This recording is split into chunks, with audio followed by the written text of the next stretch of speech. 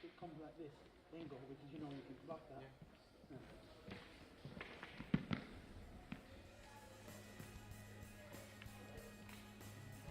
Hello and a very warm welcome to Hartbury College in Gloucestershire for the FA National Futsal Series Women's Tier 1 games. It's match day 2, and up first will be Birmingham WLV taking on London Helvecia in what promises to be a brilliant game to get us going here today. Birmingham, their starting 5, Adriana Caboth is the goalkeeper, and the rest of the starting 5, Sarah Hazel, the highly impressive Alicia Miller, Captain Angelique Bawley and Jess Keeley. London Helvecia's goalkeeper is Alicia Grimmond. The rest of their starting 5 is Selim B. Garay, Charlotte Gurr, Emma Toon, the captain who returns to the squad, Arabelle Bias-Serene. Their substitutes are Nerea Castro-Charducas, Nicole Pepper, Kayla Kreth is named, although not here, and Anna Alvarez.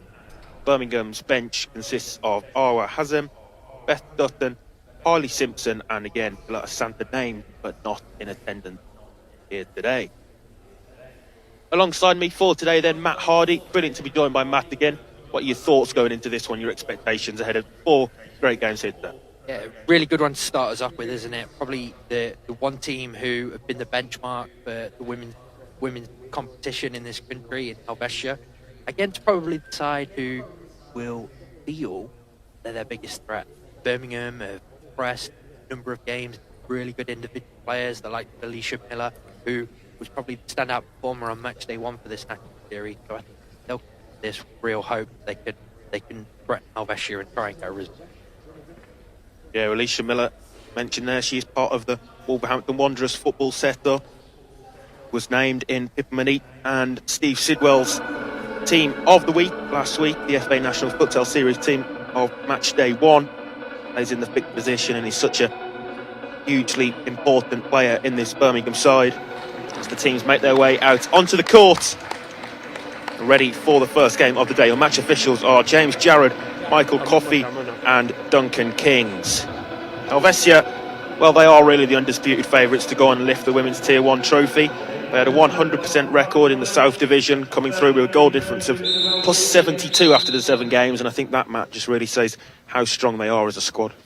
It does, yeah, and you look through the wealth of what they have, the likes of Emma Toon, Nicole Pepper, Anna Alvarez. They're the experienced players, aren't they? They're the team that have been playing for a long, long time. They've played together for a long time, and I think that's where the other clubs are still really trying to catch them up, because what you see is a lot of change in the others still. A lot of clubs trying to find their feet, but for Helvecia, they're just consistently performing at a very, very high level, and I'd expect that in the game today as well. We were speaking off air beforehand, weren't we, about the threat that Birmingham pose. And it'll be really whether they can last the 40 minutes and last the whole length against what will be a Helvecia team that will be quite happy to just grind them down. Yeah, for Birmingham it's the task of trying to stop Helvecia doing just that. Birmingham last week did get off to a winning start in Tier 1 a fortnight ago. 5-1 victory over the North Division champions Worcester. Birmingham were actually 4-0 up inside 5 minutes in that game. It was a lightning quick start, and they'll be hoping for similar here today.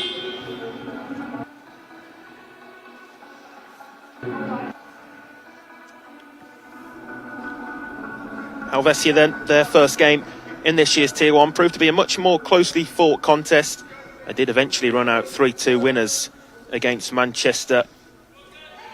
It was a difficult start though, and found themselves level at the break. They do have Emma Toon, the captain, back amongst the ranks today. She's such a huge player for this Helvecia side.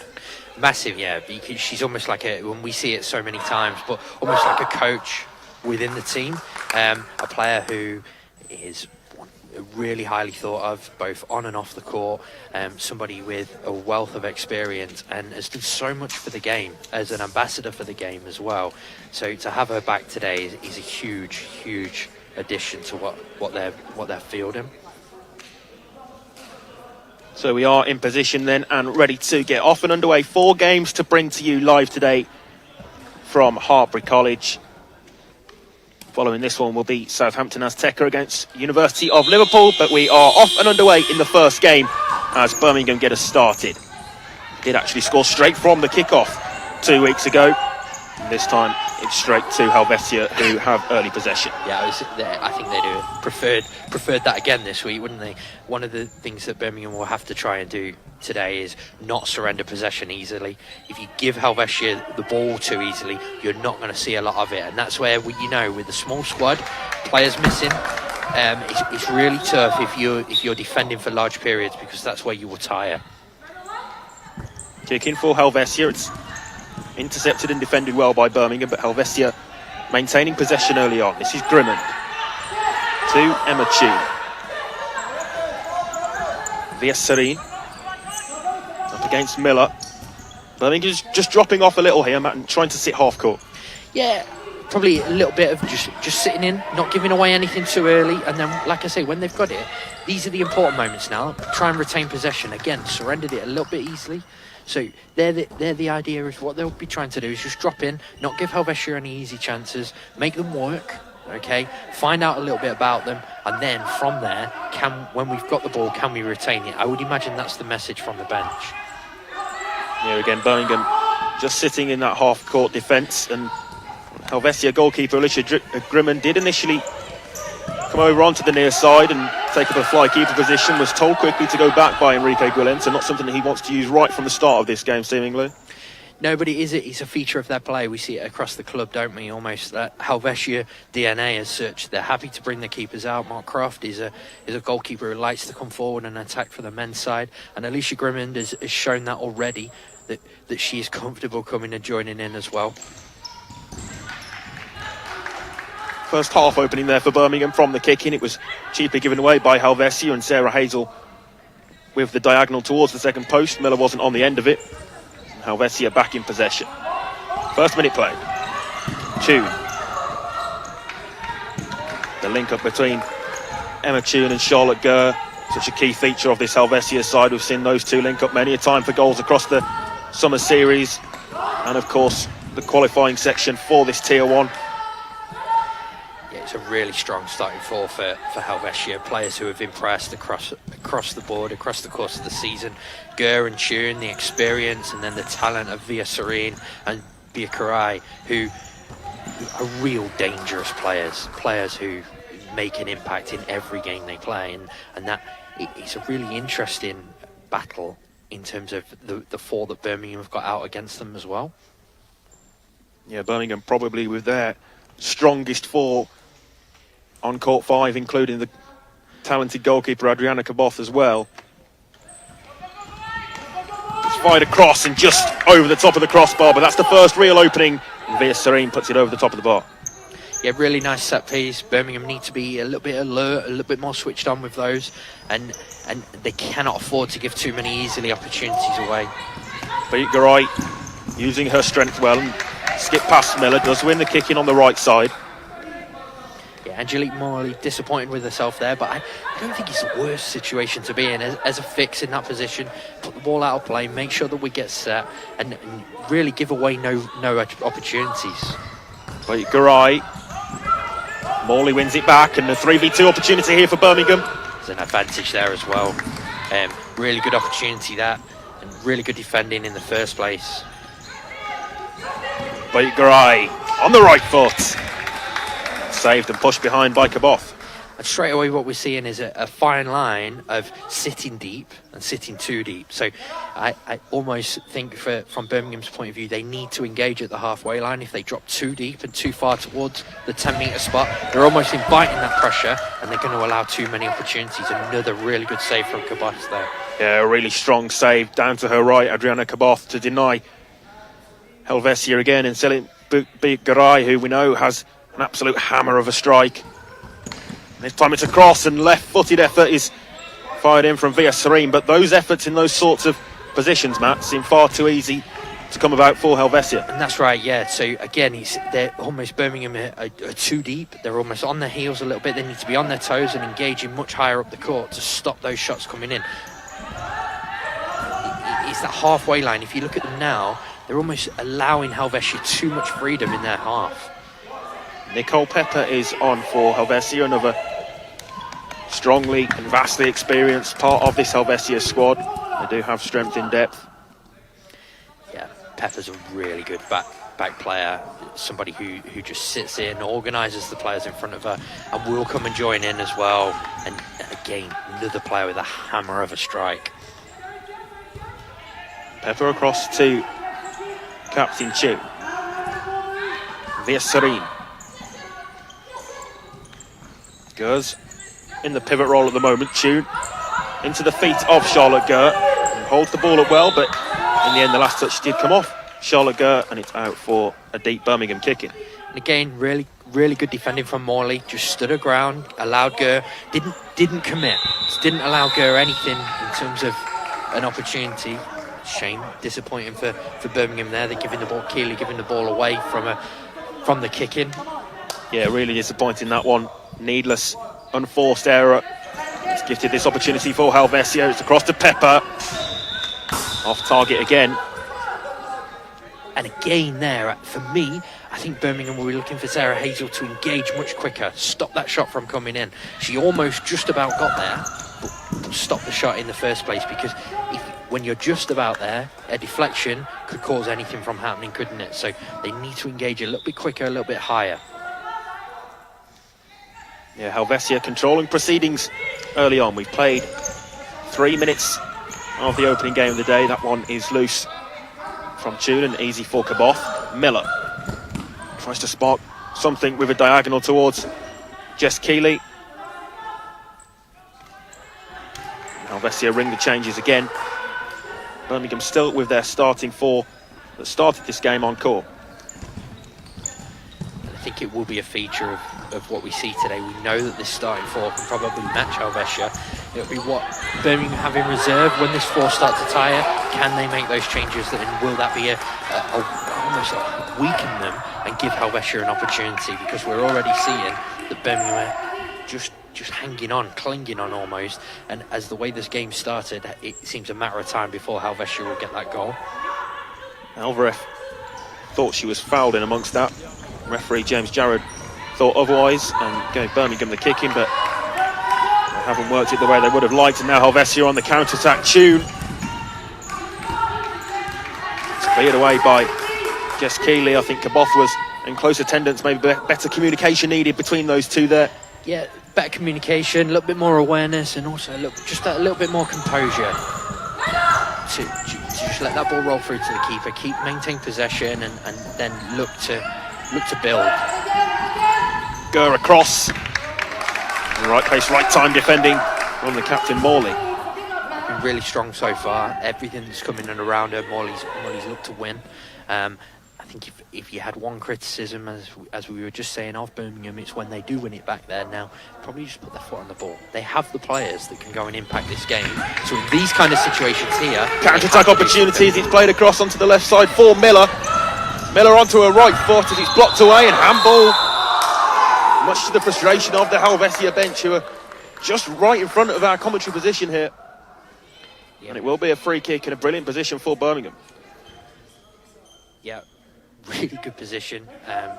Referee was right on top of it. He's made the decision. Helvecia are obviously disappointed, but I think any team is in those situations, aren't they? But yeah, what can Birmingham work from this? First really good opportunity for them to get a shot in on Alicia Grimmon's goal.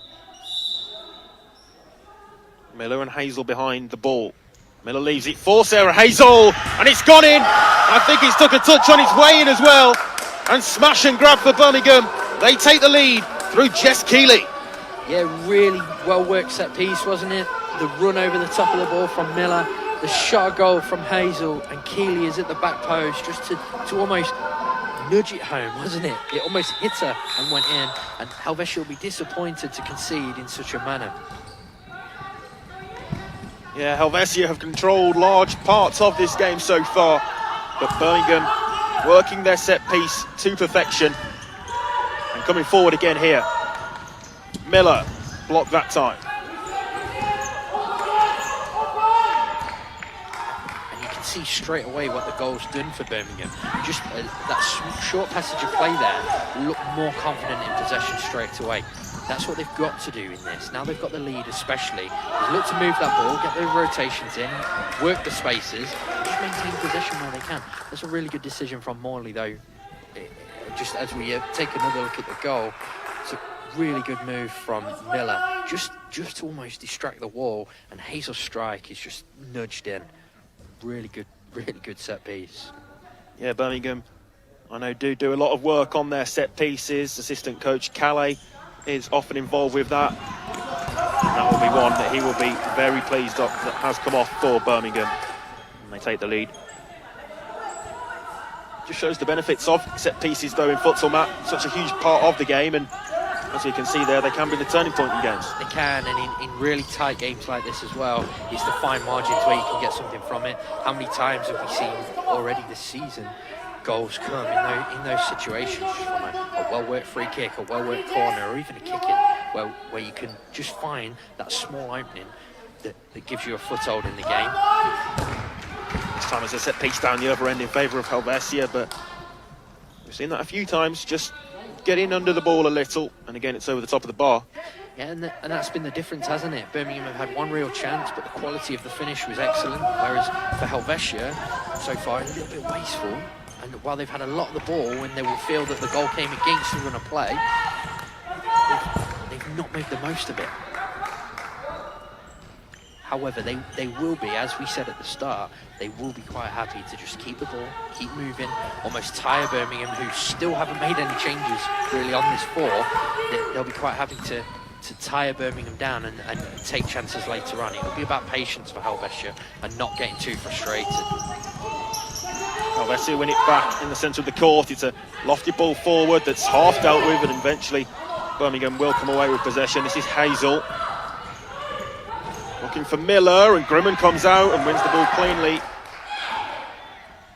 That's good goalkeeping from Grimond. I think Helvecia were almost feeling that Miller was a little bit late in the challenge on the keeper there, but he's really brave goalkeeping, strong, and just allows the team to reset. I think for Birmingham, and I'm looking at Miller on this left-hand side, and the amount of times that she picks the ball up with a few metres space, you know her pace and her power. They'll be looking to almost isolate her 1v1 a few times and look for her to almost take those opportunities. So far, she's been quite happy to just almost keep possession moving and not really had those opportunities to go 1v1 or taken them. I think that's something that might grow as the game goes on. Kicking for Helvecia. Nicole Pepper, that time is closed down by Sarah Hazel, who's on the counter-attack here, and Hazel's in one-on-one. Sarah Hazel! Great save by Helvecia's shot stopper. And Grimond is equal to Hazel's effort. It stays 1-0. That's much better from Hazel. We don't quite see it, but the closing down and the interception, and she creates that opportunity for herself. The nice little wall pass in the centre of the court, and she's thrown goal on the transition, and it's a really strong shot from Grimond. It's a huge chance, though, for Birmingham to double their lead, and it's gone begging at the moment. Although, again, it's opportunities that Birmingham are working for themselves on the counter-attack. Happy to sit inside their own half and wait for the opportunities to come their way. I think that's what they need to do, use the quality, but they have to engage. Tune there is a really good example of allowing Emma Tune too much space in the court can cause yourself some problems. They've got to make sure that if they are sitting half court, they are engaging half court, because if they drop too deep in, they're inviting that pressure, and these chances, you can't keep giving a team of this quality that many chances. Loose from Keeley. Helvecia coming forward through Tune. Just wide again. Yeah, really good opportunity that, and Tune will be disappointed she's not hit the target. They need to probably just up the quality in the final third, Helvecia, to get these shots on Cabas's goal. Really good again from Morley. Yeah, still Birmingham with that starting five on court. We've now played over 7 minutes, so you'd think that Birmingham would begin to tire. But it's a tried and tested five. It's one that's working for them at the moment.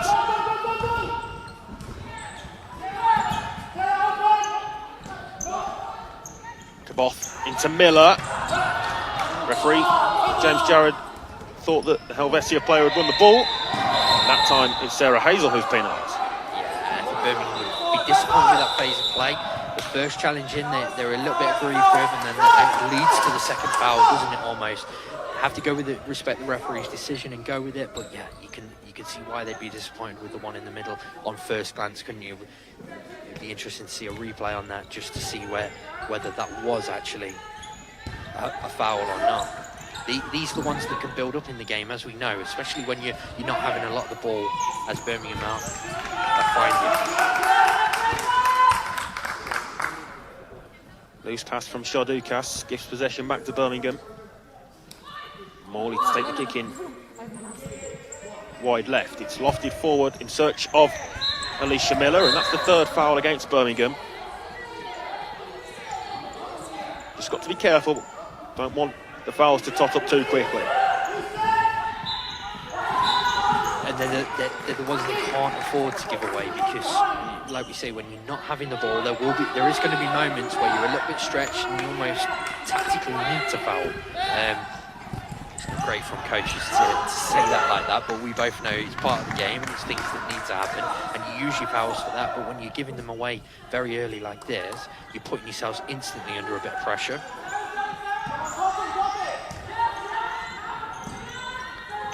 I think they're lucky that there's actually only been 2 fouls against them, so whether either the referees have missed one or one was an indirect decision that was given, so it won't count towards that foul count. Yeah, I think the third official, Duncan King, just adjusting for an earlier error on the Birmingham set piece and may have been put on the opposite side, so it's now at 2-1, whereas previously said 2-0. Back to the action, and Helvecia coming forward in attack. Garai for Tune. Good tackle by Keeling. Game really solid. We've seen Harley Simpson come in now, the first of the Birmingham changes, so interesting to just see that now they'll look to probably try and freshen things up. Sarah Hazel hasn't sat down on the bench. It looks like she's getting instruction from Mick, like I say, and I would imagine she'll be straight back into the court very quickly. Harley Simpson is the player who's come on to replace Hazel. It's a player who will run and run and run for Birmingham. Maybe doesn't quite have the same qualities that Hazel brings in that pivot position. What she will do is work really hard. She'll put Helvecia under pressure in the right sort of areas and just give her teammates a breather. It is interesting that Hazel hasn't sat down. She's almost stayed on her feet getting a drink, and I'd imagine that she'll be straight back into the court very, very quickly.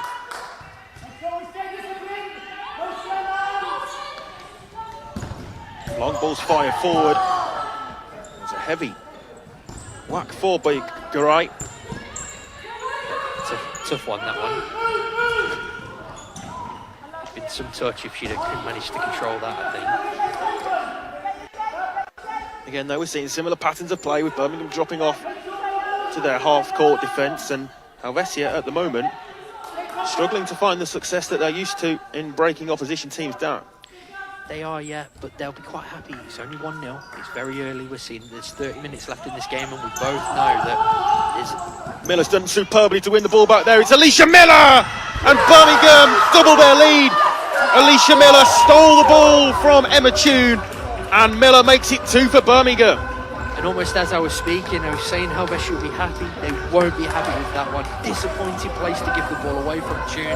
Someone of her experience shouldn't be doing that. Miller was alert, and then once she was in on goal, the quality was there to finish low into the bottom corner. Really good goal for Birmingham, and they find themselves 2-0 up. They'll be really pleased with this. Opportunity here to maybe add another for Birmingham. In the end, desperate defending for Helvecia keeps it at 2, but Birmingham seem to have found a spark from somewhere. We saw it after the first goal and after the second as well, just giving them a bit of a lift, having scored. And again, it's similar to what we saw on match day 1, isn't it? Birmingham taking chances early in the game and suddenly building a lead that puts them in a really good position. Excellent again from Morley, driving down this left-hand side and winning her team a corner. A little bit of respite as well with these, and they can just get a breather and almost stretch their legs, because they've played a lot of minutes and had a lot of court time so far. Miller to take the set piece. Really always alert, trying to win it back, but Alvarez managed to keep possession well, and again Birmingham just dropping off. And again, it's another really experienced player onto court in Anna Alvarez for Helvecia, someone who's quite happy to just have have the ball, under pressure, wherever she is on the court, she'll look to play. Helvecia is a staple of this Helvecia team, always looking to try and play. Important touch in there from Miller, and good goalkeeping by Caboth. It was a difficult one to deal with. Yeah, really good goalkeeping, and I think there, again, Miller just a little bit unaware, perhaps needs a little bit more composure, maybe a shout from her bench or from her teammates, just to say you had a little bit of time, keep that ball, because straight away they've tried to drag things up. They got lucky and fortunate with the deflection here that they've managed to maintain possession. Another good area for a set piece. Yeah, it was a good area, but it wasn't worked well, and Helvecia now with an opportunity themselves on the counter. Nice touch off a Helvecia player, and it's out for a Birmingham kick-in.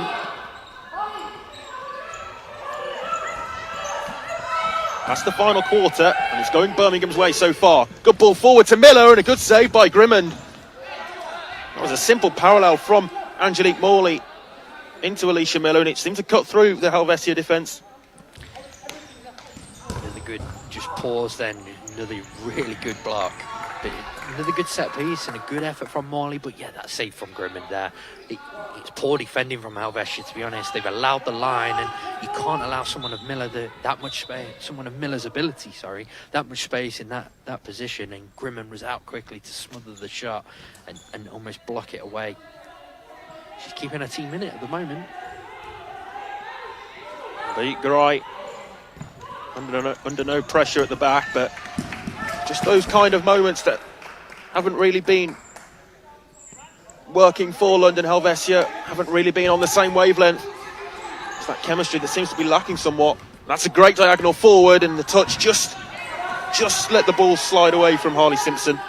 Didn't it? Really unfortunate. This is an excellent ball forward, and a touch was almost too good in a way that it rolled away to Grimmond. If it was a little bit poorer and stuck in under her feet a little bit more, she may have had an opportunity. Helvecia bench just handing in their timeout card in front of us, so there's certainly some tweaks that they want to make. Yeah, I'm not surprised by that. I thought it might come straight away after the second goal. They've waited, they've been happy to wait. They just need to maybe the message will be a little bit more patience, a little bit more composure, a little bit more ball speed almost on those rotations, on those passes, just trying to make Birmingham work. We're seeing straight away Birmingham almost using 4 or 5 players. That's it.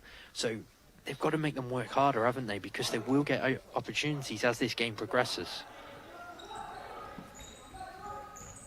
Again, it was an unforced Helvecia error that led to this Birmingham kick-in, and an unforced Birmingham error with the 4-second count that's seen it overturned. So we will have the timeout for London Helvecia and a chance for them to tweak a few things, Matt. Yeah, definitely. And like we say, I think it'll be about quality here. It'll be about setting standards. They know that they're a good side. They know that they're the benchmark. They know that they're the team to beat. So they've got to now, really, for the remainder of this game, go out and show that. They've got to up their standards. They've got to make Birmingham work hard. They've given them a 2-goal advantage, and they've given them a foothold in the game. But if the game's not over, we know it can change very quickly. So if they can just get Birmingham working that little bit harder off the ball, they will find those opportunities because of the way Birmingham are using their squad. For Birmingham, the message, I guess, will be more of the same. I think there's been a lot of positives in there for Birmingham. Obviously find themselves 2 goals up, but the way in which they defended as well and really limited the chances for Helvecia. We saw early on Helvecia working some opportunities from kick-ins, but that's been limited in the second half of this first half really so far. It's going to be a difficult task for Birmingham with the small squad, as you mentioned, Matt, to really keep this Helvecia side at bay, and there's plenty of time to go in this one yet. That's right, yeah, but it will be about doing what they're doing, and like we say, we know they have weapons, especially with Alicia Miller. If they can keep getting into really good areas, they're going to cause problems, because we've seen already, they take their chances.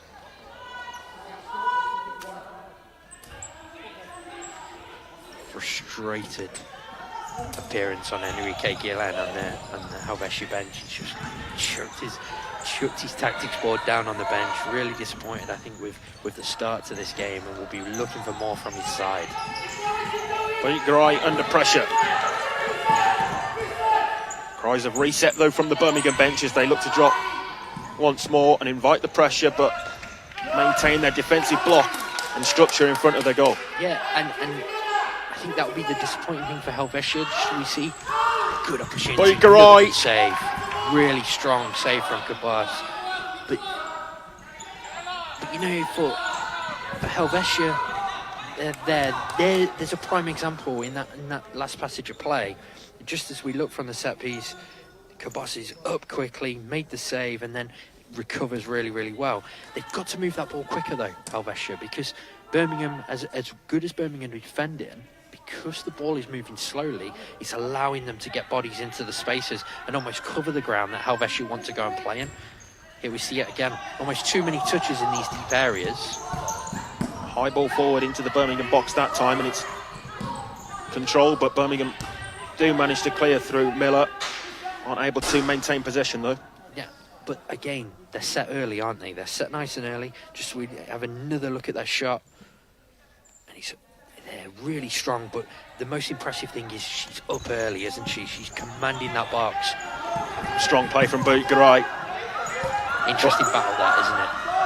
Miller and Garay. Yeah, got past Miller initially, but that time Miller's in quickly.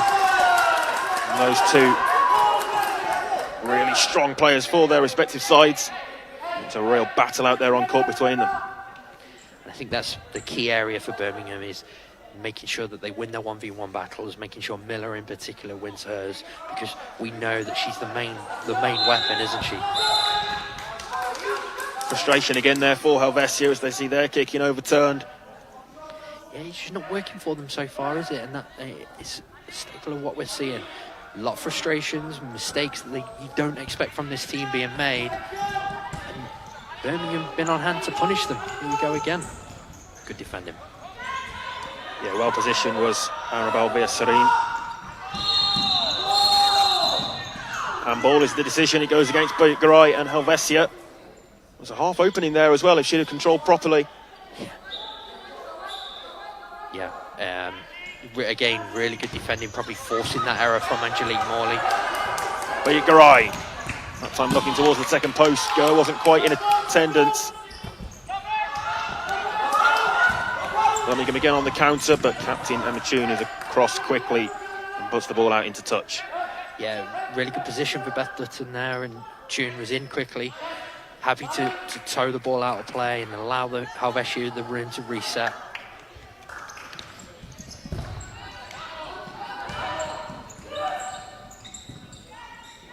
Helvecia kicking.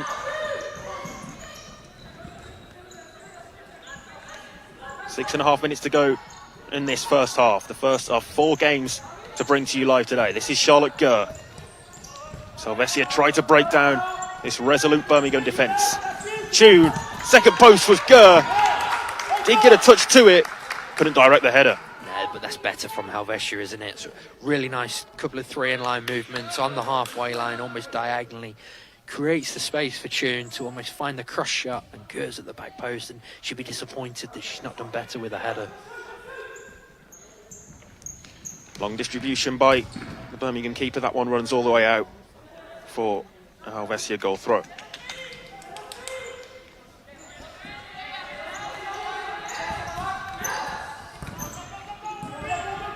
Bit scrappy in the centre of the court there. And I think that will suit Birmingham. Birmingham will be really happy, keep the game as scrappy as they can, because in a way, it's Helvecia who will want to play the more fluent futsal, isn't it? Birmingham, in the way that they're wanting to play, they're just happy to defend, get those transitions, and get Miller into positions where she can cause havoc.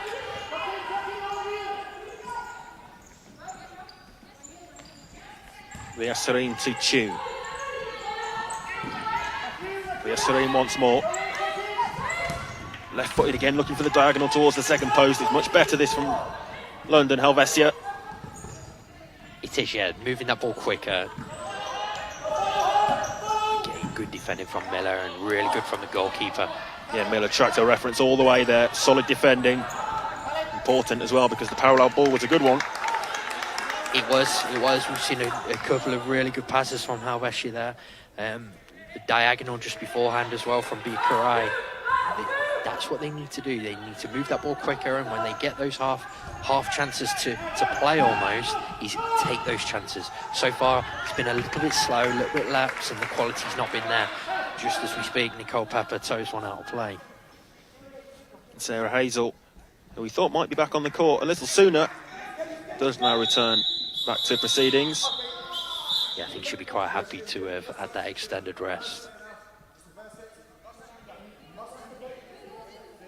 I think the referee on the near side there has, I think, brandished a yellow card for Beth Dutton for Birmingham not leaving via the substitution gate. That's right, yeah. So really strict rule, isn't it, in terms of what we're seeing? And he did explain it really well. They need to use the substitution gate when they're leaving the court. And yeah, Beth Dutton probably a little bit of inexperience there, just not quite knowing what she was doing in that situation. But in the end, Hazel is back on for Birmingham. And they do have their big pivot back on the court. Touch on it from Kaboth. It was easy to get down the left-hand side. It was, yeah, and a little bit of I think Jess Keeley had switched off just in behind Hazel there. So she almost took the same position, was almost marking her teammate, and it's allowed that opportunity. Pepper, it's touched in, and London Helvecia do have their goal. Anna Alvarez on the score sheet. Deflected in and through the legs of Kaboth, and Helvecia well and truly back in the game. It's 2-1. Yeah, it's almost what we were saying earlier on, isn't it? Make sure they engage Birmingham higher, but it's a nice strike, and Alvarez in the right area just to deflect it home. That was the foothold Helvecia need, and it might just give them the breather and the confidence to try and play again. But Miller's in here if the ball's right to her. Miller just had to check back. He does win the kicking on the right side. Birmingham, with 4 minutes to go until the break, could do with a bit of stability. That's right, it's another really good transitional opening, isn't it? And Miller just needed that ball in front of her, just needed to be able to come onto it rather than having to check back. She did really well to almost maintain possession. Another good opportunity and great defending to deflect it over the bar. Good strike from Morley. Yeah, the deflection off Charlotte Gurr took it behind for the corner. And another set piece for Birmingham. They took the lead through a set piece, a free kick. Deflected in by Jess Keeley, then went 2 up through Miller. They've now been pegged back. This is Hazel. There's no one ready for that at the far post, but it wasn't too far away itself.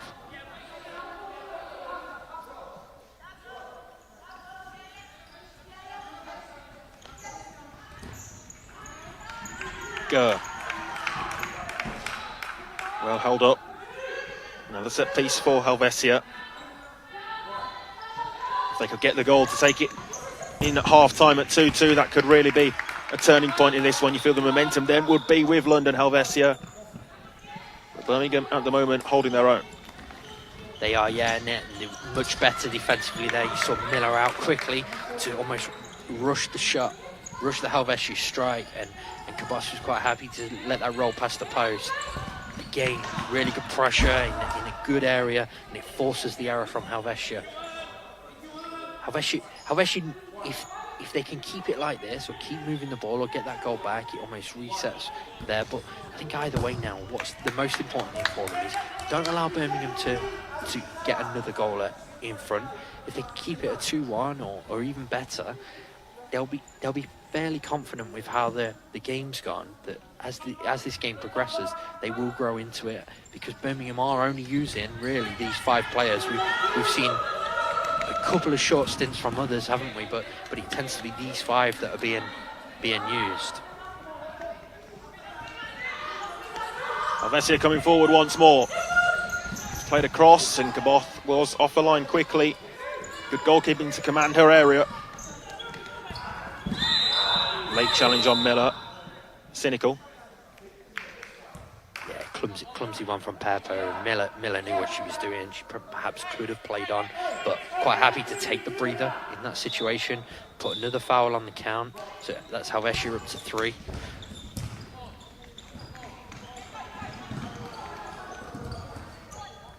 That one's ran all the way back to the Birmingham keeper, who looks long, just falls short though. Helvecia have possession back. This is Nicole Pepper. Leah Serene. Return ball looking towards Via Serene. Just not quite on the same wavelength there with that parallel, were they? Morley quite happy to just pick that up. That's better. Opportunity here for Helvecia. The Birmingham defence just switched off momentarily, and it was nearly very costly. Yeah, really nice inverted wall pass, wasn't it, to create the opportunity, and just wide of Cabas's right-hand post. Goalkeeper will be quite happy to tell you she has that covered, but it's a good opportunity for Helvecia, and we're starting to see them turn the screw now, aren't we? Yeah, with 2.5 minutes or so to go until the break. London Helvecia trying to take control of proceedings, but that's a good challenge by Alicia Miller, who in the end just sees the ball run away from her. She'll be disappointed with that. We know her danger from wide positions, often taking a position on his left near flank, and that with a better control could have been another opportunity on goal. Yeah, just a loose touch, maybe a tired touch. Played the whole half. And, that happens. We see that quite often, don't we, in those situations when you've not had a breather.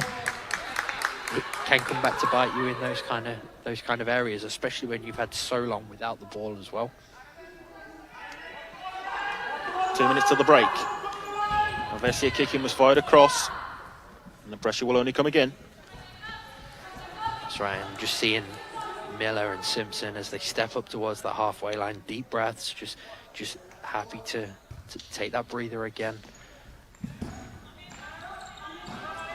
It's really hard to play futsal this way when you're just happy to let the other team have the ball, because when you do get it back, you've almost got to have quality every single time, because otherwise you're just almost chasing shadows. I think Birmingham have succeeded in frustrating London Helvecia today for sure, but moving into the second half of this game, things could get very difficult as they look to maintain this strategy of defence.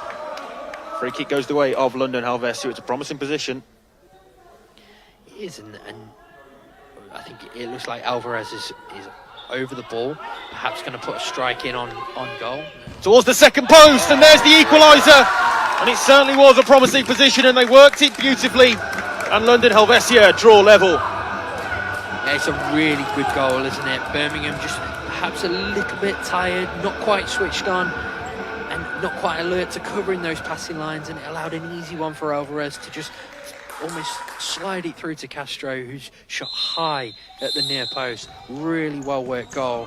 But yeah, Birmingham will be disappointed to concede that one. Miller with a snapshot. Bit of frustration creeping in for Birmingham, you would sense, having just been pegged back to 2-2 right before the break. Nerea Castro Charducas with the all-important touch. It was a great finish high into the roof of the net. Yeah, it's a great time to score as well, isn't it? We spoke about it a short while ago. What Helvecia didn't want was to allow a goal the other way, but for Birmingham, they'll be disappointed because there's been a lot of work and a lot of hard work gone into this half. And to get that 2-goal lead, to be pegged back against a team of this quality, will feel quite deflating, I'd imagine, going into the half-time break. The pendulum swings in favour of London Helvecia, who come forward again. Beat Garay. Nice give and go, Beat Garay. What a goal that would have been. And now we're seeing that ball speed, aren't we? And that quality of pass. Really well worked move. Lovely ball into the pivot and off. Almost textbook. And Beat Garay with a great strike at goal. And Cabas was equal to it. Hazel with an important touch, defending the corner. Handball given against Birmingham and Harley Simpson.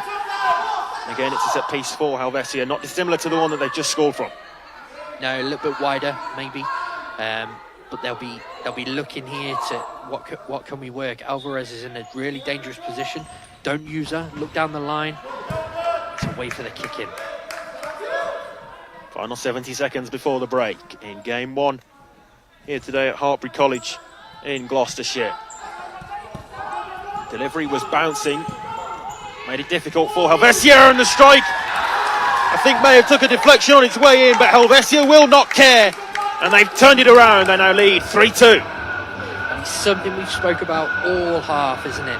Get out quickly, because if you don't, and you're almost half there, those deflections can happen, and that is almost a textbook. It's one that you could show somebody on exactly why we ask defenders to get out nice and quick and to cover that shot, to stop that from happening. If you're not quite there, the deflection can take it away from the keeper because it can land anywhere. Helvecia deserve that. They've worked really hard, especially in this last 5 minutes. Across to the second post, and that was so nearly 4. It was a direct ball from the captain, Emma Toon. Clever idea, and very close to a 4th. And I think what we're seeing is the downside of playing this way, as we have another look at that opportunity. But the downside for Birmingham of playing this way, they are so tired, almost dead on their feet as this half ends. And Helvecia are smelling blood, aren't they? Selim Boutgaray it was with the goal for London Helvecia. 3 different scorers for them as they've turned this game on its head before the break. And hungry and looking for a 4th. And what that would do for their confidence at half-time.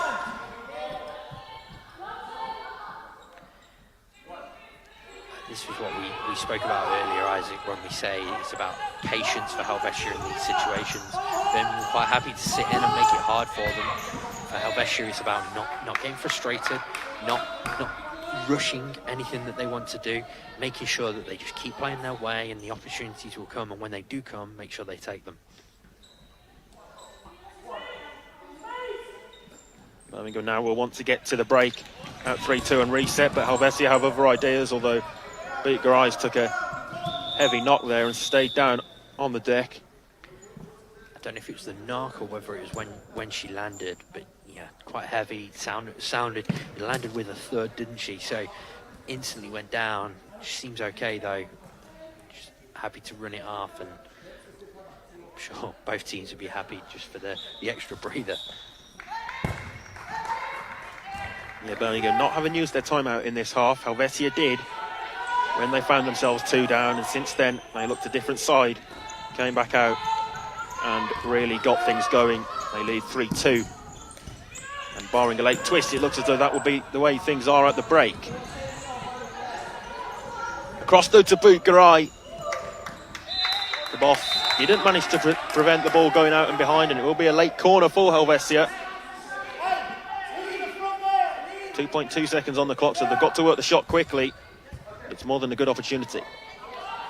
Yeah, we've seen their quality in these situations, haven't we?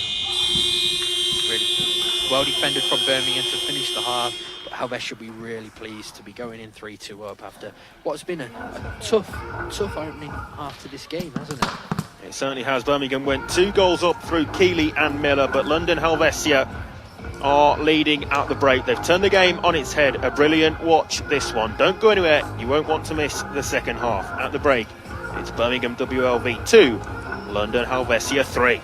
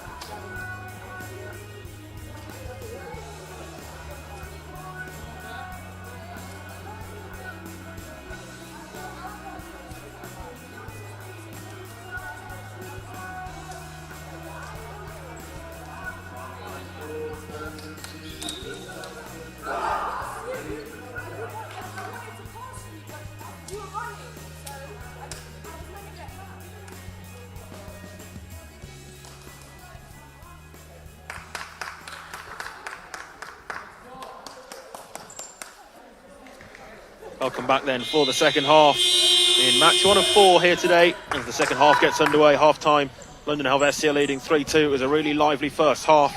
Birmingham went 2-0 up, but Helvecia have turned the tide in their favour. And we sense, Matt, it might become a difficult second half for Birmingham. Yeah, I think so. I think we spoke about it a little bit off air, didn't we, at half-time, was you're looking at now Birmingham just trying to hold on as long as possible, but it'll be incredibly hard as this game goes on, just with the tiredness in those legs. The break probably won't have actually done them any good, because you'll feel more tired. When you've played that amount of minutes, you're going to start to feel more tired. For Helvecia, it'll just be about turning the screw, keep that quality high, keep that ball moving, and then take those chances. And for them, they'll be hoping that they can get this game over and done with as quickly as possible. Yeah, I think that would be the message for Enrique Guillen and Andrew de Santana, the Helvecia coaching team, at half-time, to get this job done. It was far from pretty in the first quarter of the game for Helvecia, but now they seem in control of proceedings. Hazel has it back though for Birmingham. Morley. Yeah, it's a really good ball by Morley there as well. Good from Hazel, just finds her captain, and Morley just put a nice little parallel in down the line, and Jess Keeley just a little bit not quite on the same wavelength, was she? Maybe tired, already almost thinking about coming back the other way. But you're right. For Tune. Back to Tune. And Kaboth gathers. Yeah, Hazel did really well to recover, because I just thought for a split second there, they'd given too much room to Emma Tune in a really dangerous area. We've seen her, she punishes so many teams in that position, and Hazel got back in well. Yeah, it was certainly a risky game to give Emma Tune time and space on the ball. 18 goals in 7 appearances across the qualifying division this season for London Helvecia, the southern tier of the FA National Futsal Series. The format, of course, with the 4 teams from the Northern Division and Southern coming together to make this Tier 1, as Charlotte Gurr just scuffs an effort towards goal. Yeah, again, powerful from Birmingham, feeling the effects, I think, maybe of that injury. She limps towards the subs bench. That injury in the first half, and off she comes, and Nicole Pepper's back in. But really powerful run down this left-hand side, and good, didn't quite catch that finish, did she? And a goalkeeper of Caboth's quality is going to be more than a match for that one. Pepper. Block. 3v2 opportunity perhaps for Birmingham, as Pepper to get back quickly. The ball was towards Alicia Miller, and it was good defending from Pepper. As we have another look at it, Birmingham there, just slides it in Gurr, yeah, just didn't quite make a clear contact. I tell you what, Alicia Miller's eyes would have been lighting up as that ball was slid through, wouldn't she? Really important interception from Nicole Pepper. Loose that one from Hazel. Hazel in strong though on Emma Tune. Switch off, Hazel goes out for a Helvecia kicking. Yeah, Emma Tune did really well there. Just that she almost right smack bang in front of our position, didn't she? Just comes across, covers the space, and doesn't allow that transition. Pepper. It's a skewed clearance, and in the end, Kaboth deals with the danger. Still in play on the near side, it will be a Birmingham kick-in. Helvecia continuing to apply pressure on the Birmingham goal.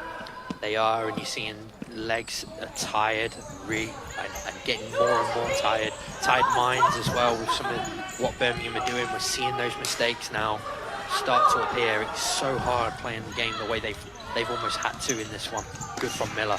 There's a brilliant diagonal in there from Nicole Pepper to pick out Charlotte Gurr. Really cut through the Birmingham defensive structure. Pepper.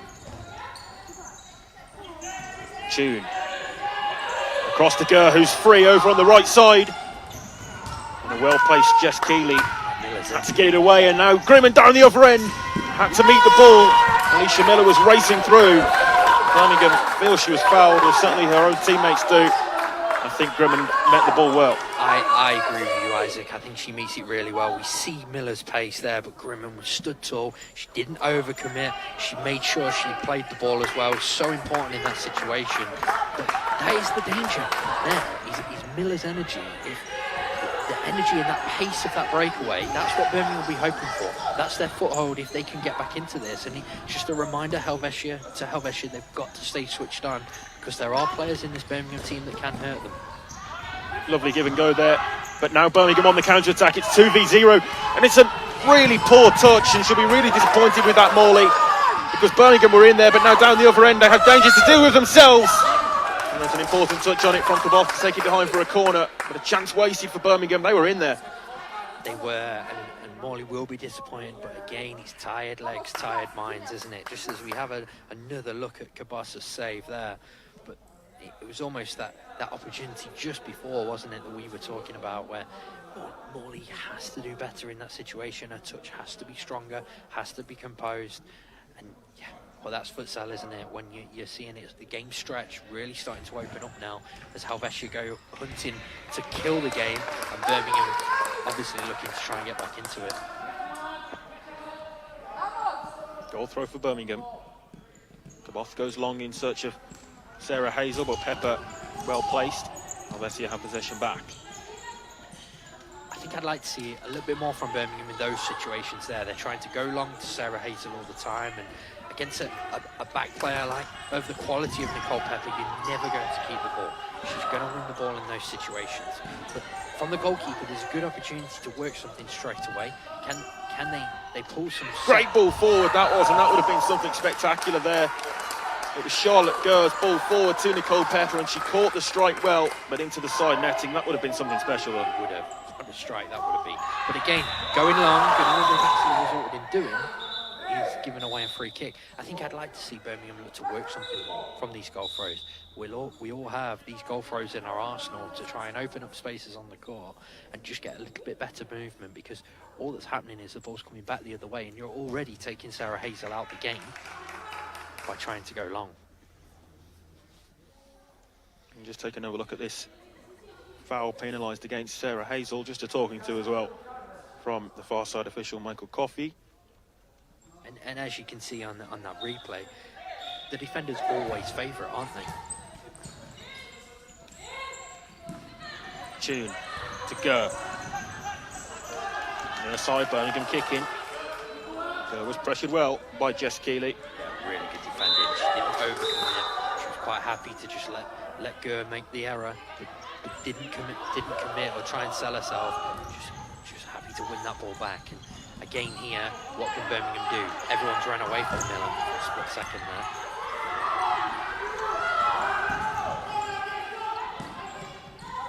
Off this time, aiming right side for Morley. It was loose though, and Birmingham again surrender possession. It's coming straight back all the time now, isn't it? And this is where it'll be really, really tough for Birmingham. They've got to try and just get that ball and keep hold of that ball again, and try and just build their way back into it. That's better from the goalkeeper, trying to find Hazel's feet rather than go high and long. It's almost like the bench is listening to us, Isaac. Yeah, we're in very close proximity to the two teams' substitutes bench here. In our commentary position, it's the first of 4 live games from the women's side of things today, and another 4 exciting fixtures tomorrow in the men's. Nicole Pepper with a brilliant sliding challenge there. It was well placed, and it was importantly in the right position.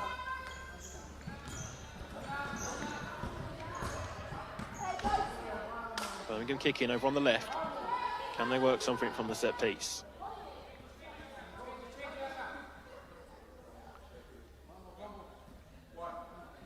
It's a really poor delivery though. I think Sarah Hazel not quite on the same wavelength there as Alicia Miller. Those two usually have such a good on-court connection. Yeah, again, it's what we've been talking about. It's just that tiredness. These things happen when you sort of in these situations. You'll see not quite working for them. It's a tired, frustrated passage, isn't it, when not on the same wavelength. And something you don't expect from this Birmingham team. We touched on it for first half. The work that KO does with them in terms of set pieces, we expect more, don't we? Long ball forward, looking for Miller, who gets a toe on it, and it's just poked wide. And that time, Adriana Kaboth did dip the ball in behind the Helvecia defence, and Miller's touch takes it agonisingly wide. that was better because there was better movement. So Hazel was dropping deep and Miller was almost overlapping, and that's what's creating the space for her to go in. As opposed to just trying to hit one player, they're creating the movement and being a little bit smarter about how they try and release that ball. Good. Keeley with the kick in. Into the feet of the pivot, Sarah Hazel. Opposite number, Nicole Pepper's done superbly, though, and shields the ball. In the end, though, just touches it out for a Birmingham kick in.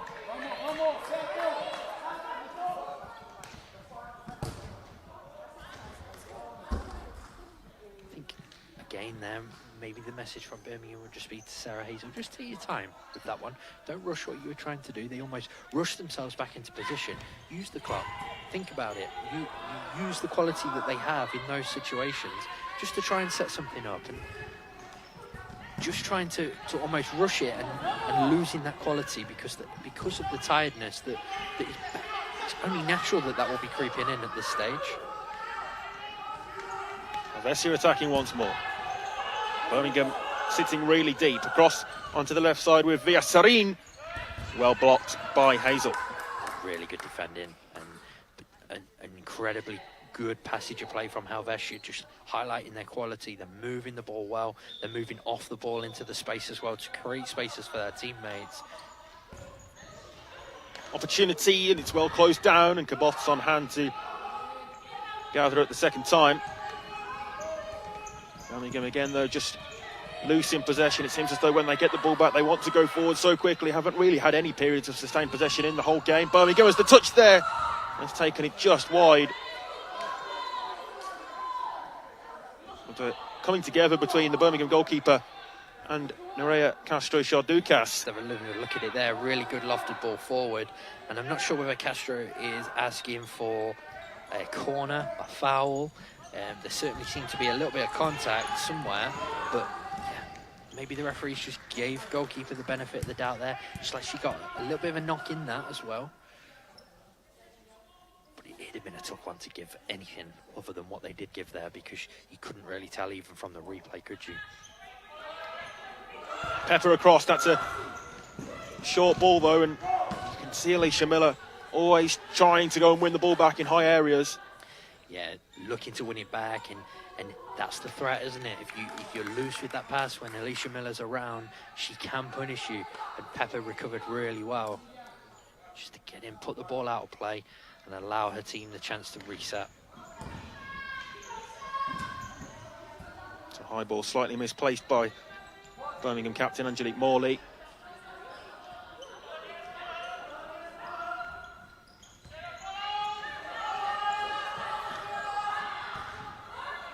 Movement off the ball there for Helvecia, just causing Birmingham momentary issues. Yeah, really good movement off the ball. It's something that I think I've been really impressed with this second half, much better than the first. Looking to play in behind the opposite winger with their runs to create movement down the line all the time. Good defending from Hazel, well tracked. That, just as we saw it, a really good parallel, and Hazel's tracked the run really well. It's Villasarin, wasn't it, who came in, and they give away the corner, but it could have been so much worse if she wasn't alert to that. Birmingham again deal with the danger from the set piece. It goes out for a kick in on the right side for Helvecia. Just over 12 minutes to play, and it's still as we were at the break. If you just joined us, Birmingham did go 2-0 up. They've been well and truly paid back since then, though, and Helvecia now have the lead. It's a lead that they'll be looking to hold on to for sure. Nice one-touch play there, though, but then the shot from distance wasn't going to trouble the Birmingham keeper. It's better, though, from Helvecia, moving the ball much quicker than they were in the first quarter. They are, and I think it was something we saw towards the end of the first half, wasn't it, where just pauses. Half opportunity here for Birmingham. Really good defending. Yeah, it nearly broke for Sarah Hazel, but strong defending from Charducas.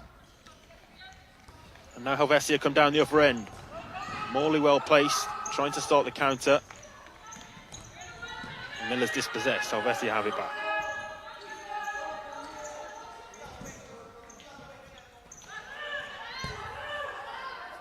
All sorts of space over on the right side here for Helvecia. Good save by Kaboth. And now Birmingham look to go down the other end. It's the dangerous Alicia Miller. Hazel towards the far post. Miller. He did take a deflection and takes it behind for a corner. That's the threat, isn't it? We saw a really good, well-worked move at one end, and then in transition, that pace and power of Alicia Miller and a combination of Pepper and I think Grimmond as well have combined to stop that shot in on goal. That's the threat. Miller is still the threat. She's still somebody who can hurt Helvecia in these situations, and that's the outlet Birmingham need to look towards. Miller back to Hazel, who is a right-footed player, and over on the left side it's difficult to get the angle for the shot from there. Yeah, really tough. Yeah, again, just a little bit clever in their setup. Difficult area to get a shot away right-footed, so can they work something different? Forward to Pepper, nice parallel, and across to the second post. A brilliant goal for Helvecia. Trademark Helvecia goal. And Nerea Castro-Shalducas has her second of the game. And it's something we've seen over and over again in this half, that parallel down the line, and at the same time, almost instantaneously, Helvecia getting a runner in behind that opposite winger, that covering winger almost, towards that back post area. And they've got a simple tap in for Castro-Shalducas, who gives Helvecia daylight in this game and a real foothold now. That's what they needed. That takes Nerea Castro-Shalducas on to 6 for the season. And really, today she's scored 2 important goals for her side. And Helvecia in the driving seat.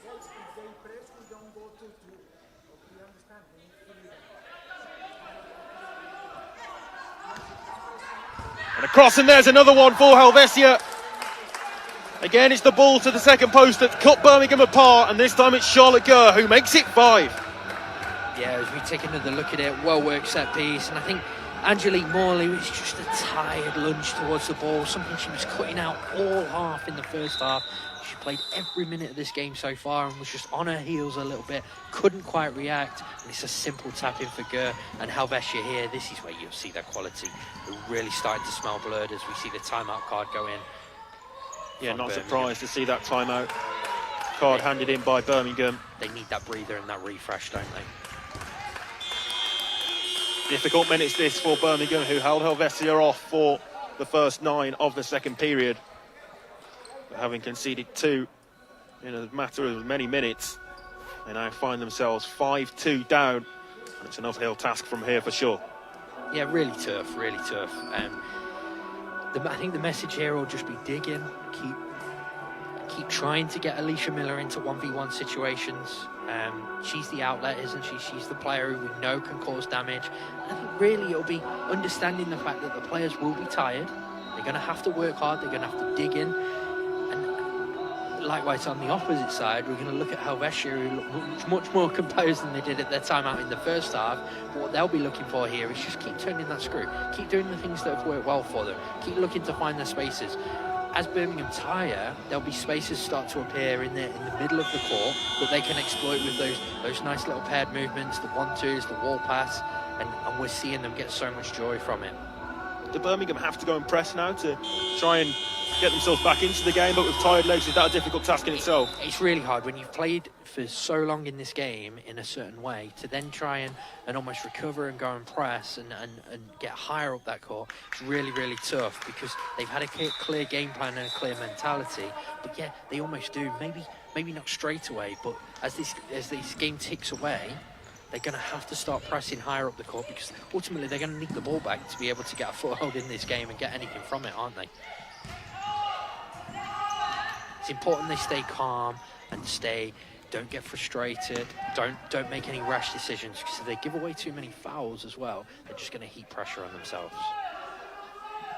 Yeah, just the one foul in the second half so far against Birmingham, but with tensions rising, always something to keep an eye on. Not just tensions as well, Isaac, but tiredness can creep in, can't it? Those almost lazy lunges. We've both played the game and know that in those situations, sometimes it's very easy to dangle a leg and give away a silly one or tug a shirt because you're wrong side of your marker. And yeah, in those situations, you can't afford to give those silly ones away because, like we said first half, there'll be times when you need to foul. Go onto the near side for Serene. Loose touch takes it out for a Birmingham goal throw. Into the final quarter of this one, and Helvecia have scored 5 consecutive goals to give themselves a 5-2 lead here. Tune. Ball across to Gur, was bouncing. It's interesting, the message both on court and from the bench for Helvecia is keep it. Keep that ball. They're quite happy to just keep that ball moving, make Birmingham work. And Sims has done really well there, hasn't she? Just to almost snuff out the slight error from Tune, gave her the opportunity to go in, and she made sure she won it once she did go in for it. Bootgaray. We got the all-important third for Helvecia, which gave them the lead, and Bootgaray is in a good position on the left here as well. It's a touch on it, takes it behind.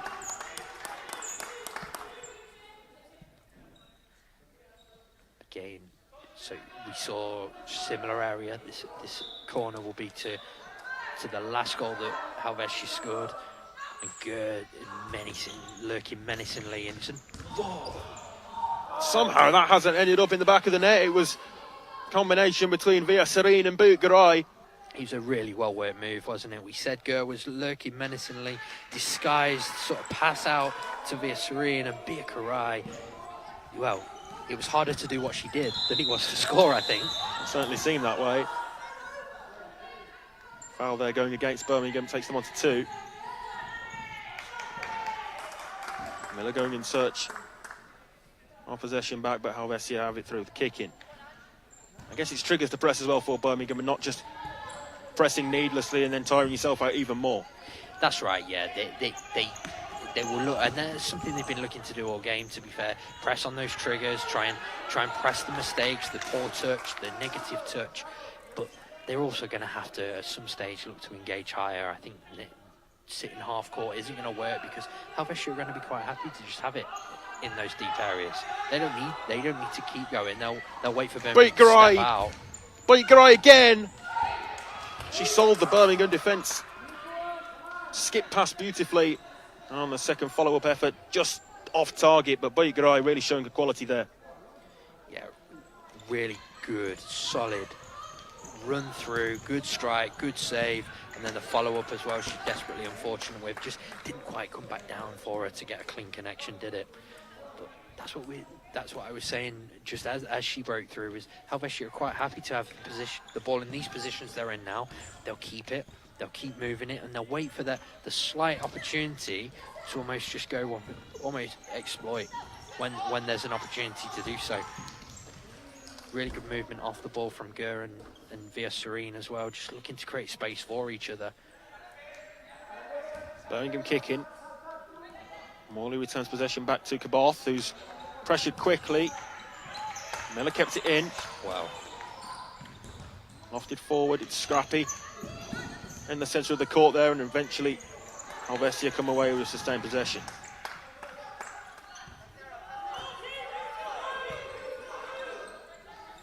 Helvecia happy to keep possession in these sorts of areas. They're in control of this fixture, and in doing so are running down the clock as well. They don't need to do anything else, do they? They just run the clock down, they keep the ball, and they wait for the opportunities. Now, the game's won as things stand. So for them now, it's just a case of keep doing what you're doing and keep moving that ball and keep doing all the right things and make sure they don't give any opportunities away. Really good wall pass, lovely little link up there. That's what we're talking about there. They're almost just keeping possession, and then as soon as that opportunity's on, you saw the switch, didn't you? You almost saw that change of pace in the way the ball was moving. But that's what they've worked hard to give themselves with those 5 goals since going 2-0 down.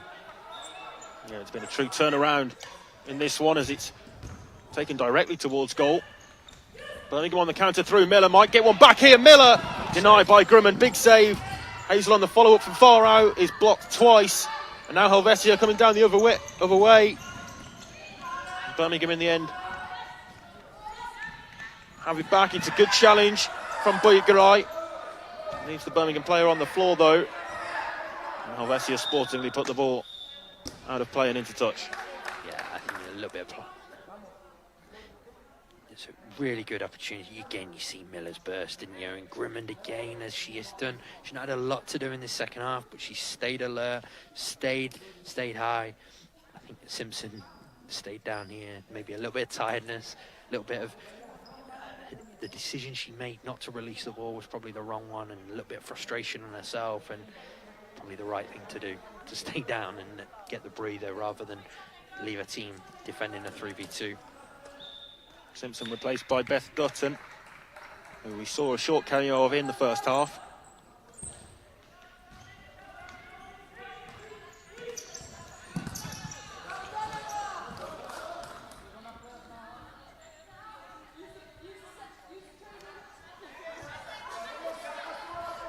Morley to Kaboth.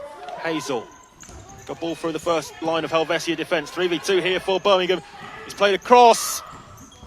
And the effort off target. Perhaps the reverse ball back would have been the better option there. I think it would have been either to Morley, who's carried on a run. She did incredibly well there to create the 3v2 herself, and then also to find the pass. But also not just Morley, but Alicia Miller's lurking at this back post as well. And I think in that situation, just that little bit more composure needed from Beth Dutton. Pepper. Again, Helvecia happy to have possession in these areas. Yeah, we're seeing a little bit more now that Birmingham are defending a little bit more man for man, going and putting a little bit more pressure on. Pepper from range. Forces Kaboth to make the save. Free kick goes the way of Birmingham. They have a chance to reset. Yeah, really clever from Morley as well. I think she realised that the touch was going to come in and just put her body in a position that she got the free kick. Helvecia know, the Helvecia players know what Morley's done as well, and really experienced play from the fix.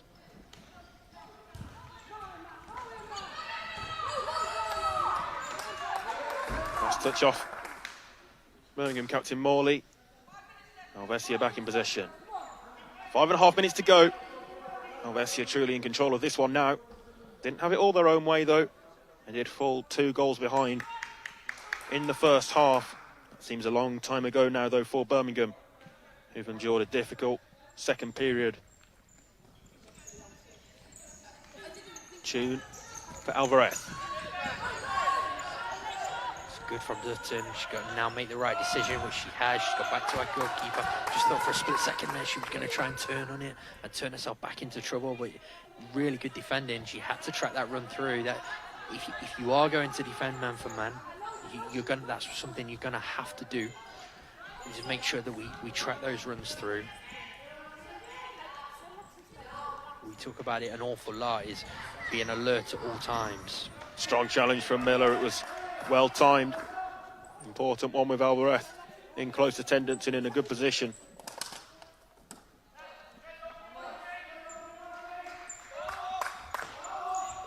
That one's fired high and over the top of Kaboth's bar. Nicole Pepper off target. Speculative from Pepper, and I think more than anything there, she just made sure that she didn't give any opportunity of a counter-attack. With the striker goal, with not a lot on. You're happy with them when you're 5-2 up, aren't you? Just the player almost taking a swing at it. A little bit different earlier on in the game when we saw it, when they weren't leading. Yeah, just gave the opportunity for Helvecia to reset. But Birmingham now with the kick in from the left flank. Back to Dutton. Miller. Dutton again. Goes to ground. Helvecia come away with possession and look to make use of the counter-attack opportunity. In the end, happy to just keep possession. Birmingham get bodies back behind the ball. Simple for Kaboth.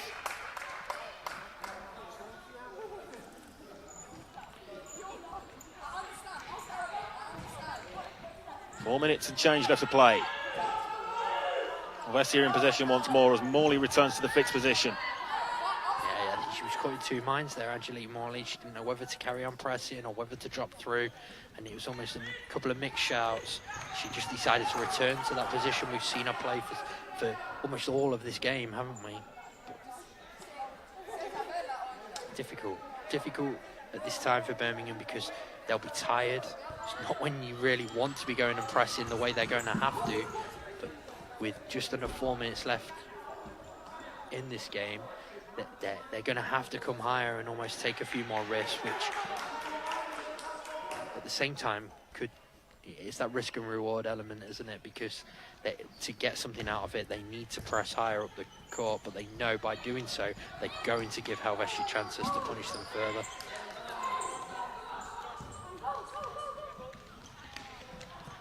Give and go was the idea from Anna Alvarez, but the pass was just slightly misplaced. The last time these two sides did meet was back in November. It ended in a 9-1 victory for London Helvecia. This one's been a lot more closely fought.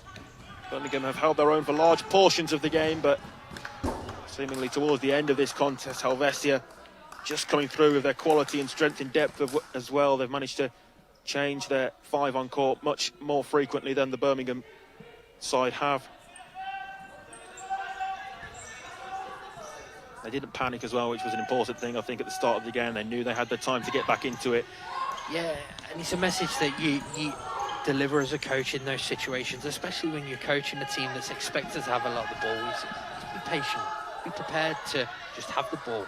Don't worry that game might not quite go the way that you want it to go, because there will come moments in the game where you will get those opportunities, and just make sure that when you get them, the quality is there.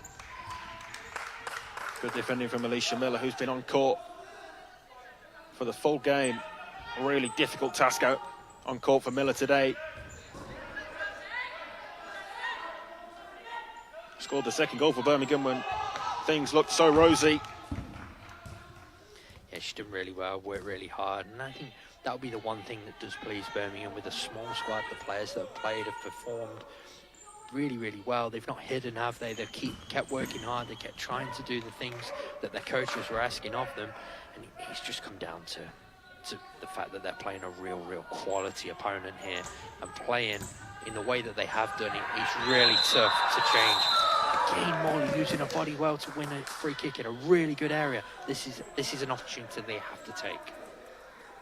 Yeah, it certainly seems that way. Morley just going to ground. There was contact behind the foul, though. And this a position right on the edge of the penalty area. Referee just moving the Helvecia wall back the required distance.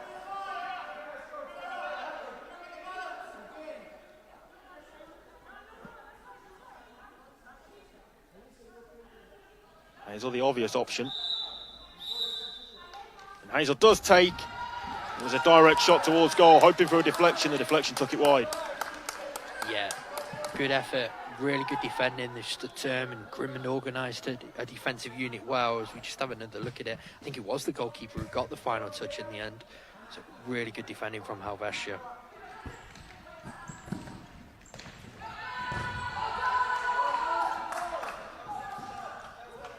Alicia Grimmond, who showed her quality on a number of occasions, hasn't had too much to do today, really. Couldn't do anything about the 2 Birmingham goals, and since then hasn't had a goal under threat on too many occasions, but she'll be pleased with the way that her side responded and bounced back.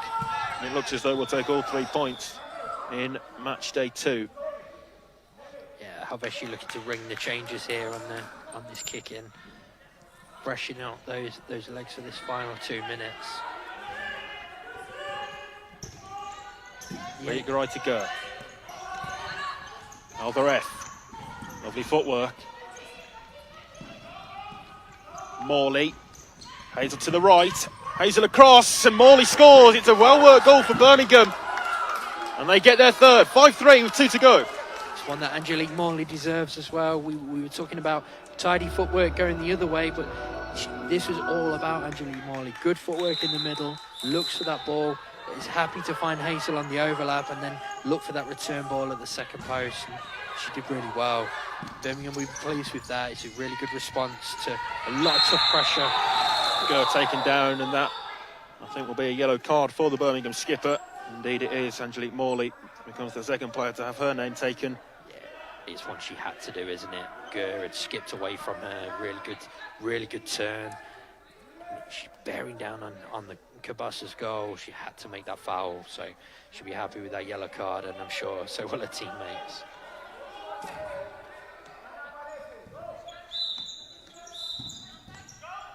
Played across to Ana Alvarez under pressure from Miller. That's not what Helvecia would have had planned.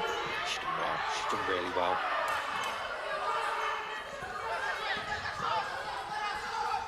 Garay, Good pressure. loose pass really just good behind pressure. Alvarez, and there we see the benefits of Birmingham trying to turn the screw and press this Helvecia side. Yeah, and I think the goal's given them just a second wind almost, and they've realised that with a minute and a half left, it's now or never, isn't it? They're going to have to press to try and get something out of this, and yeah.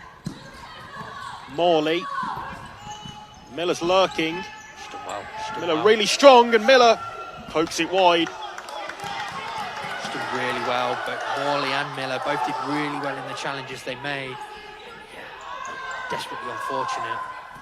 It's going to be interesting 90 seconds, and Birmingham believe they can get something. You can see that. That's the message from the bench as well. If they can get one, you certainly think Helvecia would naturally start to panic a little bit. Yeah. Kaboth, certainly an urgency for Birmingham. It's a loose pass though, and just gives Helvecia the chance to reset. That's exactly what they would have been wanting. Yeah, for Helvecia it's about now just keep the ball. Yeah, for the first time we're going to see Grimond come and be an option here. Helvecia flying the keeper just to try to run down the clock and keep possession here. It stops Birmingham from pressing as well. Straight away they have to retreat because of the extra player coming out. Couldn't afford to take that risk. I might have been tempted if I was the Birmingham bench, just to do that, just to go and press anyway, because you've lost the game. Across, and there is the goal that seals the game for London Helvecia. Arabelle Villaserin adds her name to the score sheet, and it's 6-3 to the London side. And it's a feature of this second half, isn't it? We've seen the quality of Helvecia when they've got these chances. They have made sure they make them count. Another really good finish from Villaserin, but well, really well worked goal, wasn't it? A proper futsal goal, finding that second post, and yeah, that finishes the game.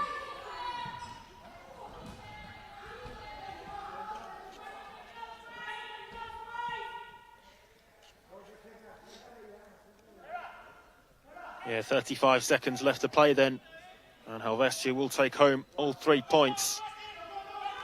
Just kills any hope that Birmingham had. Coming forward again, and it's poked wide. Out of play gives me an opportunity, Matt, to ask you, who's been your star performer today, and who are you going to give the player of the match? Pause 1 second. I think for me, there's been a number of good performances on both teams, but I'm going to actually give it to the last goal scorer, Arabelle Villaserin, who, in my eyes, has done a lot of thankless work that teams need. She kept the ball moving. She's been incredibly solid 1v1 defensively, and then got the goal that she deserves at the very end of this game. So I'd say Villaserin just edges it against some of her teammates. Yeah, Villaserin, always a strong part of this Helvecia squad as they look to put the icing on top of the cake. It has been a really strong overall performance from London Helvecia, having fallen 2 goals behind. They stuck together. Strong camaraderie between the squad, and they managed to take the win here today.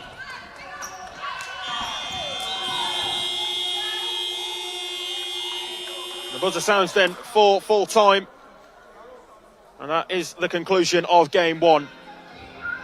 Birmingham took the lead in the first half. They went 2 goals up. Helvecia fought back strong, and in the end, here at Hartbury College in Gloucestershire, game 1 finishes Birmingham WLV 3, London Helvecia 6. Up next, we will have Southampton Azteca taking on the University of Liverpool. That one is a 12 o'clock kickoff.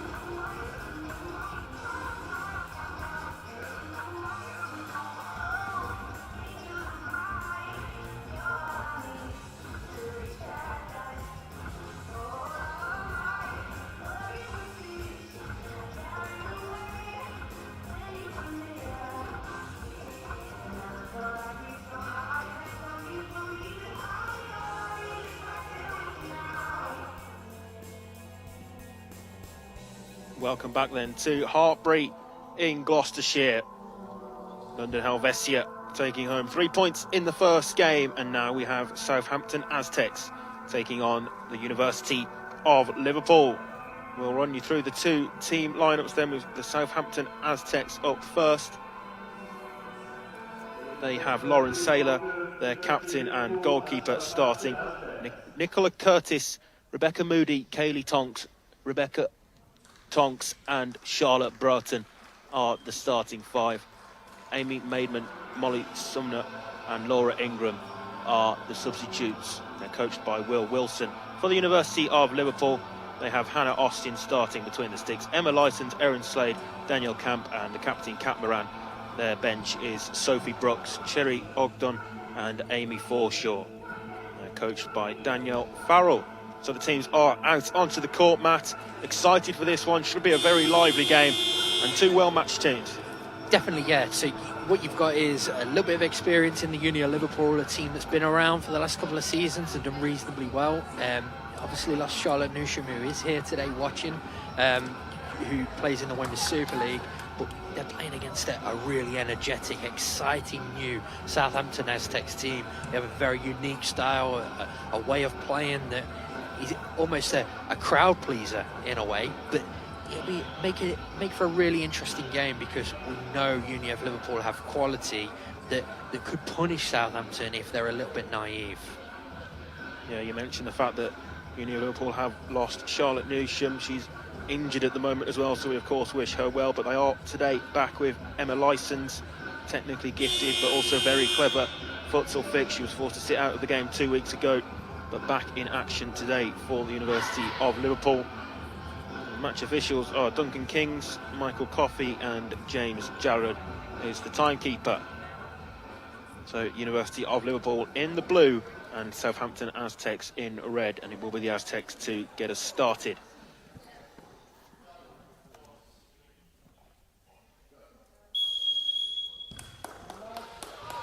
Underway then, and straight away Southampton looking to go long. It's a very direct ball forward, dealt with by Hannah Austin between the sticks for Liverpool.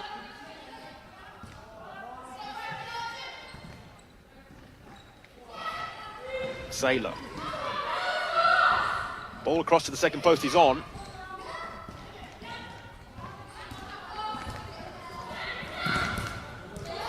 Lysons wins it back and the net's empty here, with Southampton flying straight from the kick-off.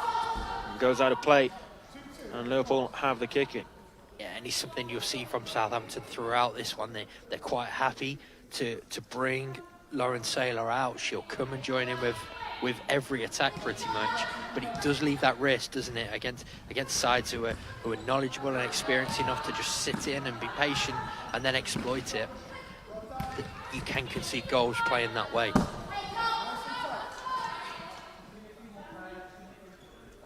Liverpool kicking. Lysons. Lysons once more.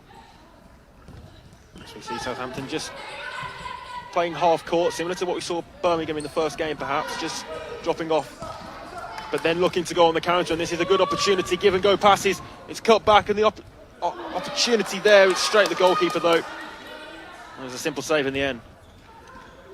Yeah, really nice move, some quick, crisp passes. Maybe one pass too many in the end. They had a couple of opportunities that they could have perhaps got a shot away a little bit earlier, but they looked for that extra pass, and yeah, well dealt with by comfortable for the Liverpool goalkeeper, wasn't it? Opportunity on the counter. Lysons in quickly. Liverpool kicking on the near side to our commentary position.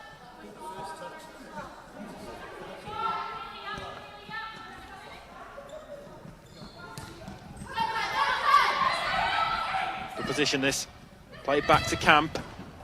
Side-footed effort, was going wide anyway, but dealt with by Saylor. Yeah, it was really good pivot play from Erin Slade, wasn't it? Just receiving Tonks. Good defending, really good, solid defending from Lysons, using all that experience we spoke about beforehand. But just before that, some really good pivot play from Erin Slade, just to lay it back in for Clamp.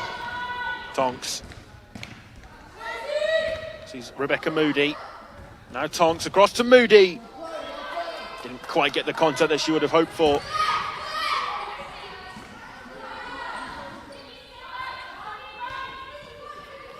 Straight away you see Southampton are happy to almost come and play and try and create things. Oh, and the touch there has taken it just wide and behind for a corner.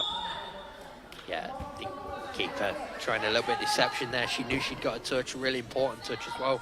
Lauren Saylor, it was sliding in, I believe. She just gets her fingertips to it to tip it round the post.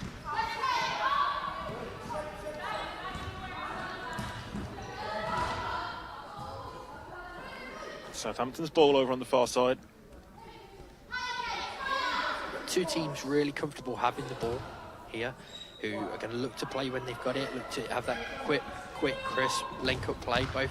Both coaches like to see their teams try and play quickly. Saylor again, out flying as the goalkeeper early on. It is a feature of the Southampton Aztecs play. Something that Liverpool will perhaps look to exploit, though. Southampton leaving their net empty so often. This is Liverpool coming forward, and yeah, if it wasn't bad, it needed to be dealt with. It was pushed over the top of the bar by Saylor. Yeah, it's a really good save. Moran's found herself with just half a yard almost of space, and she's put a speculative shot towards goal, and Saylor's had to deal with it, hasn't she? They're the ones just sometimes that can catch people out. Good corner. Nice back. routine. It was a nice corner routine. There was a block in there as well to open up the effort for Erin Slade. In the end, just thwarted. Yeah, it was almost like a variation of Gareth Southgate's famous love train, wasn't it, that one? And they got two blocks in and got the shot opportunity on. Yeah, very well worked. Slade back to camp. Now Licence. Slade over touch on it via her head and goes out for a kick in for the Aztecs. We spoke earlier in the first game, didn't we, about the importance of set pieces, and again you'll see that in this one, because especially for Southampton, because they like to bring Lauren Saylor forward, their set pieces have to be good from deep kick-ins as well. So from defensive half kick-ins, they've got to look to use that ball well and have set movements that they can almost utilise the extra player. If they waste it, they're going to give that ball away and cause themselves problems. Deep kick in for Liverpool. Southampton now stepping up their pressure as they look to go in search of the ball in higher areas.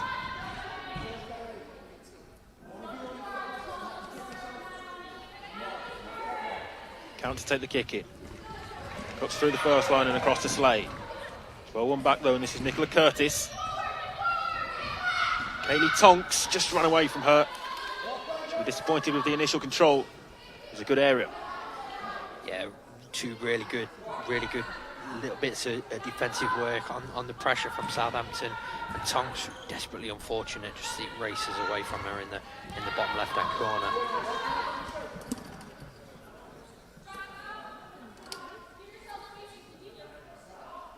Southampton kicking again. It's a direct ball into the feet of the pivot. Rebecca Tonks lays it off, and there's the opening goal. And Kaylee Tonks puts Southampton into the lead. It was a great piece of pivot play by Rebecca and to Kaylee Tonks, and it is 1-0 to Southampton. Yeah, really good link up from the two sisters, a staple of what we've seen this Aztecs team do across the course of the season. And Kaylee Tonks is on hand to just finish low into the bottom left-hand corner. It's a really good goal from Southampton's point of view, but a disappointing one for the Union of Liverpool to concede. They know that they need to defend those kind of things better and stop that ball going into that pivot. As soon as it's in there, and it's been secured, it's very, very hard to defend against. University of Liverpool then find themselves behind with 5 minutes gone. The ball back towards Licence, has run all the way back to goalkeeper Austin. Licence across this time to sweep up. Cleverly just lets it run behind. A chance to reset for Liverpool.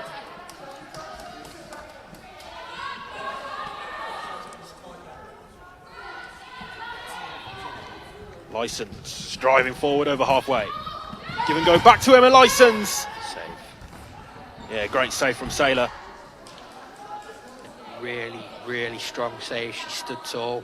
I think Emma Licence might have took one in the face on the rebound there. Seems okay, but yeah, nice, lovely little sort of inverted ball pass down the line, and Licence created some space. That's what Liverpool look to do, is get her on the ball. They don't want to do in that though. 2v1 chance here though for Southampton. And the shot's off target.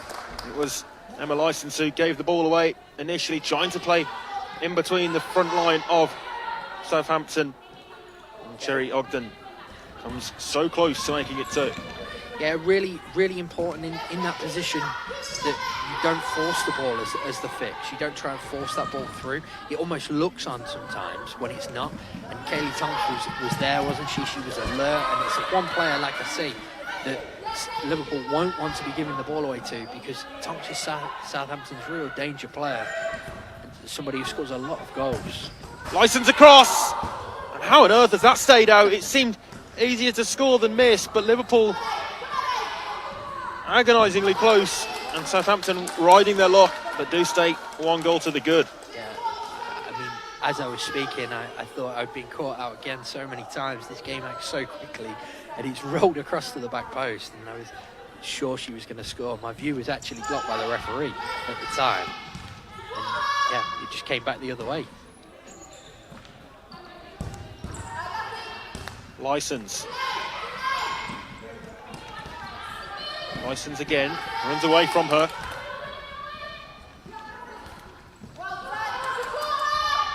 Touch is just too heavy though for Laura Ingram.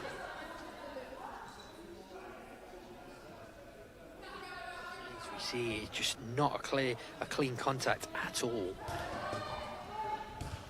It just came across really quickly, and there was no pure contact on the ball. If there was, it surely would have been 1-1. You started to see Liverpool grow in this game now. They're getting Licence on the ball in good areas, and she's a player we know who makes them tick, makes them move, and what you're seeing is she's starting to almost take control of this game and make it really difficult for Southampton. Something they need to find a way of stopping. I don't know how they're going to do it. You see her again nipping in quickly, and she's back in possession. Clever movement. Here we go. Licence. Well defended, but again, Emma Licence is there lurking and trying to win the ball back. Last touch does come off Licence, and it goes out for Southampton kicking. But Emma Licence, the danger player at the moment for Liverpool. Definitely, and she's a real big player for this Liverpool side, and Southampton will need to be wary of that. It's a good play.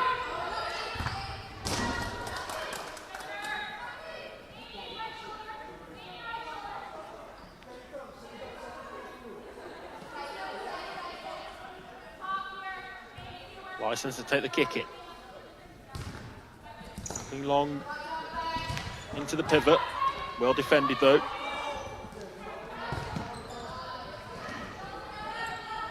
Southampton over halfway. They retain possession through Rebecca Tonks. Licence trying to make things happen once more. This is Erin Slade across to Licence. Licence with the effort. Well closed down. Important block. Takes it behind.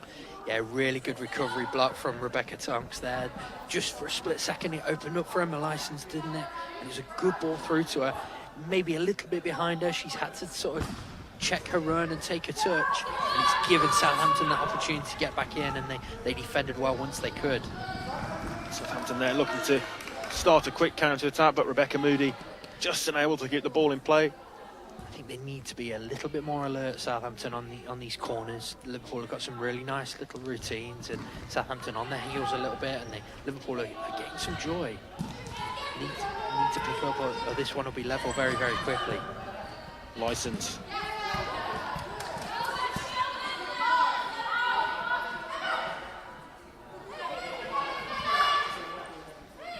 Licence again taking the set pieces.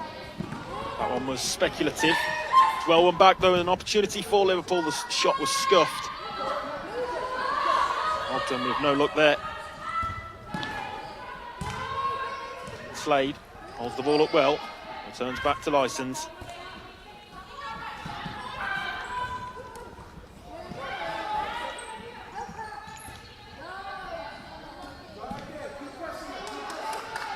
Nice touch from License as it played forward for Liverpool. Just getting a foothold in this game, you sense. Yeah, again, really good pivot play. Just unfortunate there that, again, the return ball's a little bit behind her, not quite there for her to run onto, and just the need to take that extra touch has given Southampton a chance defensively. Danielle Camp. She just took it behind Erin Slade. You do feel, though, as at this moment in time, if Liverpool can sort that final ball out, the quality of that final ball, they will get something from this. That kicking is straight into the pivot, too easy from a defensive point of view, that for Southampton, but Liverpool looking to take advantage of it. Again, similar to what we were saying a short while ago, just need to be on their toes a little bit more, a little bit quicker, a little bit more alert, because Liverpool are well organised, well drilled at these, and they're on top at the moment. It almost feels inevitable that they'll be level before long. Long distribution. License was in close attendance and just shepherded the ball out of play.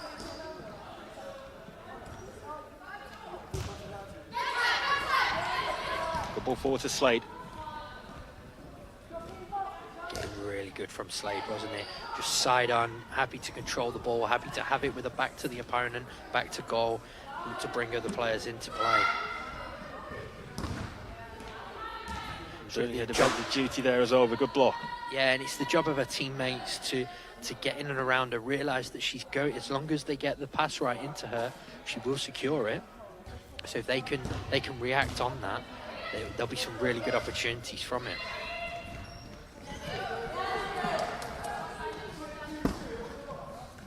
Liverpool kicking again.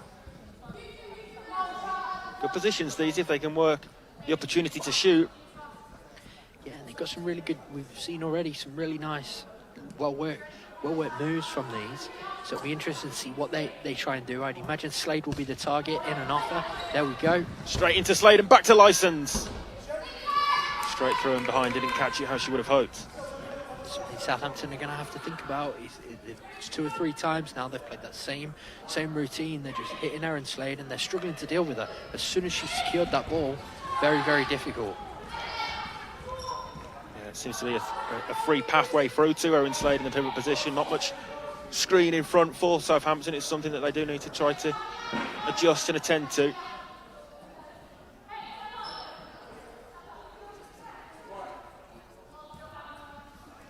License. Southampton on the counter. Sumner. Well won back.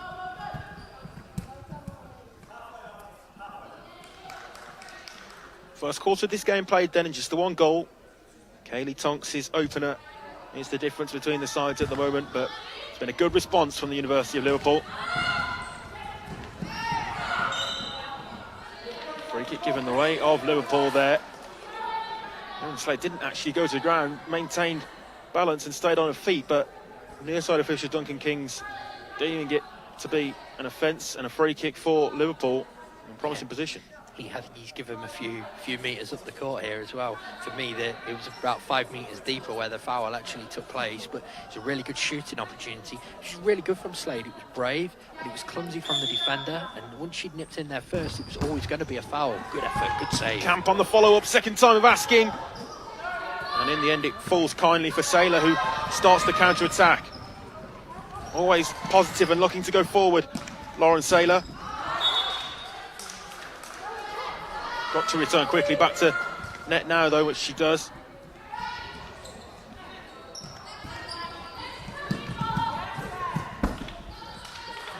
Strong defending and frustration building for the University of Liverpool, because they know that they can create the chances. It's just that final quality, that final ball that's not really been there to the level needed at the moment. That's right, yeah. And what you saw there was a loose pass in. Looking for Slade, but as soon as they Slade for License. Across and Slade stabs towards goal. Yeah, really strong defending from Southampton. And they look to come the other way again. It's given away though. This is Erin Slade bearing down on goal. Couldn't quite cut it across enough to the second post where Ogden was lurking. 3v2 if they get it right.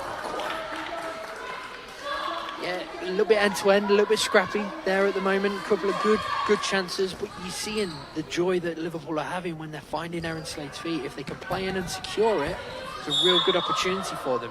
When it's a little bit loose, it's giving Southampton that opportunity to transition, because they have some really quick players in deep areas who do like to come forward at pace. It's a great ball. It's a really good ball. Yeah, excellent from Rebecca Moody, who spotted and executed that to perfection. As that covering winger there, you've got to work harder to be sort of goal side of your, almost goal side and passing line side of your marker, because as soon as you're that wrong side, you're creating that opportunity for that run. It's very difficult to recover, especially without giving away a foul. Licence to Camp. Skewed effort.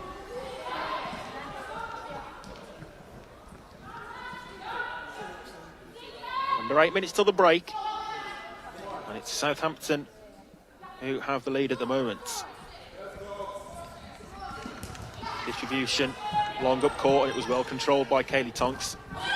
Given away here though, and the finish is equal to it. And University of Liverpool do draw level. The pressure had been constantly applied, and it is that player, Erin Slade, who has drawn Liverpool level. It's one apiece. Yeah, and it's no less than Slade and Liverpool deserve, is it? She's been exceptional so far, holding the ball up, selfless in the way that she's playing the game, and she's got the goal she deserves, and here she is. Slade's in again here as she cuts it across to the second post. It's a great pass. I think everybody else in the arena almost thought, shoot, in that situation, and she's found a pass. Desperately unlucky not to take the lead. But Southampton get the goal against the run of play. It's a great response from the Aztecs, and Molly Sumner with a neat finish through the legs of Austin. And that's how quickly a game of futsal changes, Matt. And just like that, we've seen a loose pass at one end, a long throw from Saylor, and like I said to you, when the pass isn't secure, Southampton do have that third player coming in who joins very quickly and has found an excellent ball to Sumner at the back post. And yeah, that's futsal. That's how quickly it can be end to end, and you've got to be alert at all times, haven't you? Good response from Southampton. Yeah, really strong response from Southampton, who certainly haven't crumbled under this Liverpool pressure. They've gone down the other end and got themselves another goal. Saylor. Kaylee Tonks. Liverpool with a chance here, though, if they can work the move correctly. This is their goal scorer, Slade. Well blocked. Ogden. A strong save from Lauren Saylor, the American between the sticks for Southampton. This is licensed though, bearing down on goal. And Saylor again was out quickly to meet her. Yeah, really good. Loose pass, and License was alert, wasn't she? She was quickly in onto it. And in the transition, she got herself into a 1v1 situation. And again, we saw Saylor stand tall, stand firm. It's a really strong save. Again, Liverpool looking to set something up here. It's chipped in high, and the delivery on that is not executed the way that they would have hoped. I think what they were almost trying to do was block the Aztecs markers at the front post to allow MLS some room at the back post. Yeah, it's just a little bit execution, wasn't it? Opened up there momentarily for Laura Ingram. Perhaps able to hit the target. Yeah, almost rushed a decision a little bit, just a little bit more composure there. It had opened up, and there was a couple of players coming in at the second post who were perhaps in a little bit better position.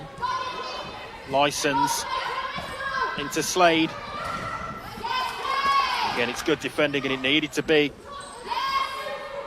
Still around the edge of the area, though. It breaks eventually for License, all a little bit scrappy. Southampton defend doggedly, and at the moment keep the University of Liverpool at bay. Yeah, really good determined defending, but some real quality starting to emerge in the way that Liverpool are just playing to their strengths. At the end of the day, nobody says it has to be pretty every time. If you've got a pivot where it's working, play in and off the pivot and let it let it work almost. If that's where you get joy, let that happen. Danielle Farrell, the University of Liverpool coach, calling the timeout here. And with the score, Southampton 2, University of Liverpool 1. It's a moment where both sides, you feel need to try to really take the game away from the opposition, I guess is what I'm trying to say, and try to build momentum, and such an important thing because we see the tide turn so quickly. Perhaps a slightly surprising one when I felt Liverpool were on top in the game to call the timeout there, but Danielle Farrell obviously feels there's something she needed to get across to her team, and they're in a really good position here that they could get back into it. But for Southampton, it's a case of, okay, we've led this game twice now.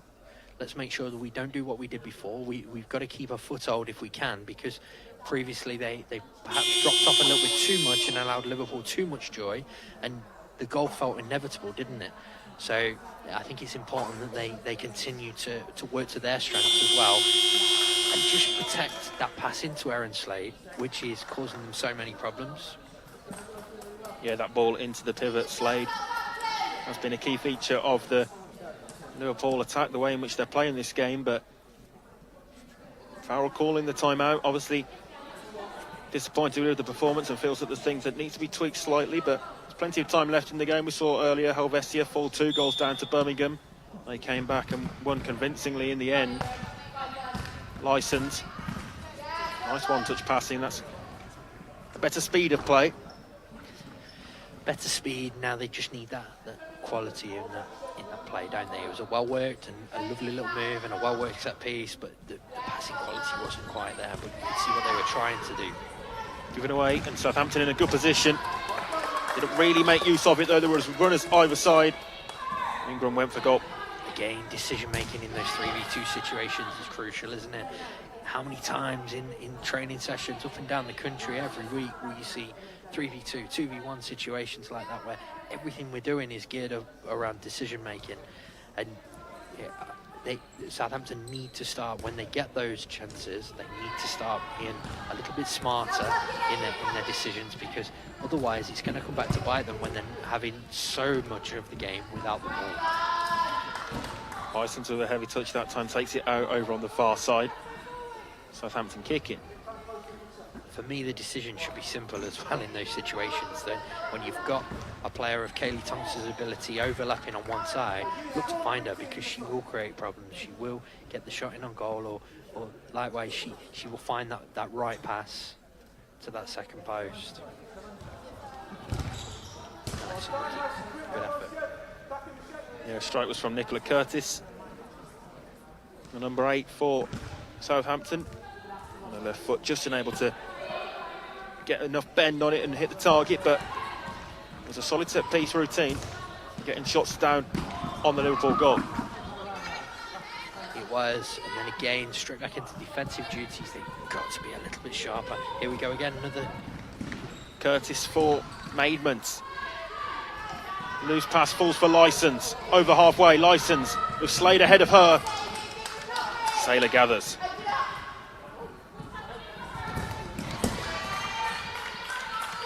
Curtis's attempted ball forward is blocked and put out.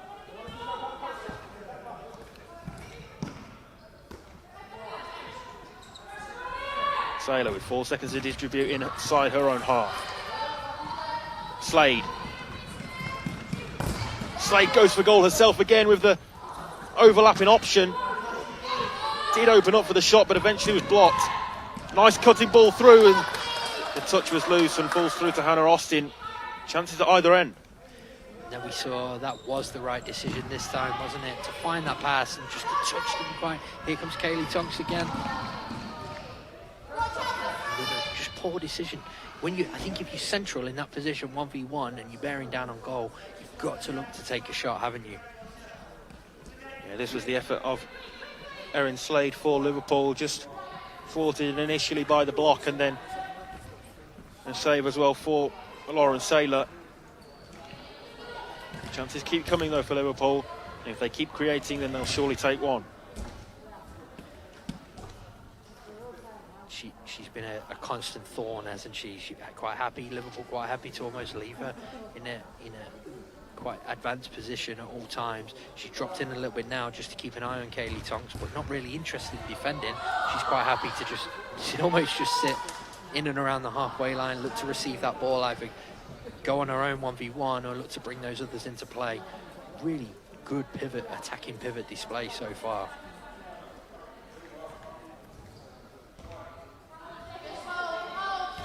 Final 3 minutes till half time. 4 bobbles back to 4. The ball towards the second post was a lofted one that Erin Slade wasn't able to get on the end of. See the intentions though. You can, yeah. It's perhaps not the right ball for Erin Slade. She wants the ball into feet more than running onto it, and you saw a little bit of frustration in her as she turned away. Great tackle from Licence and brilliant footwork as well. Slade towards the second post, tries to feed it across as Licence. Was well cut out really, and the defence was there to be solid. Needed to be. Yeah, feature of both sides at the minute, isn't it? The quality on these transitions, the passage, that final pass has almost just got to be better. Doing really well to work chances, win the ball back and work these counter-attacks, but not doing enough with it. Sailor flying on the near side to our commentary position. Sailor pressured by Slade, but Southampton have worked this really well, and there's a shooting opportunity. It's cut across, and how on earth has that not gone in? And that really should be 3-1. It'll be hugely disappointing for Charlotte Broughton, the player who squandered the opportunity, but it was worked really well to get into the shooting chance. Yeah, a really nice move, and it's just one where Broughton wasn't quite decisive enough, was she? As it's coming into it, it was almost like, what am I doing? Almost surprised that it found its way through and just didn't make a clean contact. She'd be disappointed with it, and it's a real let-off for Liverpool. Well, the period of flight keeper play initially was really strong for Southampton. Thought they broke down that Liverpool defence really well, the initial diagonal across and then the ball to Broughton as well. Just the finish that was missing. It's a real strength to their game, isn't it? We've seen it time and time again already in this one. Not used probably as effectively as we have seen done previously, but that's Sailor is a really good attacking-minded player.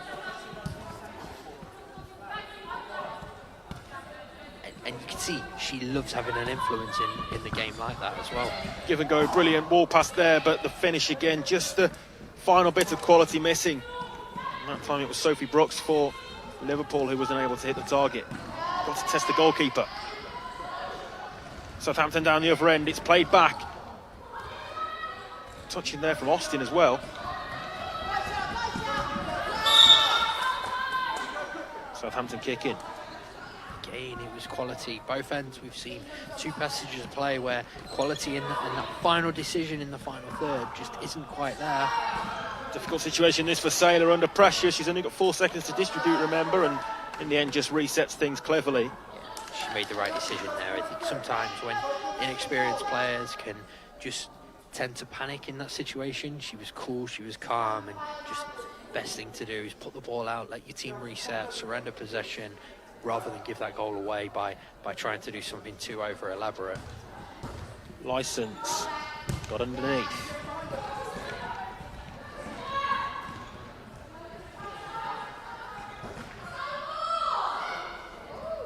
Decisions given the way of Southampton. Final 30 seconds of this first half. Nice footwork from Kaylee Tonks. Takes a heavy whack there and wins the free kick for Southampton. I think there will be subsequent punishment there as well, with a yellow card coming the way of Sophie Brooks.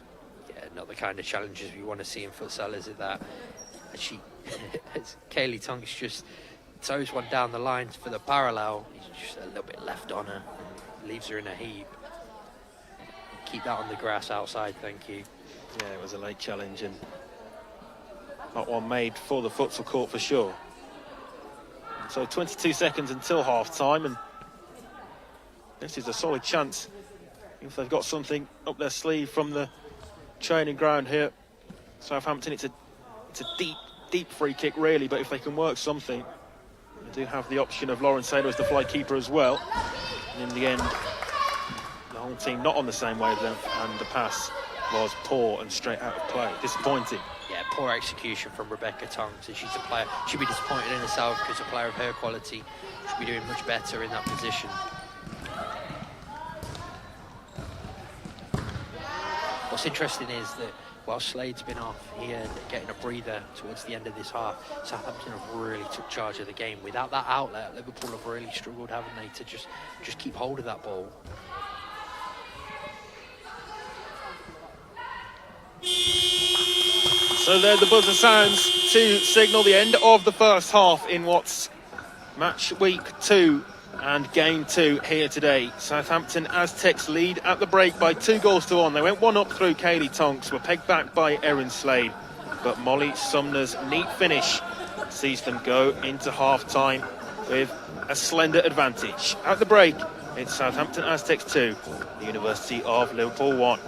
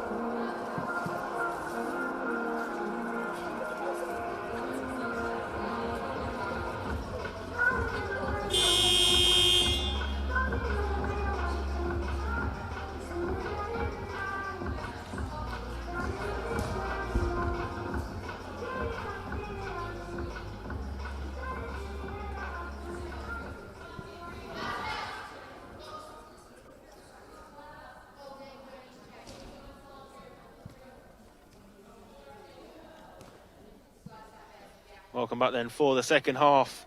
At the break, Southampton Aztecs are 2-1 to the good against the University of Liverpool. And it is Liverpool who get us started for the second. It was an intriguing first half, Matt, really. Southampton took the lead, and then University of Liverpool with a really good response, but the Aztecs with an instant response has taken them into half-time 2-1 up. Yeah, it has, and I think they'll be really happy with the way that first half panned out. So they dealt with the threat of Erin Slade really well. She's not started this second half, so it'll be interesting. Obviously looks like Liverpool are looking to sort of just keep her fresh almost, maybe for the later stages of the game. And for Southampton, it's a case of, okay, what can we improve on? And the main thing will be they've had a lot of opportunities. It's decision making in that final third, isn't it? Let's make sure we make the most of them, because if you can get those decisions right, they could be 4 or 5 goals ahead in this, because that's the sort of opportunities that they've been creating. Again, here we go, straight away. Yeah, Southampton looking for the counter-attack move.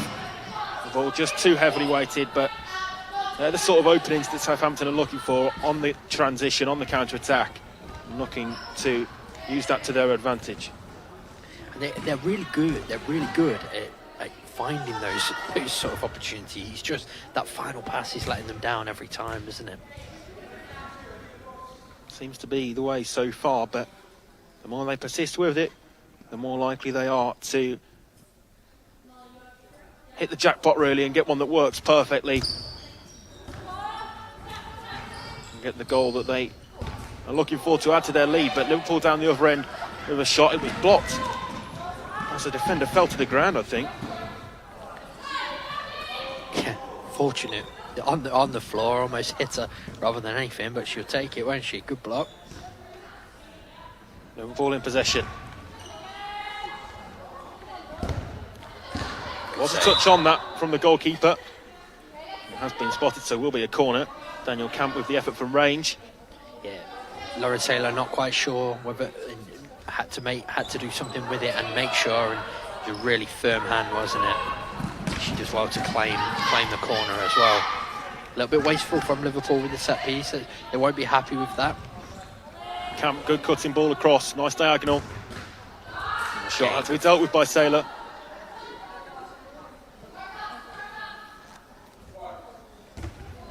Two gone in the second half. That one's well up and above the crossbar. Daniel Camp really cutting underneath the ball that time.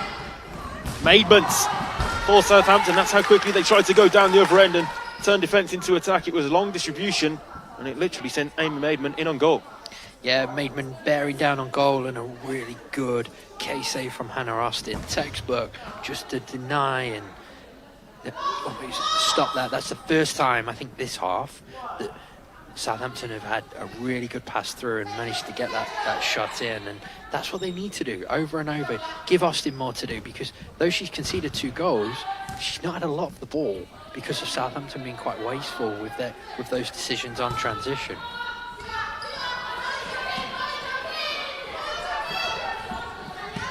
Camp. Return back towards Brooks. Out of play on the near side, though, and it will be a Southampton kicking. 2.5 played in the second half.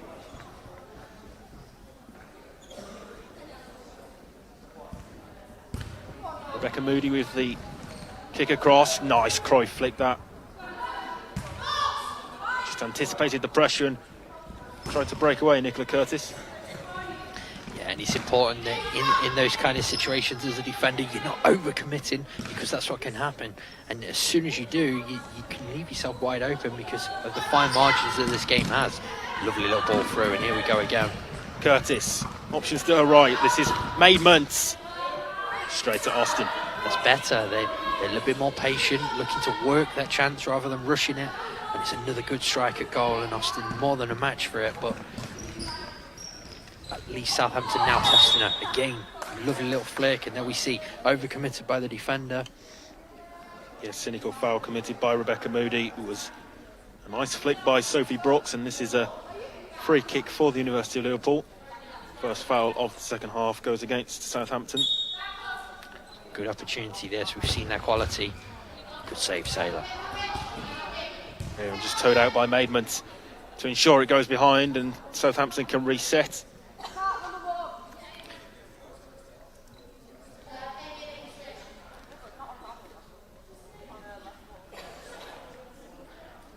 So again, what are Liverpool looking for here? They've got 3 players quite deep, all towards the sort of second post area. Liverpool need to get back here because Southampton are on the counter. It's a good save by Austin, a really important, strong save. It's won back though by Curtis, and again, Austin with a double save there. Liverpool lost it from their own corner, just switched off momentarily as well, didn't recover as quickly as needs be, and that was a real opportunity for the Aztecs. It was, yeah, and again, Austin stood tall and kept aside in it, but it was interesting that it's come from quite a well-worked set piece. They've almost tried to work a 3-in line on the corner, and not quite the execution, not quite there, and that's the danger, isn't it? And Southampton looking to exploit it, and they'll be quite happy with what they're seeing here because they're getting shots in on target now. It's a little bit different to what we were seeing first half, isn't it? Where they were a tad wasteful with that final ball. They're starting to have some joy. Into Cat Moran. Camp for Brooks. High ball goes out for Southampton's kicking. Double change as well for Southampton with Kaylee Tonks and her sister Rebecca back onto court.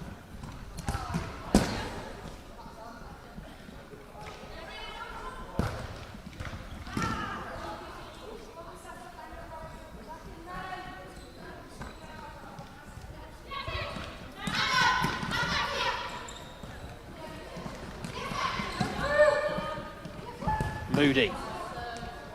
Well cut out by Brooks. Perfectly placed. Given away though by Cat Moran. Does extremely well to go back and win possession back though. Good recovery, although then overruns it. Yeah, frustrated with herself, I think, Cat Moran there, and knew that first of all, loose with possession, and then secondly, just got to be a little bit better, and she has won it back with her composure and her decision making. Into Rebecca Tonks. Ball's going to be too high for Nicola Curtis to reach.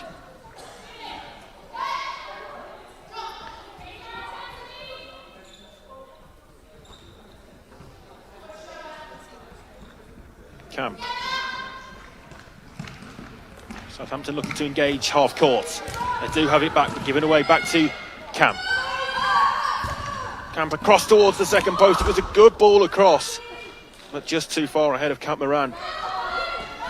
Yeah, really good opportunity and a nice ball from Danielle Camp. Chance at the other end maybe for Kaylee Tonks. Good defending by Camp, who's still on the ground, and it breaks for her sister, and it's Rebecca Tonks who adds her name to the score sheet and scores for Southampton. It's 3-1 to the Aztecs. Good finish and a bit of breathing space for them now. I thought for a moment Kaylee Tonks had made the wrong decision there as she cut back inside. I thought a strike at goal first time might have been a better option. The move seemed to be dead, but she kept her composure, kept control of it, and just slid one across for her sister, and 6 metres out, dead central. You're not missing there, are you? So Southampton now in a really strong position with 2 goals between themselves and Liverpool. For all of Liverpool's possession, Southampton, who are 2 goals to the good, and this is Kaylee Tonks again. Just wide that time, but again it's another opening for Southampton. They're really starting to get their tails up now. Yeah, really started this half well, and smelling blood, aren't they, and looking to put this game to bed. I've been really impressed by the Tonks sisters and the way they've implemented the game plan and sort of really enforcing the way Southampton want to play on this game. Another unforced error from Liverpool here with the pressure. The keeper receiving the ball twice means indirect free kick right on the edge. Yeah, it was a loose ball back towards Licence that she had to let run.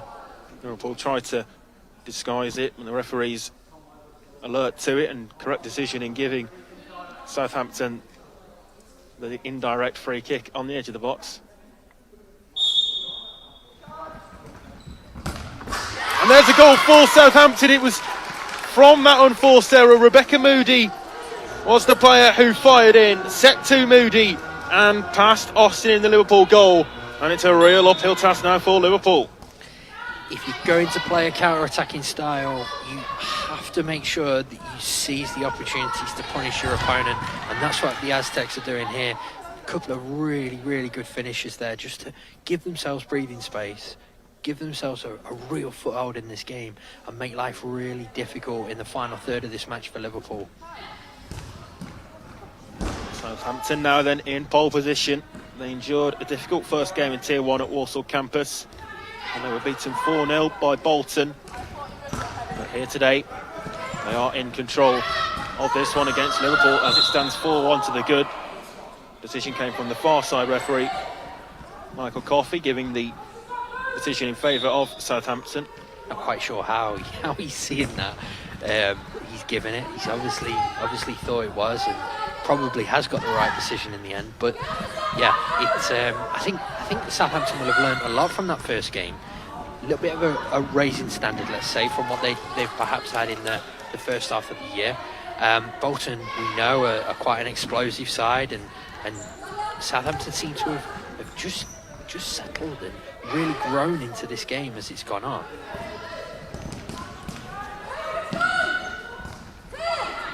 Chance here though for Liverpool through Slade, and they have a goal back. Erin Slade with a neat finish past Saylor. Nothing she could do to stop that one. 4-2, game on. I was about to say to you, Erin Slade's back on court, and almost instantly she's had an impact, hasn't she? She's had an excellent game. I'm really surprised that it's taken so long in this half to see her again, because, well, you see the quality there. Two really good finishes from her, and straight away Liverpool give themselves a lifeline. Licence wins it, and Liverpool are in again once more here. This is Ogden. Shot wasn't quite of the required quality, but again it's another chance for Liverpool. It was, yeah, really good work from Licence on the halfway to win it back, and then as they come forward, she almost has to take the shot, doesn't she? And that's all you can ask for in that situation, is force the save, and Saylor was stood firm and was equal to it.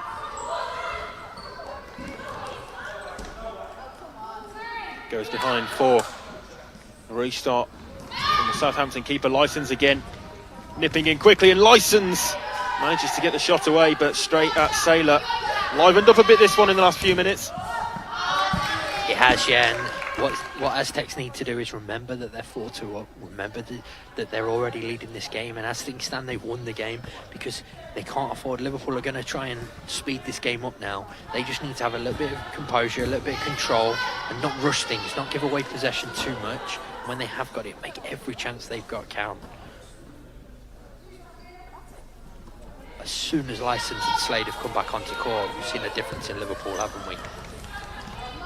Yeah, 100%, and it is a strong quartet out there for Liverpool at the moment. Now I've got the corner here. Last touch off Saylor.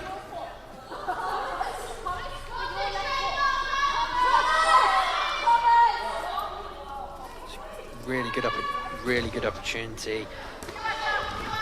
Can't let that run for Erin Slade, but now on the counter come the Aztecs again. Kaylee Tonks that time just dragged it wide of the far post. But again, it's a similar pattern of play, with Liverpool controlling things and Southampton looking to hit on the counter. Yeah, that's right, and they'll be quite happy with that. The more they can slow this game down and continue to do that, the better for them, and the better for the way this game is going to continue for them.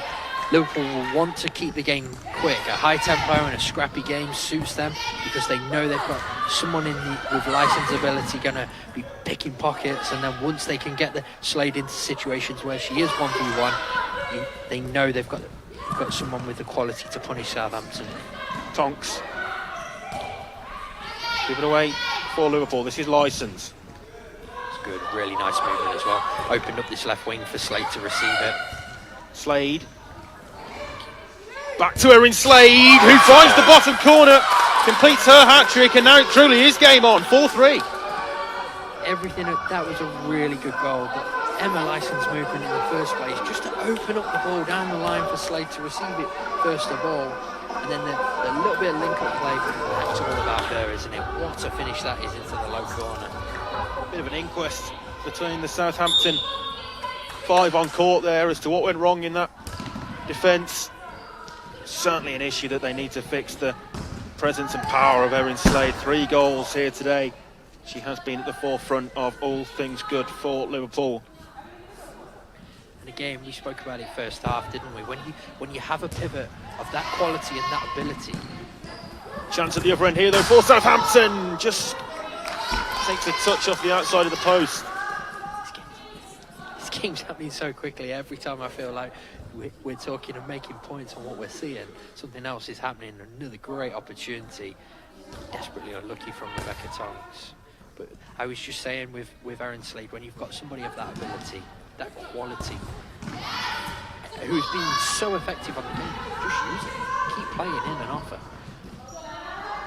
Good tackle by Licence. I think every time she's been 1v1, she's made something happen. Whether it's herself having a shot, a teammate having a shot. Chance here for Southampton. There's a long ball forward. Again, right from back to front. Seemed to bounce around in the area. It did, yeah, and Austin took a chance, I think, with the challenge she was making. But as soon as he bounces free, Emma Licence was alert, wasn't she? Just to snuff out the danger. Slade's after it again, and that time it's good sweeper keeper play from Lauren Saylor. And the clearance wasn't too far from Hannah Austin's goal as well, who might have been worried momentarily. Yeah, it had her scampering backwards. She was certainly worried for a split second, wasn't she? Again, Licence in that position there. Just don't force the ball. Keep the ball moving. She's almost trying to go. We know what they're trying to do. They're trying to get that ball into Erin Slade's feet. But every time they force it, it's giving Southampton that opportunity to build a counter. Just work that ball around and you'll find the right opportunities to do it. Rebecca Tonks. Better from Southampton, just slowing the game down, looking to build it. Rebecca Tonks slips it through to Kaylee. Liverpool on the counter though again through Slade. Option to the right. The ball back across towards Slade. Didn't quite have enough cut on it. It's end-to-end stuff here. Kaylee Tonks. Well placed with Sophie Brooks, and Liverpool now try to come forward themselves. Kaylee Tonks just takes control of things a bit for Southampton. Yeah, and we're seeing the game really start to open up now. 2 teams who are desperate for 3 points, looking to go and get that next goal. And we know it's going to be such a crucial one. Really strong defending there.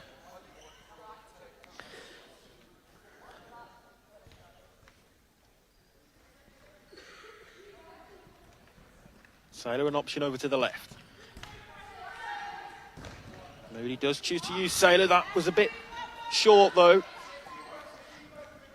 I think it actually comes from the first pass. Moody's pass wasn't quite firm enough, was it? And it forces Saylor into a rushed return ball. Yeah, invited the pressure. And you're instantly putting yourself under pressure. We know that Liverpool are well drilled, well organised, and in those situations they're going to look to take that chance.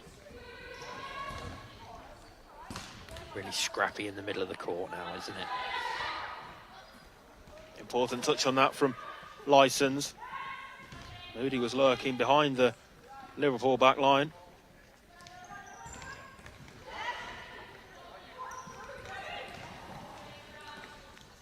Here we go again. This is Moody. Ball across over to the right for Rebecca Tonks. Was held up well. And solid defending sees it go out for only a kick-in.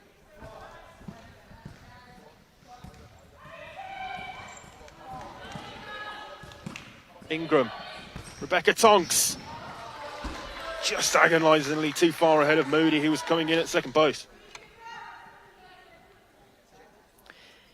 Yeah, we're seeing some really good futsal moves, aren't we now? Starting in every transition, there seems to be little cuts, overloads, and these overlapping runs, trying to create space at that second post almost. And game as I feel this next goal is so important. Yeah, with 8 minutes to play, Southampton now just the 1 goal ahead.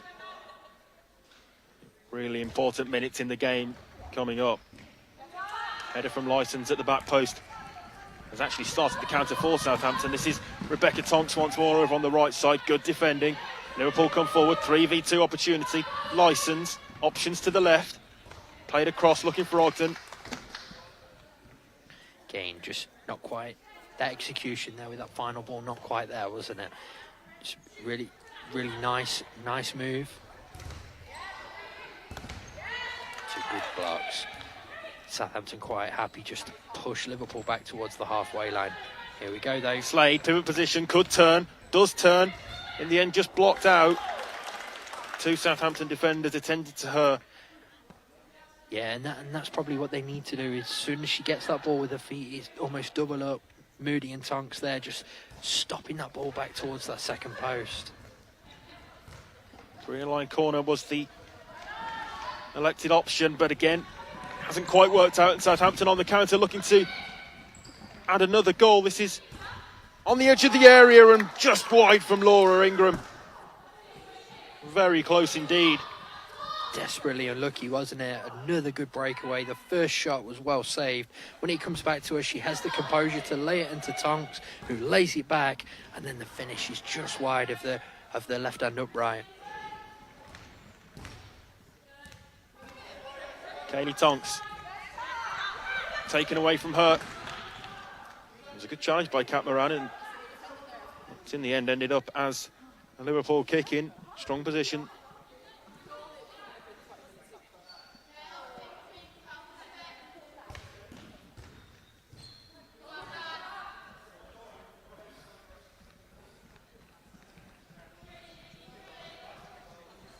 Southampton again then looking to utilise the fly goalkeeper tactic with Lauren Saylor in position over on the far side from the kick-in. It's interesting that the Slade stayed really high there, almost to cut. Oh, good save. Really good save. Yeah, really strong save to deny Rebecca Tonks. Yeah, and it all really came, that whole move came from Slade's positioning and pause. Slade's in here as she tries to feed it across to the second post. Not dissimilar to the position in which she scored her latest goal from. That time tried to feed the ball across and lay it on a plate. In the end, it was just blocked out. But just going back to that last Southampton attack, Slade was almost high to cut the horizontal ball into Lauren Saylor, and it's allowed the opportunity for them to go down the line and create an instant overload. And that's what's eventually led to the shot in on goal. And back at the other end, you see the other side of her game where she's a constant threat. You can see what she's trying to do, but she perhaps just needs to be alert that she's going to have to work back in Moran as well. Moran's effort is off target.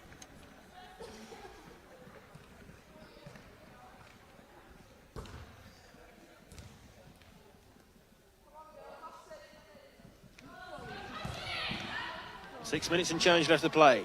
Just the one goal to split the two sides. Scoreboard at the moment in favour of Southampton. Frustration started to creep in for Liverpool now. Just with every loose pass, you're seeing a few frowns, a few words between the team. Here Slade, we go. Opportunity to go 1v1. She's a threat, isn't she? You're seeing over and over again. She's the one who is making things happen. Here we go. Oh, late decision, really. Did seem to strike the hand, whether it was enough to be penalised as a handball, different question. They need to be careful here as well now. So with 6 minutes left, they're up to 3 fouls, a couple of soft ones. They can't afford really another one because they're heaping pressure on themselves. And you have to feel that Liverpool will look to exploit that, especially with this pass into Erin Slade's feet and the amount of contact that draws. Yeah, exactly that. Slade with the ball across. It was a brilliant cutback ball to Kat Moran.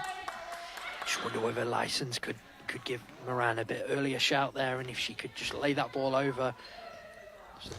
Clear overlap, wasn't there, and a lot of space. Unlucky corner. Got the corner anyway. Yeah, it will be a corner for Liverpool from the far side.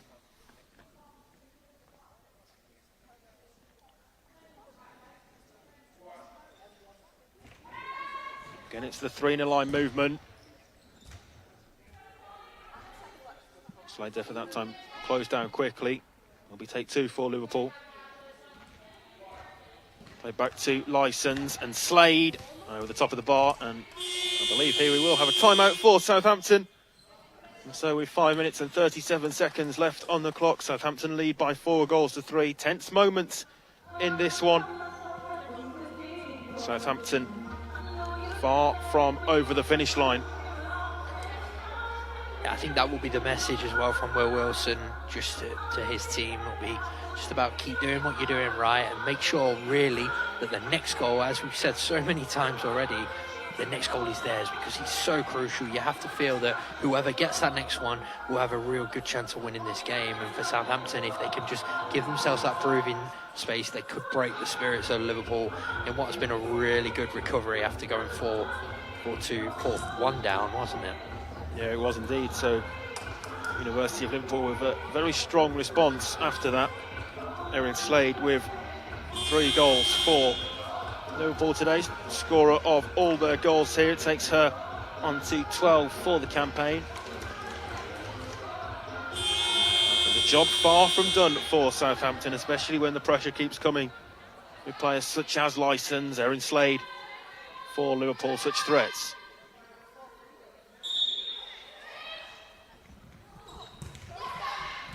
Good distribution forward.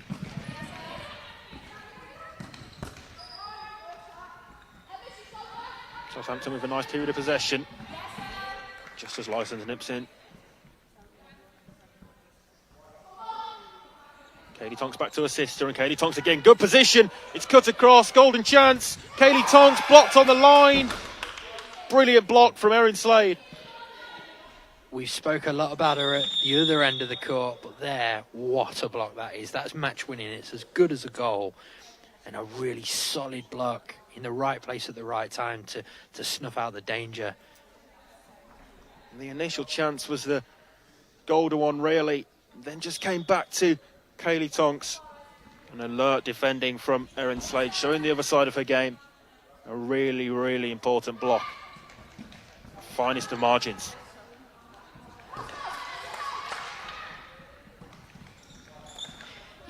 Massive moment that. You have to feel Kaylee Tonks has been really sharp all game, and she struck it well enough, didn't she? But Slade was alert to what was happening, and again here as we see it, and it comes back, she sees the danger straight away and is across to that near post behind our goalkeeper.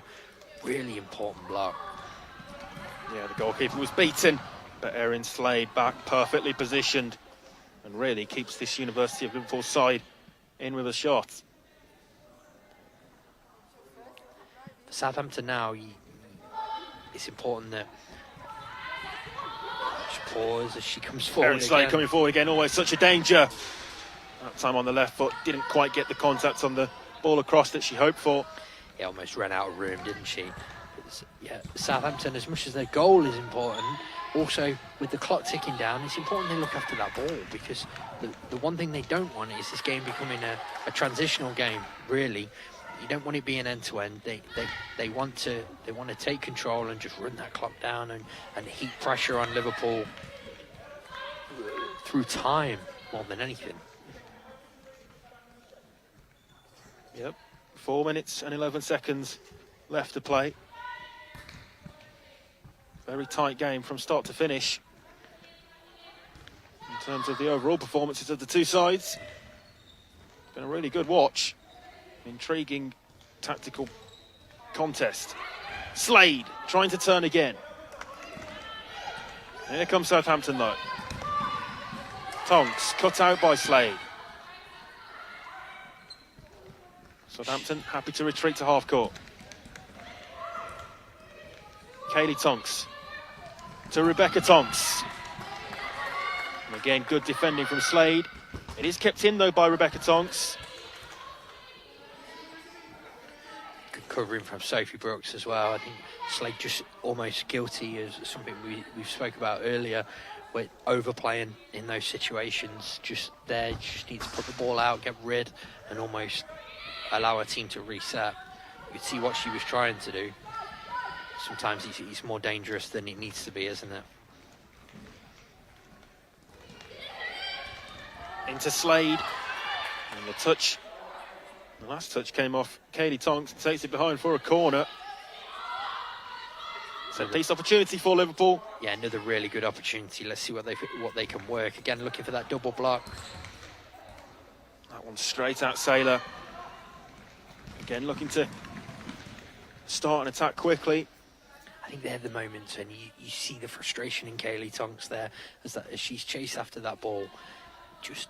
Southampton just need to take a moment, almost breathe in that moment and give themselves a moment, because... Now here's an opportunity for Liverpool. It's a cross to the ever-dangerous Erin Slade. Slade, great block that is by Rebecca Tonks. Still there, though, for licence. It was a brilliant block from Rebecca Tonks. Really put her body on the line for the team. Slade, option to the left, used. It's Kat Moran. Back to Slade. Licence, the obvious option, receives the ball now. Sustained pressure.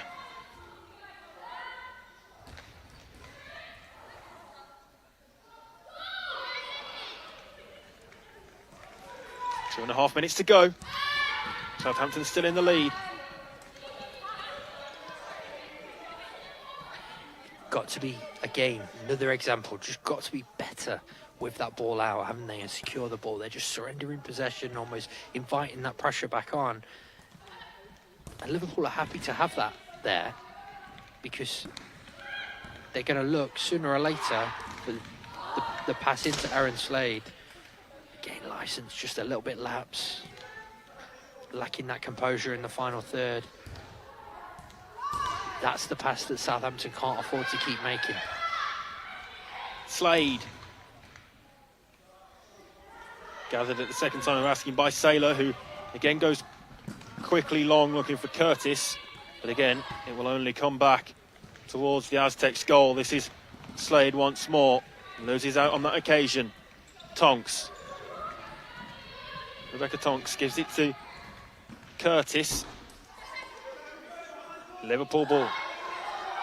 Yeah, they're playing themselves into trouble, aren't they, Southampton, where just keep the ball in those situations. Licence has won it here, and it's a 2v1 for Liverpool, and the shot's off target. Golden chance goes begging. Daniel Camp just drags it wide. Yeah, really good opportunity, isn't it? At this stage of the game, you have to be taking them. Let's give Lauren Saylor some credit, though. She closes down well.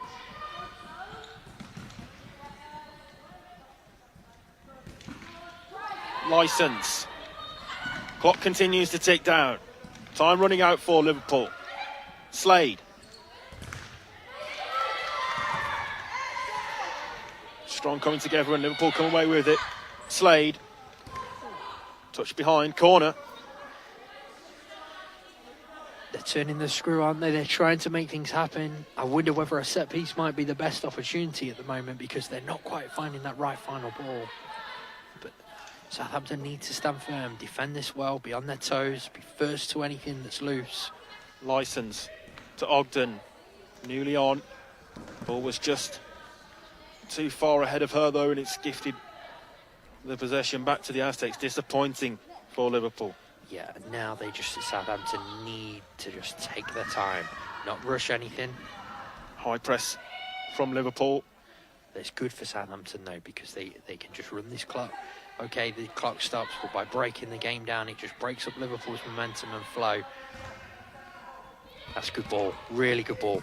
Chance here to really finish things off. Good defending, though, and now Liverpool on the counter. Look to come down the other end. Camp. Ogden.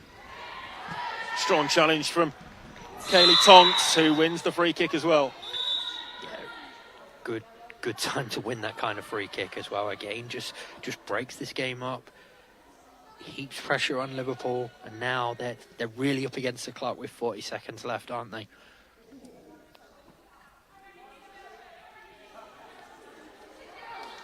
Yellow card there, a subsequent punishment as well for that rash challenge. 41 seconds left to play. Yeah, frustrated challenge, wasn't it? Always deserving of a yellow card, those kind of tackles. Go, keep the ball. And that's it again, just, with 30 seconds left on the clock, You've got to keep that ball in that situation, haven't you? And just see out the game with the ball in your possession. 30 seconds to go then. Licence forward to Slade, lays it off. Emma Licence gathered by Saylor.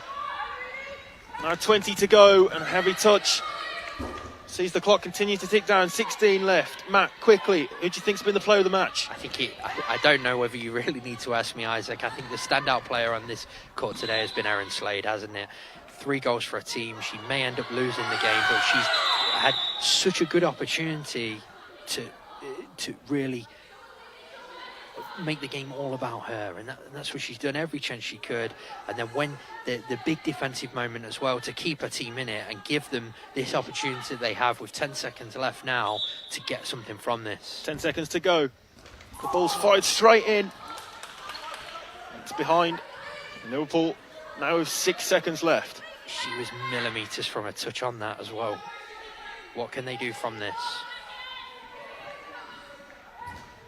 Delivered straight in, which is disappointing, and Saylor gathers comfortably, which runs the clock down, and that should be that really. 1 second to go, it's going to have to be quick. And there it is, the deal sealed for Southampton, who get their first 3 points of this Tier 1 campaign. A spirited display from both sets of players, but it's disappointing for the University of Liverpool, who now have gone 2 games without a point. Southampton, they get their first 3 of the new campaign. It finishes here. Southampton 4, the University of Liverpool 3.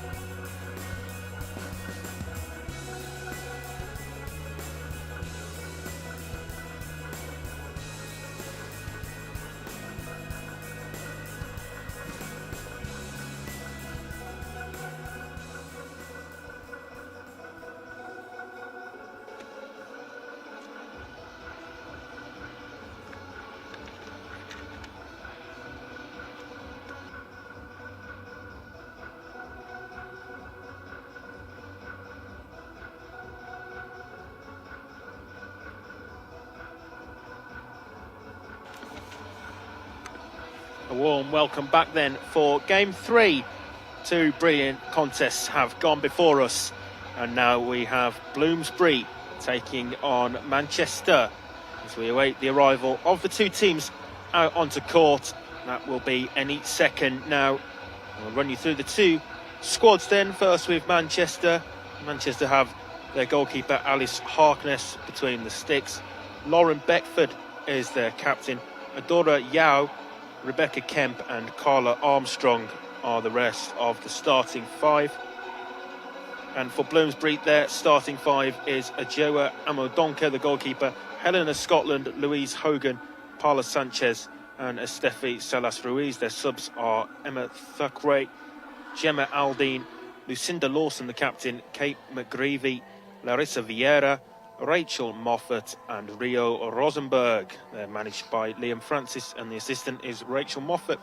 The Manchester bench is Raffaella Castellini, Selma Somermin, Rebecca Wilkins, the substitute goalkeeper, and Leanne Turner.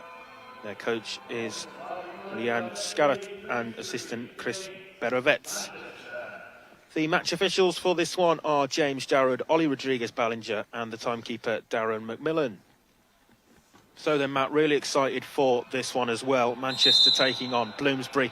Another contest between two well-matched teams, we think, and really excited to see which way this one will go. Definitely, yeah. I think as opposed to what we've just seen, we'll see two teams who are going to try and play. Last time out, you had a team in Southampton who were quite happy to sit in and play on the counter. What we would probably call a bit more of a scruffy game, wasn't it? This one, I think, will be two teams who are looking to get on the ball, looking to implement their own styles, looking to try and exploit spaces. I think Manchester will come into it as the favourites initially, but let's not discount Bloomsbury. They've been improving each and every week so far this season, their first season in the competition, and what you're seeing is a team that's well coached. They pinched Liam Francis at the start of the season. He's bringing in players all the time, and gradually, bit by bit, they're creeping towards those top sides, aren't they? Yeah, Bloomsbury did just about qualify for this Tier 1 as the fourth place side in the Southern Division with 4 wins and 3 losses, but they managed to earn a huge 3 points on BT Sport, and they beat the University of Liverpool a fortnight ago. Manchester, they suffered a Tier 1 opening day defeat, but were very close to taking a point from London Helvecia, who we saw beat Birmingham in the first game here today. Manchester were defeated 3-2 a couple of weeks ago on BT Sport.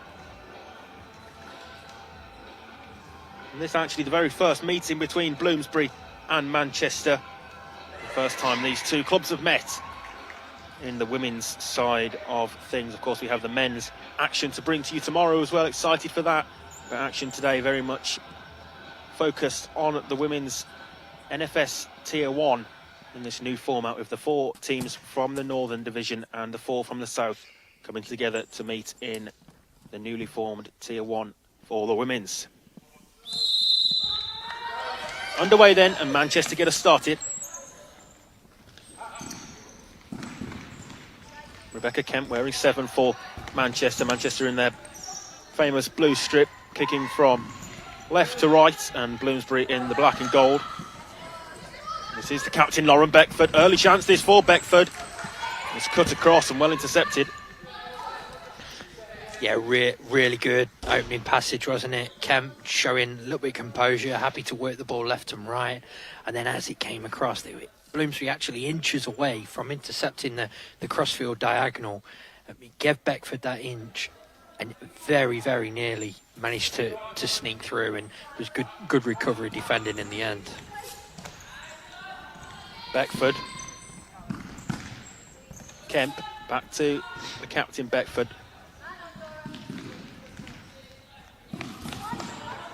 Beckford seeing a lot of the ball in the opening stages. Kemp towards the second post, wasn't too far away. And I think you'll see a lot of this as the game goes on. Beckford and Kemp are two players who like to get on the ball, like to influence the game, like to work those sort of paired movements that we've seen there. And Kemp with a really good cross shot there, and just looking for somebody to be in on that back post. Estefi Salas Ruiz for Bloomsbury. Lofted diagonal. just evades Helena Scotland. Yeah, and it's a feature of how Bloomsbury play. They look to get their Helena Scotland, not a traditional pivot, more of a false pivot who will play off the line. They look to get her into those areas where they can work that ball in and then work off her with runs through the middle. She's a very good player, and they've got some good players in behind her. It'll be interesting to see how they cope with Manchester sort of suffocating them a little bit, because you would expect Manchester to want and have a lot of the ball, while Bloomsbury do like to play as well. Kemp from range. It's troubled Ajurea Amadonka momentarily. Managed to gather at the second attempt. Given away. And this is a real opening for Manchester, although Armstrong's ended up in the corner. Just shepherded out wide. Good from Scotland. That is powerful running, strong, really determined, wasn't she, to go and create something from that. Just have another look at Kemp's effort and a really good start. Unorthodox goalkeeper, she always has been. She recently joined from Genesis, started the season there, but she's a very good shot stopper and an organiser and a leader on court as well. Salas Ruiz for Paula Sanchez. Sanchez in possession again. Parallel ball. Can't be controlled by Salas Ruiz. Goes out for Manchester. Promising though, isn't it, for them? They're looking to play. You can see they're looking to play, and they're slightly not there, but it's these situations where they've just got to be alert. They've got to be as organised defensively, because Manchester will exploit any mistake. Really talented, experienced players across their squad. Yeah, huge experience throughout this Manchester squad.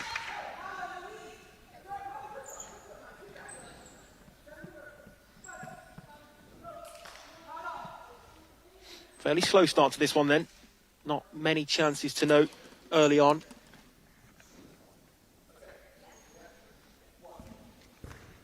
Kemp takes back. Good ball into the feet of the pivot, and Kemp's the runner in attendance. Armstrong's pass just runs out of play. Sanchez. Intercepted by Armstrong. Kemp, nice footwork. Kemp towards the far stick. Touch off Scotland, goes behind Manchester corner. It's an early sign of what Manchester are going to look to do, aren't they? Exploit them down the sides and then look to slide one across to that second post. Again, really good defending. Well worked corner, good effort, good save. Yeah, shot from range was fired in. It had to be dealt with by Amadonko. It was as well a save down low to her right.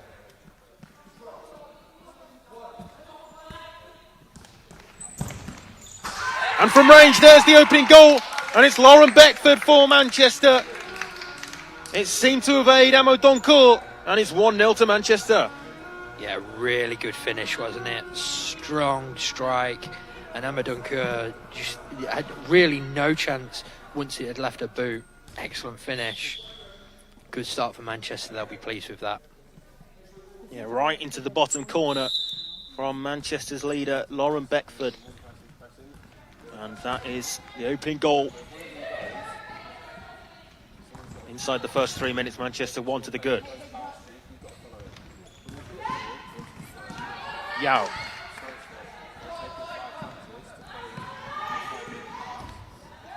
Good challenge.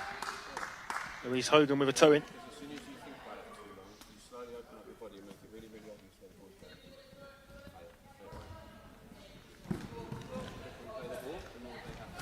Yao. Bloomsbury win it back. Vieira. Stab towards goal, and an important block by Turner. Yeah, really important block. We're seeing again Bloomsbury quite happy to go and play. They're not afraid of trying to influence the game, are they, and assert themselves on it. And nice passage play, nice decision making, and just reminding Manchester, I think, that they are going to be in a game today. It's not going to be easy. Amadonka to take this goal throw. Drops it short. Bloomsbury looking to build from the back. Good ball into Hogan. Cutting pass through, he's just too far ahead of Kate McGreevy. Nice idea though as Bloomsbury look to break down the Manchester defence. Manchester coming forward. And the transition. It's cut back and Amadonka with an important leg to it. And the block as well from the shot from Armstrong. It's a really good block, isn't it? That second one from McGeevy there. Also driving a team on court afterwards. Really strong defensive display. You see the save. And then as he comes back, yeah, McGeevy really strong, quickly out. That's how you need to be in those situations. Turner's pass takes a touch off Hogan. It goes out for a Manchester kick in. 4.5 played. The difference between the sides is Lauren Beckford's goal from that set piece. Found the bottom corner.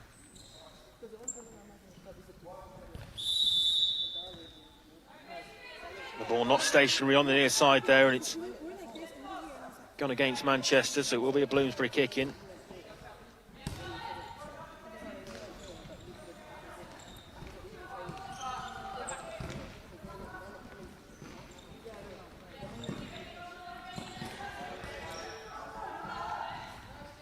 Bloomsbury happy to keep possession.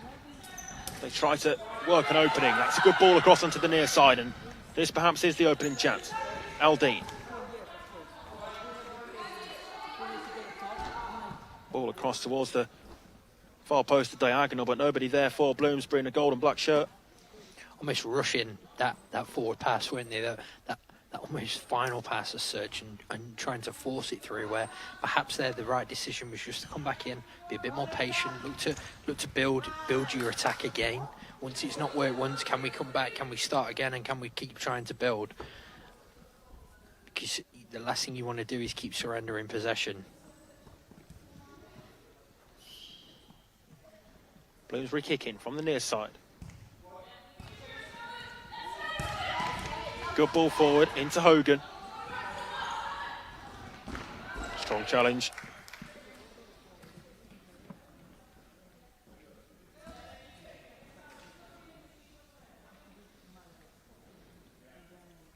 Vieira to take the kick in this time. Into Hogan again. Often taking up these sorts of positions for Bloomsbury. Breaks for Manchester though. Good turn by Castellini, who's under pressure though. Does win the kick-in. Yeah, really good pressure from Gemma Aldine. Driving Manchester back down the court towards their own goal and into a situation they didn't want to be. Here we go again. They've worked well to win that ball back.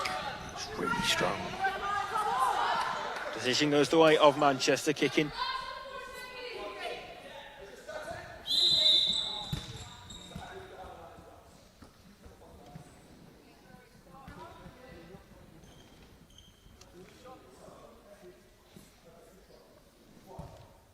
Disappointing there for Manchester as the kicking's overturned for a second time. Just need to be spot on with those kickings, make sure the ball's stopped on the line. Oh, brilliant turn. Larissa Vieira.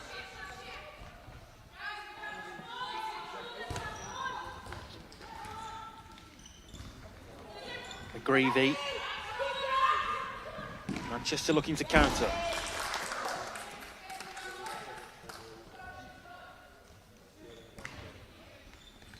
Turner. Well won back, and this is a chance for Bloomsbury. It's against the crossbar from Vieira. It was a brilliant spin to create the opportunity for herself, and Larissa Vieira strikes the crossbar. It had beaten Harkness, but didn't dip beneath the bar. It's a fantastic feat, first of all, to win the ball back and turn. It's an excellent finish, excellent strike, a really audacious effort. And Harkness did really well on the recovery as it came back off the bar, just to be alert and first to it. Fantastic goalkeeping as well. It was a quick reaction to that Because Alice Harkness wouldn't have seen that till late, coming back off the bar behind her. It's no surprise either from probably the most experienced goalkeeper in the competition, an international, and someone who's been a real strong part of this Manchester team for a number of seasons. Hogan with the kick in. McGreevy looking for the give and go. Nice idea. Really nice idea, yeah, and really impressed with the way they've asserted themselves since going behind, asserted themselves on the game, looking to play, working the ball into good areas, and looking to play in the spaces that Manchester are leaving. That was a good ball into the feet of the pivot, and it's back as well for Rebecca Kemp. Donker alert and picks up the ball, clears any danger.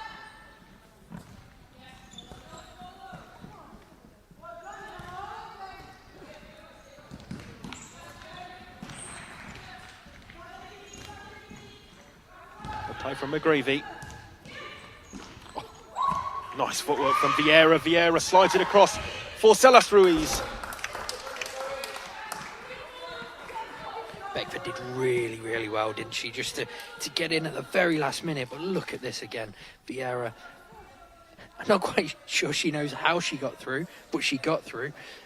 And then as she does, it's a lovely little ball to that second post, and they're desperately unlucky. You see the kicking overturned again on the near side, so just a lack of attention on those, Matt. Just got to... That's it, yeah. I think she was... They obviously had a set move they were waiting for.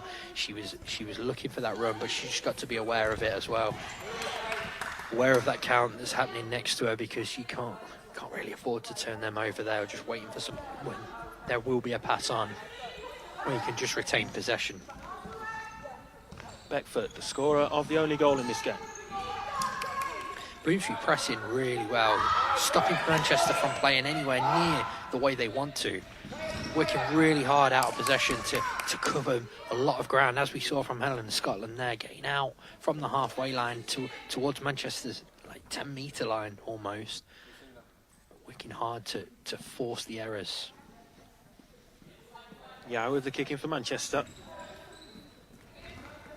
Back to Beckford, good ball forward through the first line of Bloomsbury defence. Good challenge, gets him well to win that back. Beckford with a block. Beckford overruns the ball. Free kick for Bloomsbury. Yeah. Brave challenge there. And Beckford will feel a little bit disgruntled to be sort of full foul of that one. I think whoever gets to that one first is always going to win a free kick, because both players were going in really committed, and it's just the nature of that kind of challenge in a game, isn't it? Let's hope that Celas Ruiz is okay and is able to continue. She's got a bit of a dead leg at the moment and sort of been carried off by her goalkeeper. See it again as Beckford powers through. It's a strong challenge. Yeah, it's just a case of Celas Ruiz got there slightly before, didn't she? Great feat again from Vieira. Yeah, Vieira trying to make things happen for Bloomsbury. Save. Straight to Harkness. Hands up quickly. Yeah, she'll be happy with dealing from shots from that position, a goalkeeper of her experience.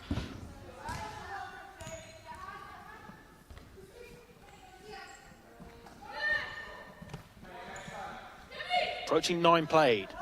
Just the one goal. It's gone the way of Manchester. High and long distribution.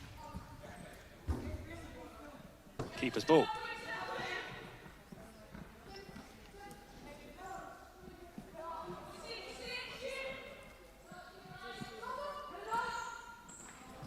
Donker. Overarm throw out. It's gone behind for a corner. Last touch off Manchester. Cheap corner to give away that. Was, yeah, a little bit of lack of communication. Maybe the player who was in behind could have taken it rather than the one who made the contact. Just a little bit more organisation needed from them in defensive situations. But Bloomsbury are causing these errors because of the way that they're playing. Been really impressed by the way they've asserted themselves on the game. Scotland Sanchez. Still Paula Sanchez. Good save, Harkness. And on the follow-up, it's over the top from Aldine.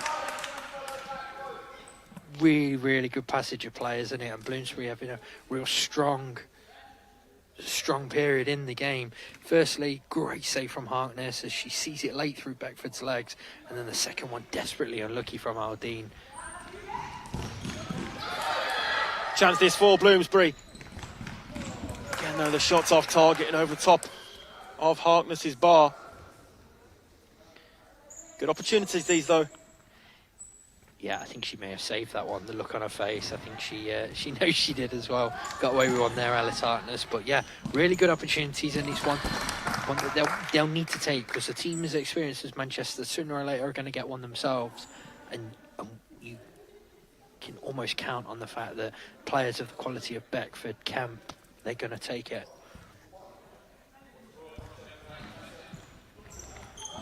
That was a loose pass. Fortunate for Manchester that they keep possession there. This is Kemp up against Sanchez. Good toe in from Sanchez. Yeah, really good challenge. Again, really impressed by how Bloomsbury are working out possession, working really hard off the ball to cover the ground, make sure that there's no space, no opportunities for Manchester to exploit them. See what they can work from this kick in.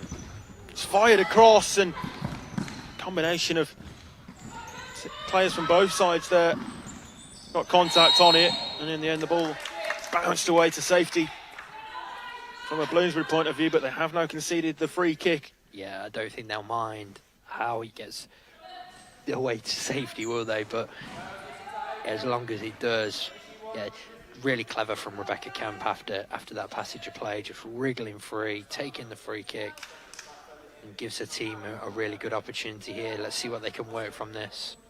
Halfway through the first period, Manchester with the free kick.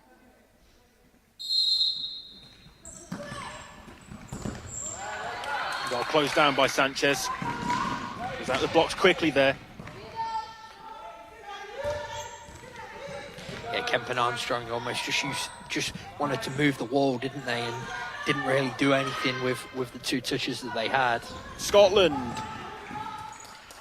Good take from Harkness.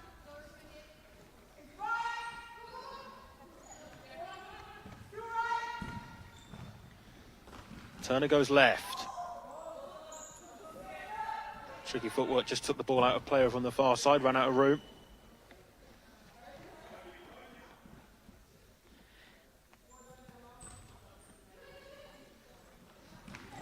Aldine the option on the near side.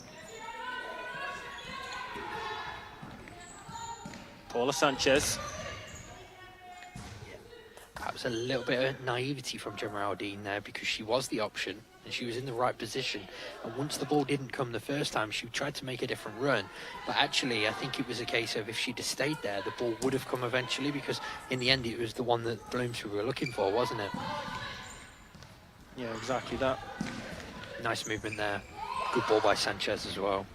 Yeah, nice parallel. And Sanchez looking for the return pass as well. It's Paula Sanchez, just trickled away. Adola Yu, loose pass, dealt with well though. In the end, by Leanne Turner, her pass was then loose and goes out for Bloomsbury kicking. Yeah, Manchester causing themselves a few problems there. They know Bloomsbury are going to be happy to press them. Oh, brilliant. Really good feet. Really strong footwork that. Silky on the eye from Helena Scotland. In the end, only wins a corner. At 1v1, technically gifted. And you can see Bloomsbury, as soon as they get that opportunity, any of their wingers 1v1 are looking to exploit that 1v1 battle, aren't they? Happy to go and beat them, happy to go and engage. Really good from Helena Scotland. Harkness. Goalkeeper distributes short. Castellini's attempted pass intercepted. Yao shields it out. Referee James Jarrett just attending to Raffaella Castellini as well.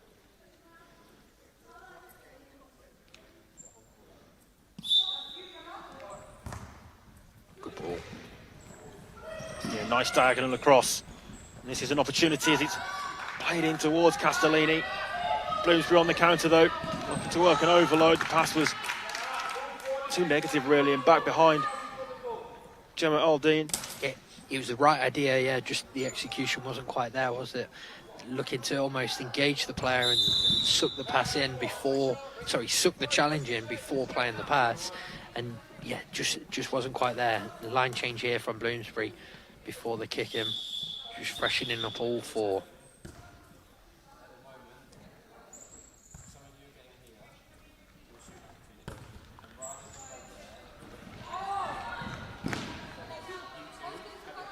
Okay, McGreevy running out of room on the right side. But again, looking to engage 1v1 as soon as they get in any of their wingers into those positions there, they're looking to go, aren't they? And they're looking to try and beat and cause overloads in high areas of the court. It's good from McGreevy, really good ground. She started central and she's out really, really quickly to cover the winger.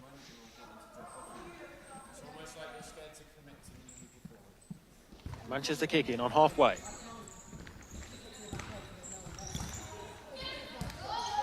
Touch off Turner, comes back to Bloomsbury.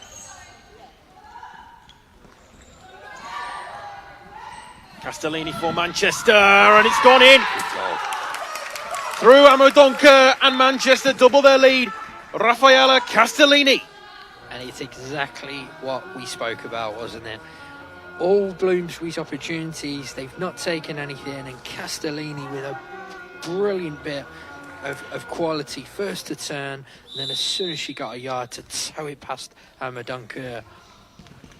Manchester now have breathing space, and after having large periods of this game without the ball, they'll be really pleased with that. Bloomsbury looking for an instant response, and it was Louise Hogan attacking down the left side. An important header from Lauren Beckford takes it behind for a corner. 2-0 Manchester then. It's played back on the set piece for Thackway.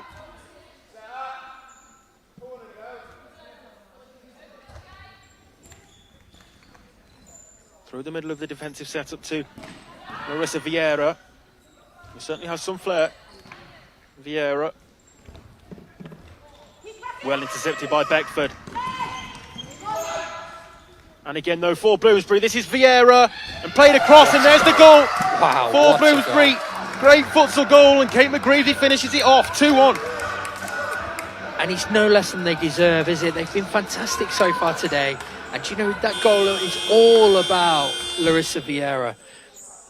Fantastic in possession, looking to engage a player, looking to win 1v1 battles. And then in that situation, there was calm, composed, and look for that pass for a teammate to roll home.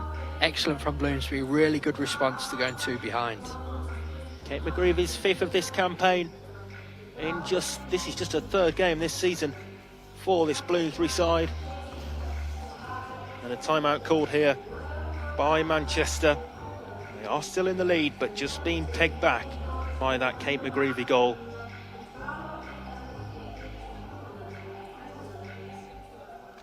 Manchester have plenty of quality throughout their squad. Their joint scorers this season are Rebecca Kemp and Eleanor Betteridge, who's not here today for Manchester, so she's a miss for this side. They have 8 goals each. But an interesting point in this first half, in which Bloomsbury deservedly got a goal, got on the score sheet, and have their tails up. Definitely, yeah. They've played really well. It was no less than they deserved to get something. They'd have felt grieved to have gone 2 behind, wouldn't they, with the way they've performed so far. And yeah, they'll be really, really pleased. It's a mark of how much they've progressed, that they are challenging what is one of the 2 real pillars of women's futsal in this country, alongside Helvecia in this Manchester team. They've been at the very top of the game for such a long period of time, and Bloomsbury right in there.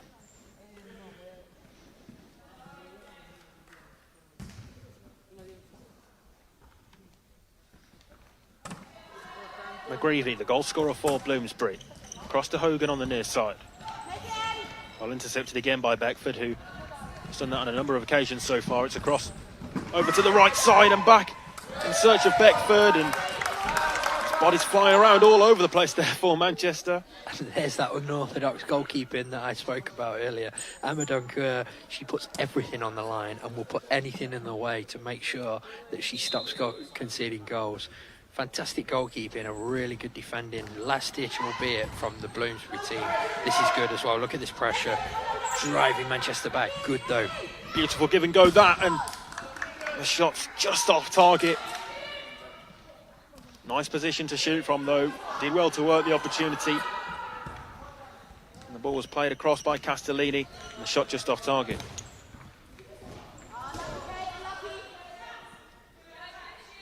Six minutes till the break. 2 on the scoreline in favour of Manchester. So we'll take another look at that latest chance, and unorthodox keeping from Amadonka, but did enough to keep this Manchester side at bay.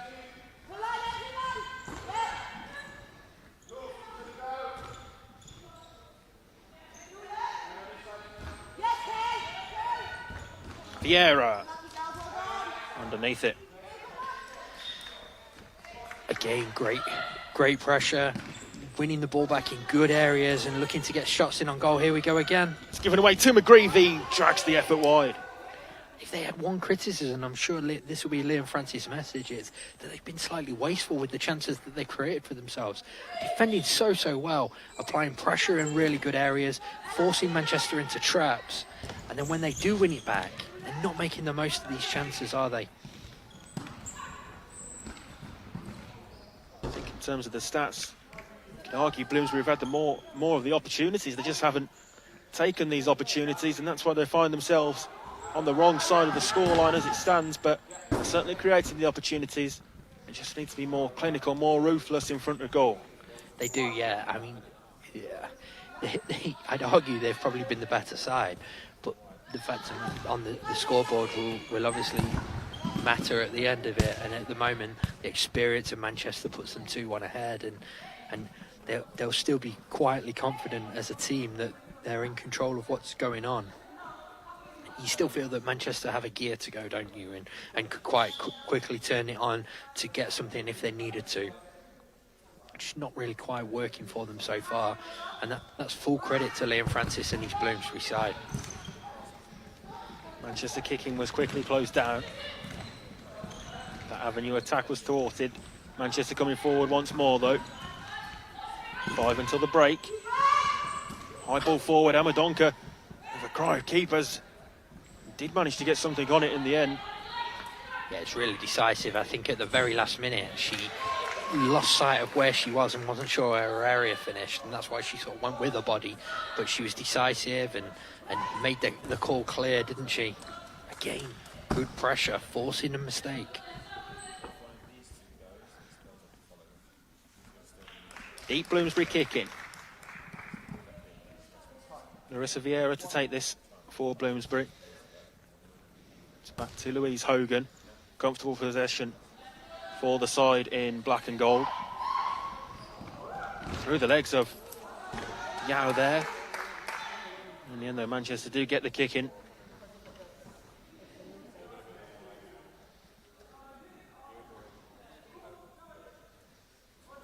Yao. Back to Beckford. Yao picks up possession once more. Good ball forward. Nice layoff as well as Bloomsbury managed to win the ball back. Came out of that battle on top. Hogan. And this is Vieira. Again, just drags the shot slightly off target. It's almost unorthodox about the way Larissa Vieira's playing the game. There, she's in a position where she has no right to win that ball back, but she does. And as soon as she does, she's looking to get that shot in on goal, isn't she? It's just unfortunate that she's dragged it wide of Alice Harkness's right upright.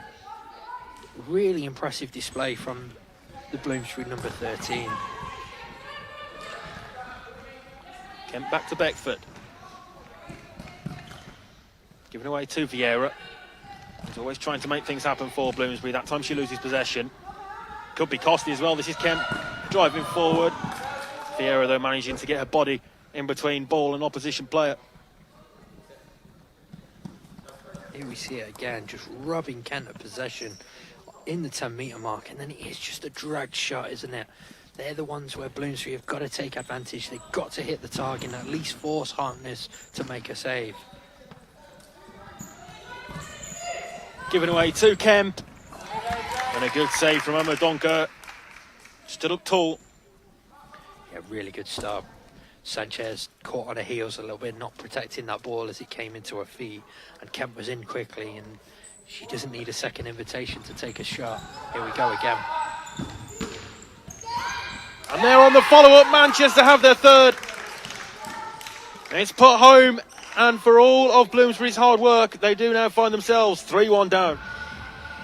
It's just experience futsal, isn't it? A really well-worked corner. The block becoming the second run from Carla Armstrong, and she's there to tow in the rebound past Emma Dunker after a really fine first save. Really good from Manchester. And this is what I was saying, Isaac, that for all Bloomsbury's dominance of possession, let's say, they haven't taken chances, and Manchester will be quietly comfortable that they've taken theirs. Chance there at the other end for Bloomsbury, but Harkness equal to the effort. And I think Scotland will be the target again on this one. Decoy run there, back to Scotland. A little bit deep maybe to take the shot. He's good defending anyway. Carla Armstrong with her 6th of the season has given her side Manchester a 2-goal advantage and breathing space between the side and this Bloomsbury team, and for all of their hard work, do find themselves 2 goals down. That's a nice parallel ball though to Sanchez. It's touched behind by Kemp.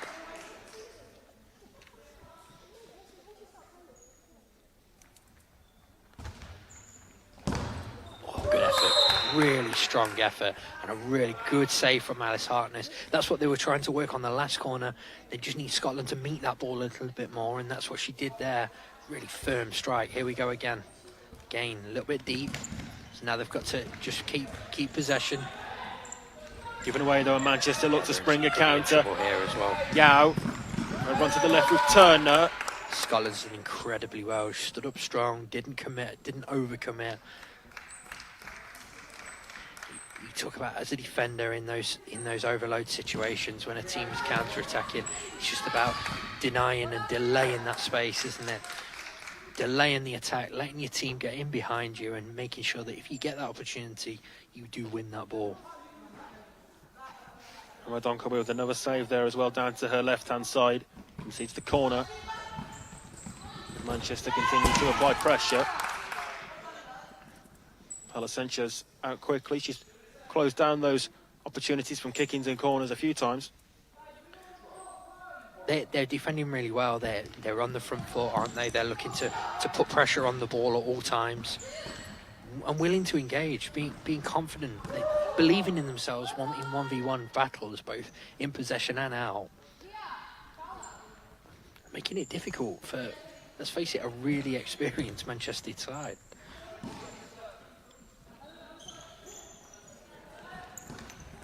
Sanchez. Good ball, really good ball. Vertical ball into the feet of Helena Scotland. The return pass was just behind Sanchez. Sanchez used a really clever run there to just find that pass into Helena Scotland's feet, and then made a second run off herself to receive it back. And the return ball probably wasn't quite of the right quality that she could meet it, and the shooting chance was gone. But Bloomsbury are trying things, aren't they? Unfortunate there as well. Really good defensive pressure. Could have won the corner. Oh. Scotland was onto that quickly, making sure that they won back possession anyway. But I've been really impressed with them this half. I think Scotland from range, and it's blocked by Leanne Turner in the position right in front of goal. Exactly mirror those thoughts though, Matt. Impressed. Desperately unfortunate to be, yeah. They're going in 3-1 down, and will feel really aggrieved because they've played so well, and they're almost winning 1v1 battles. There we go again. Really good challenge. Strong from Scotland. challenge. And Won the the ball second one as cleanly. well. Second one maybe a little bit rash, and different referee at a different time might be calling on that second one. But yeah, she's strong, isn't she?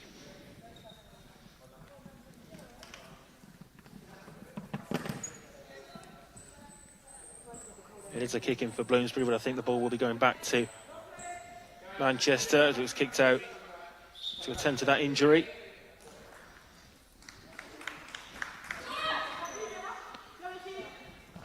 Final minute then of this first half. Manchester lead by 3-1. Hogan.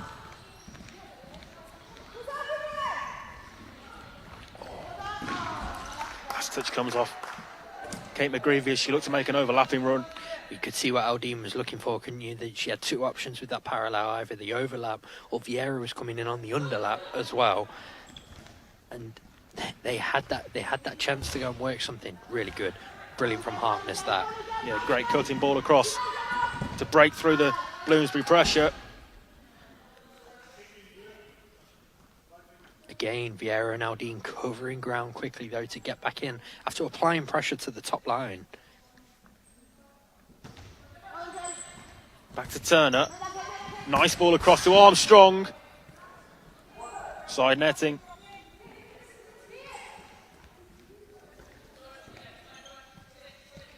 Final 20 seconds. Pace has got to be quick. Lofted ball dealt with by Adora Yao. Now Manchester with 5 seconds left, and it's an important block because the runner was on the overlap. And that will be the end of this first half on match day 2 in the FA National Futsal Series Women's Tier 1. And this is match 3 of 4 today at half time. It's Manchester 3, Bloomsbury 1.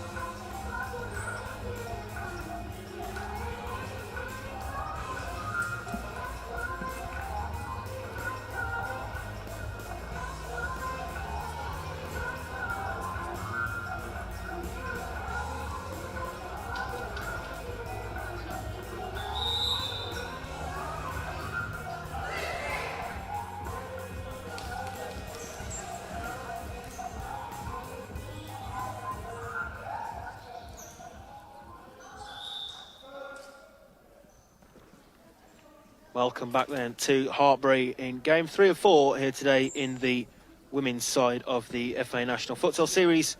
And we are ready for the second half as Bloomsbury get us going again.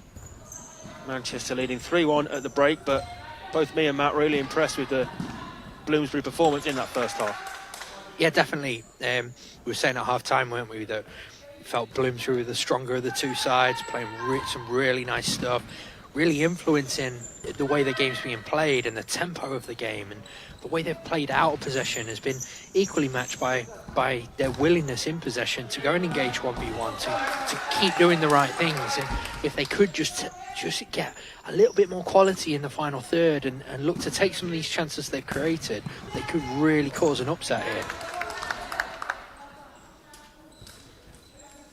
Salmon in, looking for the ball forward to Castellini. Runs out for a Bloomsbury kick in near side.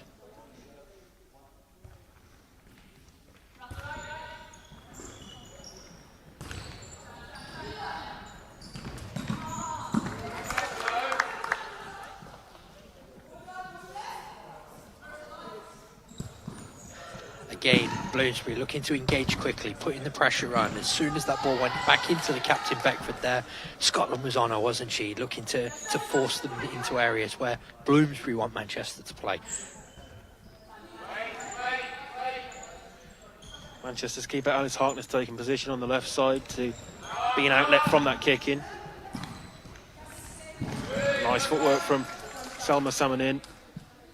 Manchester kick in left side. It was great footwork from Salmonin, and Vieira did well just to keep an eye on the ball almost, really, and just sew it away.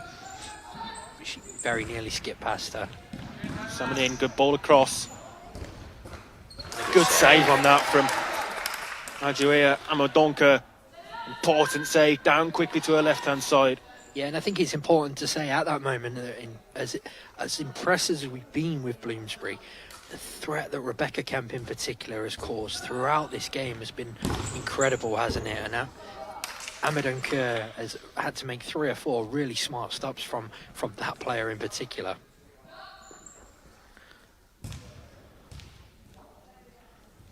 Amadonka choosing to go short. Sanchez. Vieira. For the long diagonal. Really decent good idea. Yeah, really good idea. You see what she was trying to do.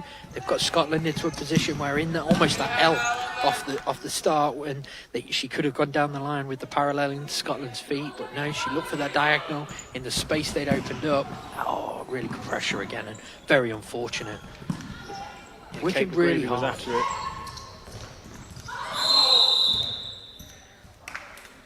Yeah, handball given against Manchester there, so kicking inside there in half for Bloomsbury. But again, it is really good defending, Isaac, because they forced Manchester to go and play in an area where they almost funneled out the attack. Salmonin, option to the right. Salmonin looking to play it across for Castellini. Madonka's on hand to gather. Yeah, fantastic goalkeeping.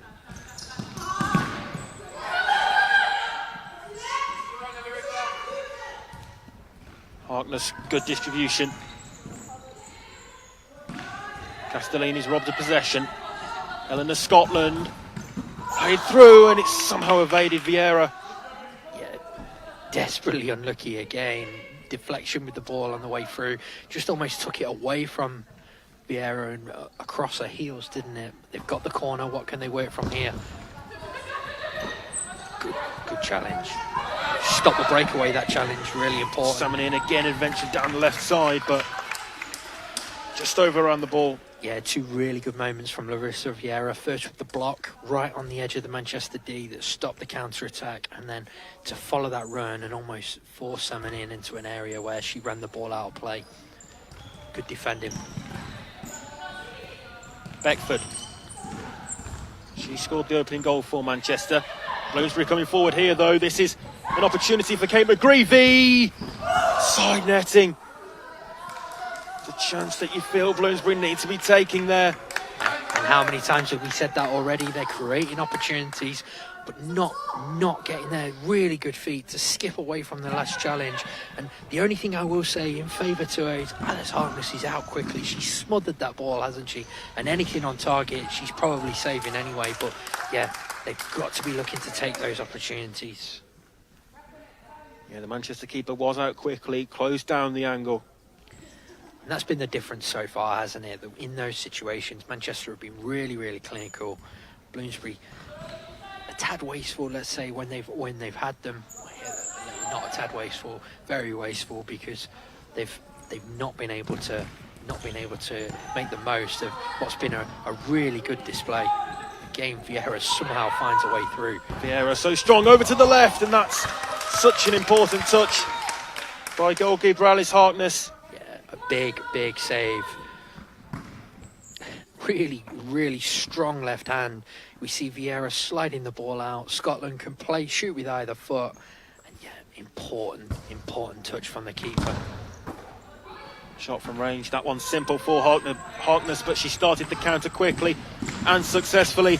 This is Yao. And it's still there for Manchester, and in the end it's good defending by Scotland, who got back behind the goalkeeper initially and was there to clear the danger. Yeah, really good moments from both keepers in quick succession. First, Harkness, another good save, great quick distribution. Then Amadon Kerr with an excellent save. Oh, and the goal there for Manchester. It's taken a touch, the last touch I think of Paula Sanchez. An unfortunate one that's taken it past the goalkeeper Amadon Kerr, and it's added to the scoreline for Manchester. They lead by 4-1. And has that not just been the story of the game? Bloomsbury have been so strong, but as we have a look at it, Kemp again, and yeah, Sanchez just almost caught wrong side. It was almost wrong side of the ball, wasn't she? And when she's made some contact with it, it's deflected past the keeper.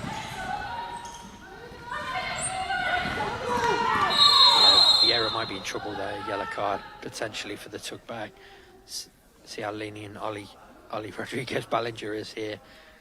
Yeah, I think it's going to be a let-off and just a talking to, but it certainly seemed like a cynical, deliberate foul on the pullback, a tactical foul, but it will just be the free kick for Manchester.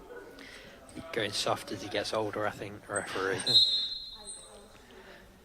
It's taken short to Yao and well blocked by Louise Hogan.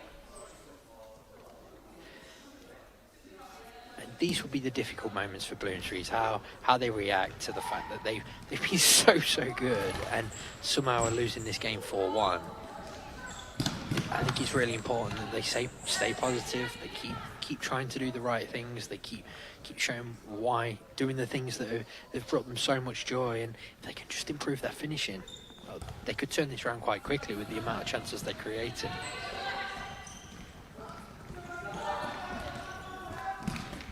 Captain Lucinda Lawson back on for Bloomsbury, wearing the number 6 for the team in gold and black.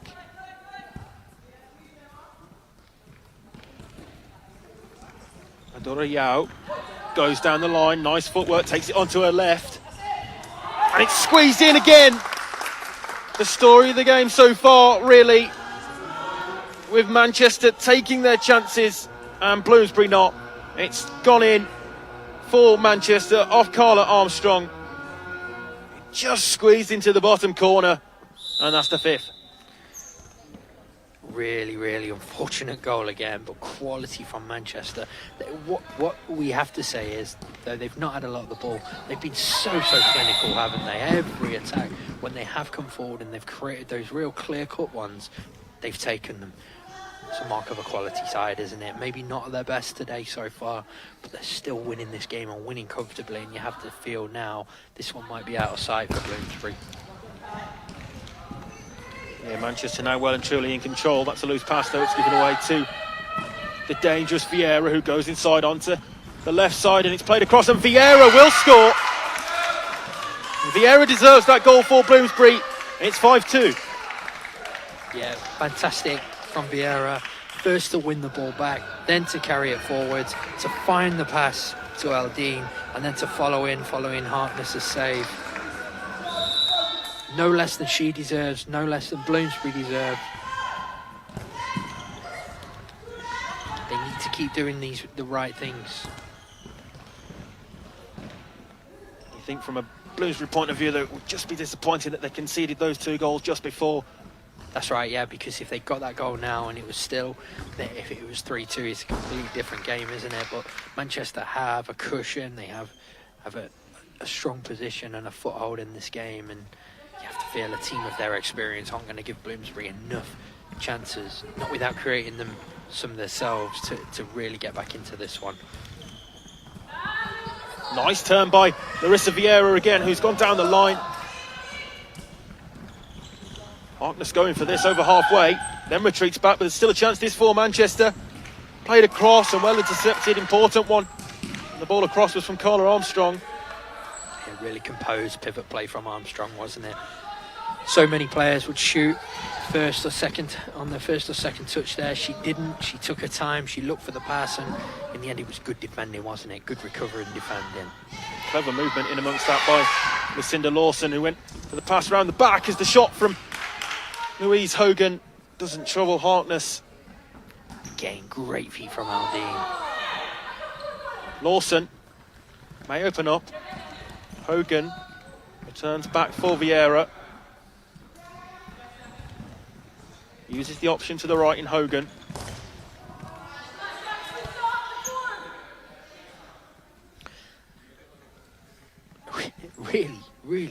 Really good start to this half again. Manchester have been really solid, taking chances. But Bloomsbury really still trying to assert themselves on the game, not been fazed by the fact that they were 5-1 behind and seemingly out of it. They've got their goal, and you can see they're looking to influence the game again. Great pressure from Aldine and Vieira there, forcing Manchester back towards their own goal. Still plenty of time left in this one, and Bloomsbury have shown more than enough to suggest that they could get back into it, but it's the experience for Manchester. They certainly will not panic. They know they're in a good position in this game, and they'll be looking to hold on to it and extend the advantage.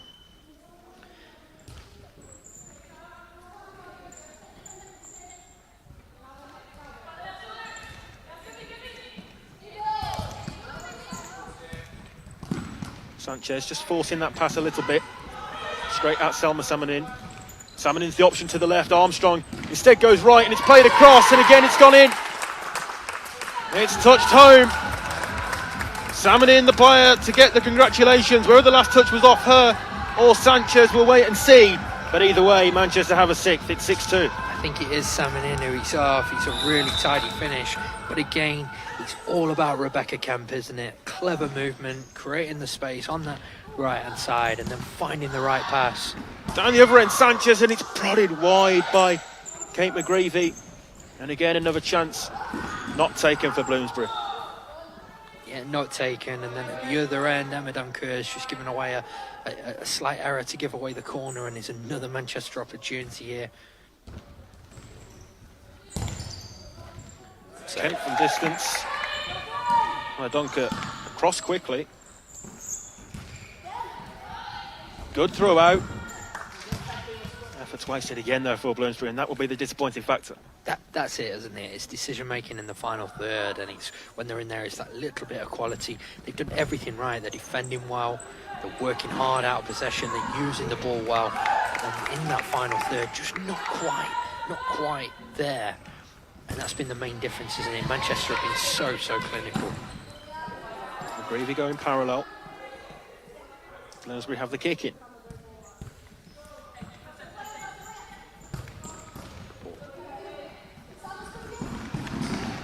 Beckford, Bloomsbury win it back again. McGreevy trying to go herself towards goal. Salmon in. Option over on the far side. An important touch by Scotland, who skewed the clearance but got enough on it.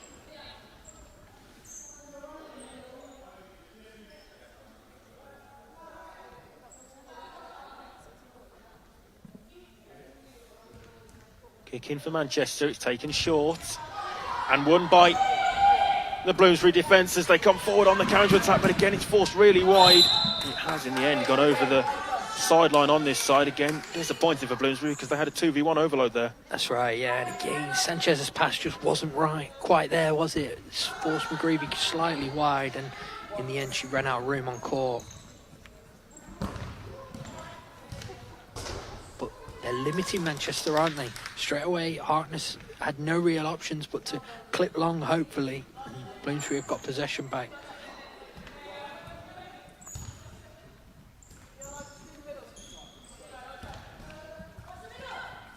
Sanchez for McGreevy. Good pass forward to Thackway, just failed to control though.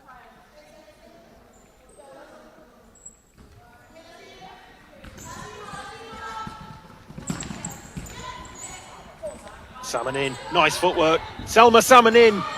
Great defending to deny her. Still there though for Salmon in, and it's still, and there is another goal for Manchester. Lauren Beckford, the captain, with her second here today, and it's 7-2. And that has been the difference, isn't it? I'm just looking at Liam Francis on the Bloomsbury bench in front of us. Clear frustration because they played so well, but they're 7-2 down simply because when Manchester have got those opportunities, they have taken them. They've made sure they've taken every one, and it must be extremely disheartening for this young Bloomsbury team who have at times performed so well in this game. Yeah, we felt that Bloomsbury may feel hard done by to be 3-1 down at the break. If you take this second half in isolation, and a further 4-1 down in the second half as well, but there has been plenty of positives in the game for them, as well as in the game 2 weeks ago. The first half of that game a fortnight ago in particular would give them much confidence moving forward. 3-0 up in that first half, went on to hold and see the game out. For Manchester, I guess it's a case of finishing this job now and really ensuring that they wrap this up. In terms of the scoreline, they seem far and away ahead. Just taking control of this game, controlling proceedings, keeping possession, working opportunities, and making sure they're being resolute in defence.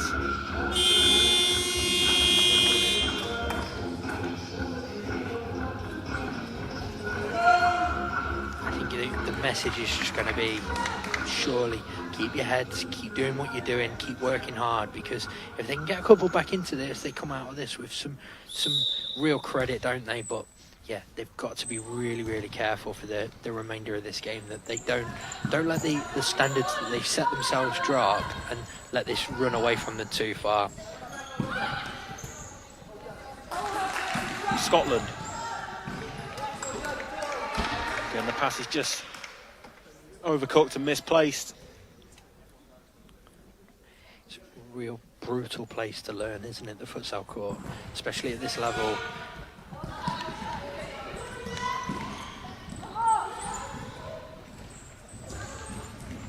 Manchester looking for an 8th. Looking to add further pain for this Bloomsbury side.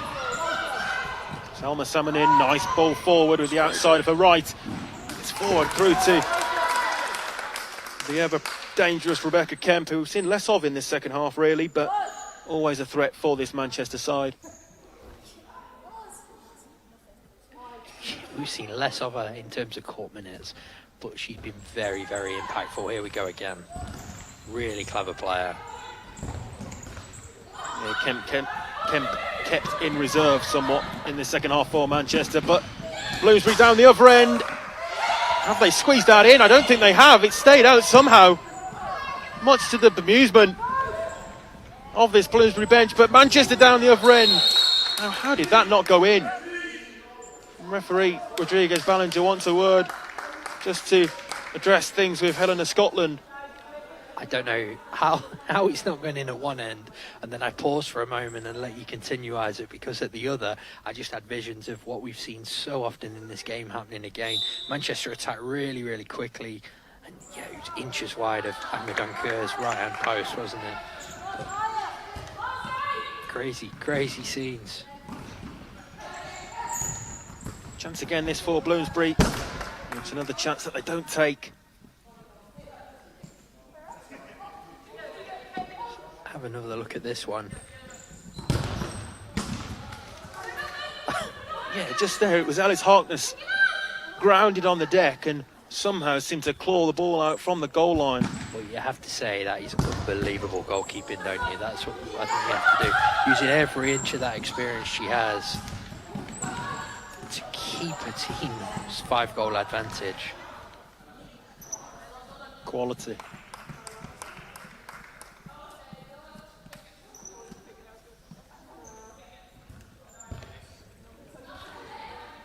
Wilkins takes the kick in. Back to Rebecca Wilkins.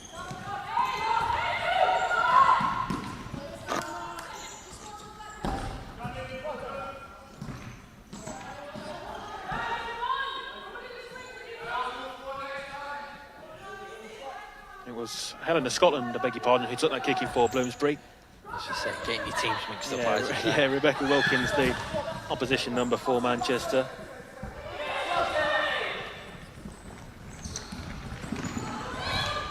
Salmon in, racing through, and Donker's on hand once more. Salmonin's really grown into this game, hasn't she? Didn't get a lot of minutes first half, was in and out, but in this second half got a goal and had quite a few minutes and having some really good moments. Again, 1v1, really impressive player. Harkness long and direct as Castellini takes a tumble to the ground. Referee's counting, now Donker has to be quick. As Bloomsbury ring the changes, wholesale changes. And Cinder Lawson for Vieira. Bloomsbury have actually controlled much possession in large portions of this game. They controlled possession, controlled the tempo, created a lot of chances, but the key stat. Yeah, just find themselves on the wrong side of the scoreline. And you've got to give credit to Manchester with that, because they've defended well, and then what they've done is when they've got into those chances, into those key areas, they've made it count, haven't they? And they've used every bit of that experience. And we spoke about the quality of the likes of Kemp, Armstrong, Beckford, the captain, who we've not seen a lot of in the second half, but has still been really key in moments. Again, we see Kemp spinning away, just driving a team up the court. And again here, the nature of this Manchester team, this is a really good area now.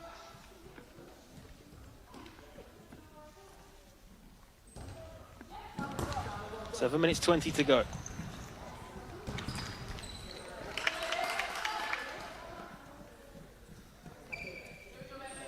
Castellini's safe for Manchester.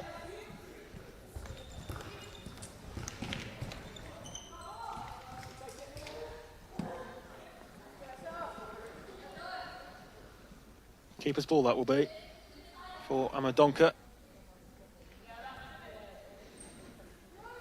Drop short for Louise Hogan. Manchester dropping off a little now as they try to protect this solid lead that they have.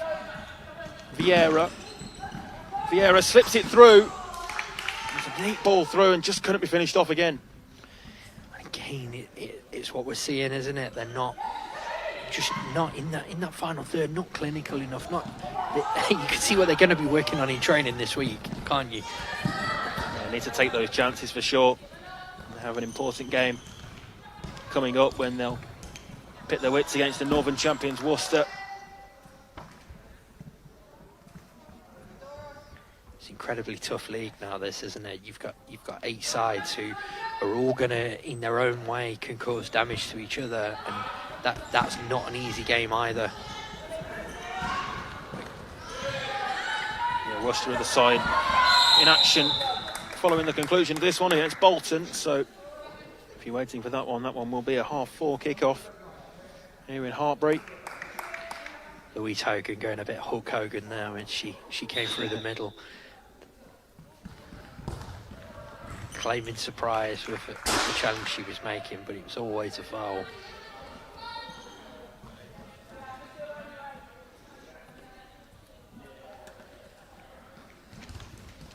Louise Hogan again for Vieira. Slips through Wilkins. Been really impressed with Vieira. A really talented young player, trying to make things happen, keen to have the ball all the time, looking to make things happen. Really good run to that second post, and Aldine's pass was well cut out.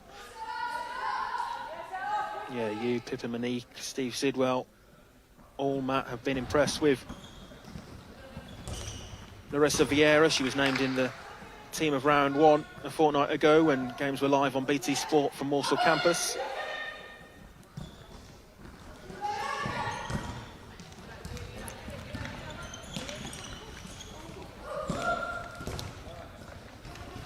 Wilkins. This is Aldine for Bloomsbury. Aldine in search of Hogan. Really unlucky. He's a clever ball through, wasn't it? And she was attacking the top of the D, just inches in front of Hogan, who couldn't get there.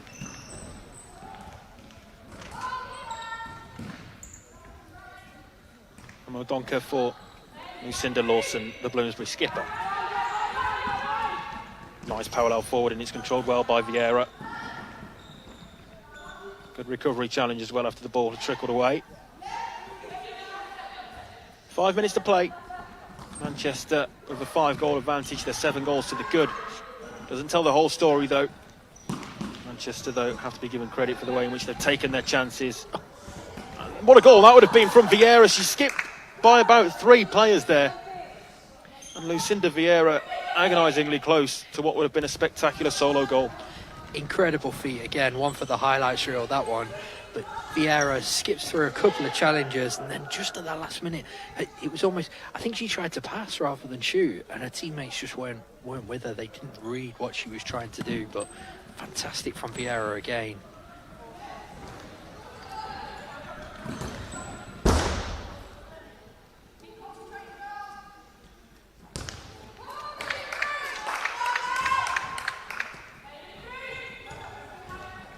Bloomsbury then just looking to ignite something and try to give them a spark as they go in search of what now looks as though it would be a consolation goal, but it's been an impressive performance and really want to take things into the coming weeks that they can build on, and that's the positive. You've got to take the positive side from things, and that's a neat skill from Vieira. She slips it through to Louise Hogan. She's a real box of tricks, isn't she? She's got everything. Some really good passing range as well. And that was a great ball through. And Hogan desperately unlucky not to get on the end of it. Timeout then called by Leanne Skerritt and Chris Barrett of Manchester. A really important moment for Bloomsbury, and also the Manchester here. I'm actually, this is another one where I'd probably be a little bit surprised Manchester calling this timeout. Gives Bloomsbury and Liam Francis an extra time to regroup, have a conversation. Manchester are in control, aren't they? They're not conceding goals, they're conceding a lot of the ball, but they're well in control of the game, and the games weren't. Or what they've actually done is given them a chance to have a conversation and him to get that message across that, do you know what? If you can keep doing what you're doing and you get a couple of goals back into it, it starts to become really difficult for Manchester in the closing stages, doesn't it? Yeah, but for Manchester, they'll be delighted with the way in which they've managed to battle hard out on court here today, and looks as though they will take 3 points. They suffered a Tier 1 opening day defeat, but the 3 points today will stand them in good stead for their upcoming game against Southampton Azteca, which will be a great watch, that one. The Aztecs winning earlier on today, 4-3 victory over the University of Liverpool. Chance for Bloomsbury, and another good save by Alice Harkness. She's been fantastic in the Manchester goal, hasn't she, when called upon. More than a match for everything. Strike. Well, Vieira's put the ball in the net, but it's not going to count. The referee on the near side spotted an infringement. I think he was on the block. He's given it as a charge and causing contact, but desperately unlucky, and it's a really good finish from Vieira again. Lucinda Lawson. Bloomsbury still trying to find that extra goal.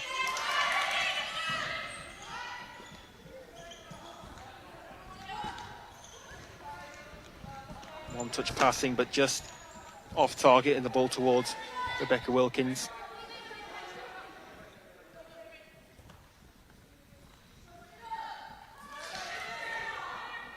Lawson for Vieira.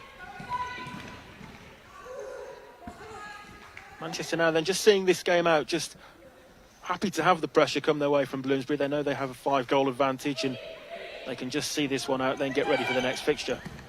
That's it, yeah. That I think that's what they've got to do. It's about game management, isn't it, for them? Make sure they keep this 5-goal advantage now. The nature of how this league will work, goal difference could become really, really important for them. So it's important that they maintain the advantage, they maintain the control in the game, and almost be happy to let Bloomsbury have it in a way. Just don't allow them the opportunities.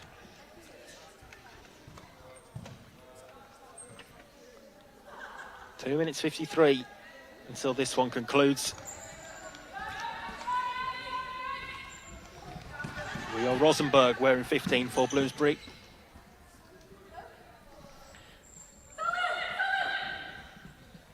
She's on for a short cameo at the end of this one.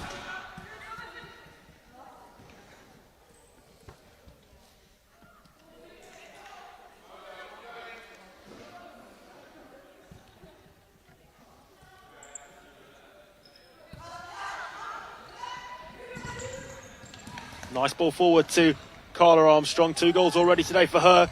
And it's a cross, and again it's gone in, and I think it's the second own goal. I believe the last touch came off Kate McGreevy. And that's 8 for Manchester. Yeah, really good again from Carla Armstrong.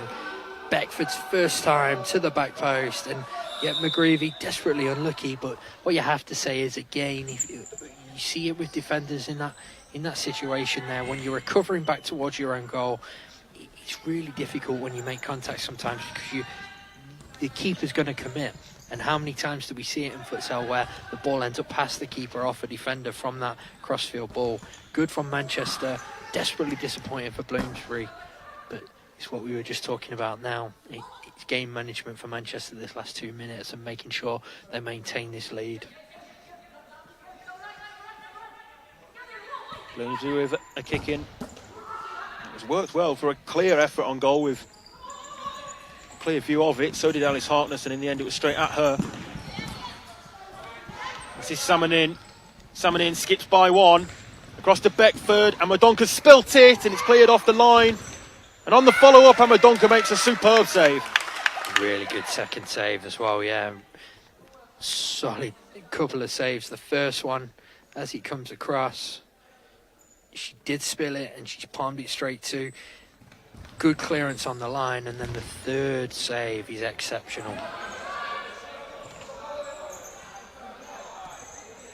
90 seconds or so left in this one then. Matt will give you a chance to think of your player of the match. Come to you for that in a moment or so, but Manchester are the team here who will be the happier of the two camps. They're the ones taking home all 3 points. I think in terms of player of the match, it's a really difficult one, because the player you want to give it to is probably the player who's the standout for performer, was Larissa Vieira, who has also been a major part of the fact that everything her team's done well. But I think the one I'm going to give it to is Rebecca Kemp, who I think everything Manchester have done, even in small doses, has been the quality that they've produced, and the fact that they've won this game has been down to her. Brilliant link-up play there for Manchester between Carla Armstrong and Lauren Beckford. Another 2 strong performance today for Manchester. And it's been about their experience, hasn't it? And I just think that Kempe in particular has been somebody who, in the key moments in this game, has really stepped up and used every ounce. So close there, and on the follow-up as well, over the top of the bar. But as you were saying, yeah, Matt, Rebecca Kemp, really strong performer for Manchester. Not on the score sheet, but it's not all about scoring goals. She's held this Manchester side together and been a real key player, a real key feature and reason as to why they're taking home the 3 points. Good defending.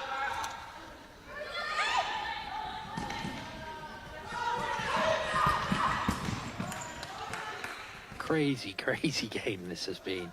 Bloomsbury deserve far more than they've got from it, and here we go again though. As the game's really opened up towards the end, Manchester look like they could quite easily get 1 or 2 more in this last spell. Yeah, towed out by Rio Rosenberg for Bloomsbury. 24 seconds remain as Manchester look to add to their 6-goal advantage. Long bowl down court. McGreevy. Final moments now.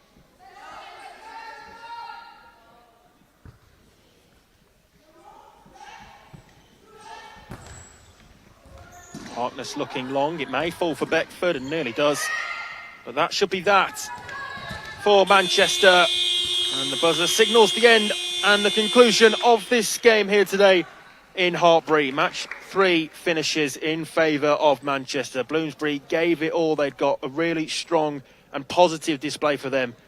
The scoreline doesn't begin to tell the whole story, but in the end, the final scoreline is Bloomsbury 2, Manchester 8.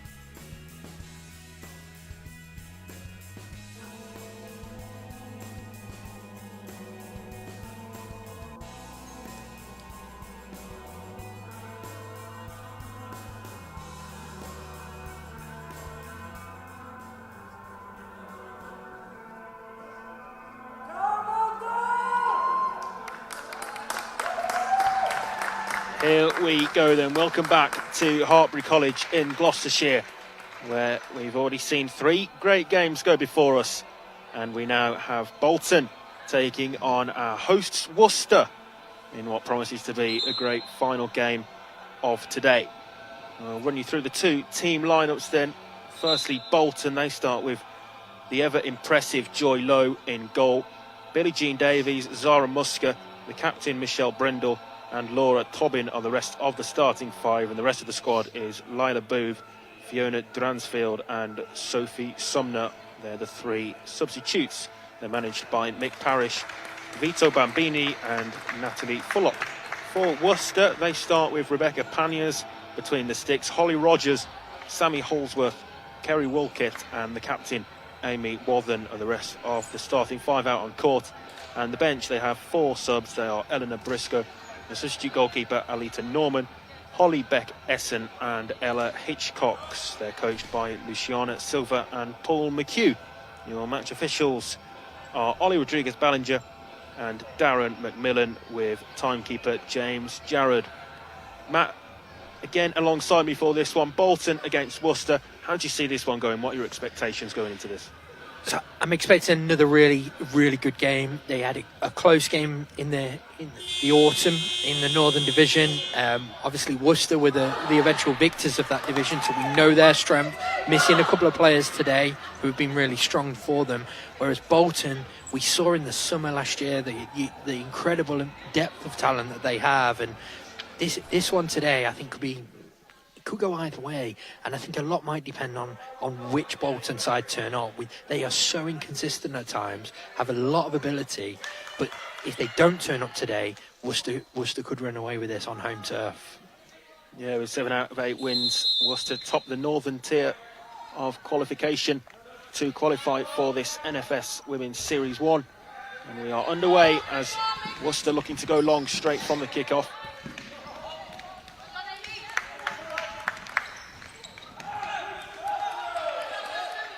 That one there runs in behind. Worcester in the dark blue and white with Bolton in red and white.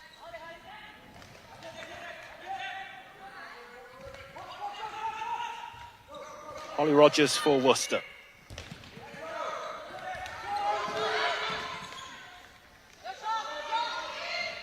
Musker had to be dealt with. Rebecca Paniers was equal to the effort. Yeah, really good start, and there we see one of Bolton's real danger players in Zara Musker. Early strike on goal. Panya's equal to it. Bolton appealing for handball. No decision forthcoming as Worcester look to start a counter and attack for themselves. Be really so Worcester straight away will look to isolate Holsworth 1v1 with Bolton's captain Leah Embley. Sorry, Bolton's captain Michelle Brindle even, and they'll be looking where they can. Opportunity there at the far post for Worcester. They can't take it though. First real chance. So that's the kind of position they want to get a player into. What, a 1v1 battle, and then get a runner to that second post. We've seen that's the staple of what they were so successful with before Christmas. And now it's something they'll look to build on today, even without their normal starting pivot and their top scorer from the autumn. Good ball forward, looking for Musker, just too far ahead of her though. And it does run out of play. And Paniers will get us restarted. Lively start to this one though, it's got a good tempo to it. And I think that's what we'd expect. Two really good sides, two sides looking to play with a similar style to their men's teams as well. Cutting inside there was Woolkit. It was actually blocked by a teammate, Holly Rogers, I believe. For a second then I thought Joey Lowe was going to step forward outside of a box, very, very, very close to the edge of it. Yeah, it was very tight, wasn't it?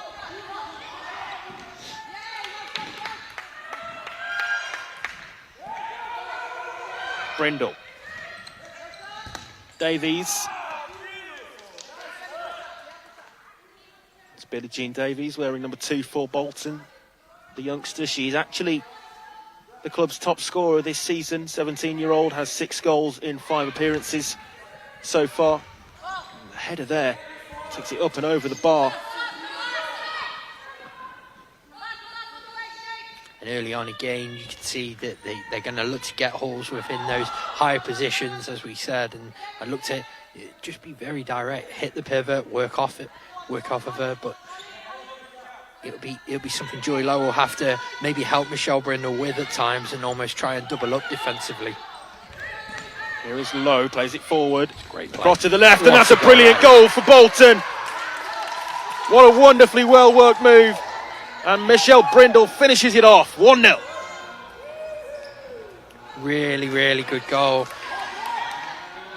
Great movement across the phases of play and into that final third, and Bolton really clinical, something we saw on week 1 of the season as well. And it's a really good way of silencing the crowd here, giving themselves a foothold, and then hopefully something they can build on for the rest of the game. A really solid start for Bolton then. Wasn't too many months ago that they were competing in the final of the Women's Super Series Summer Showdown. As you mentioned earlier though, Matt, just the inconsistencies since then have seemed to let them down a little bit, but we know the qualities that they have. Yeah, a lot of quality, and a lot of that inconsistency tends to come from really the fact that they seem to have gone through so many players in such a short space of time. I know Mick works incredibly hard with the group and has been desperately unfortunate with some of the injuries that they've picked up, and subsequently lost players' availability because of that. But yeah, they were so impressive in the summer on debut, and then as soon as they've come into the season, it took a little bit of time to settle, but once they did settle, they've really grown into it and look strong as we approach this second half of the season. Yeah, it's all to play for, that's for sure. Just match day 2 of the new Tier 1, the format of this FA National Futsal Series on the women's side of things. Holsworth looking to turn. Penalised. Yeah, took back on the shirt there, stopping Zara Musker from breaking away. And this is where Bolton have coped really well with the pivot there, and you just see that the whole just holding her back. But Bolton are going to have to double up to stop Holsworth having that room to receive that ball. If they can get that right, they'll get a lot of joy.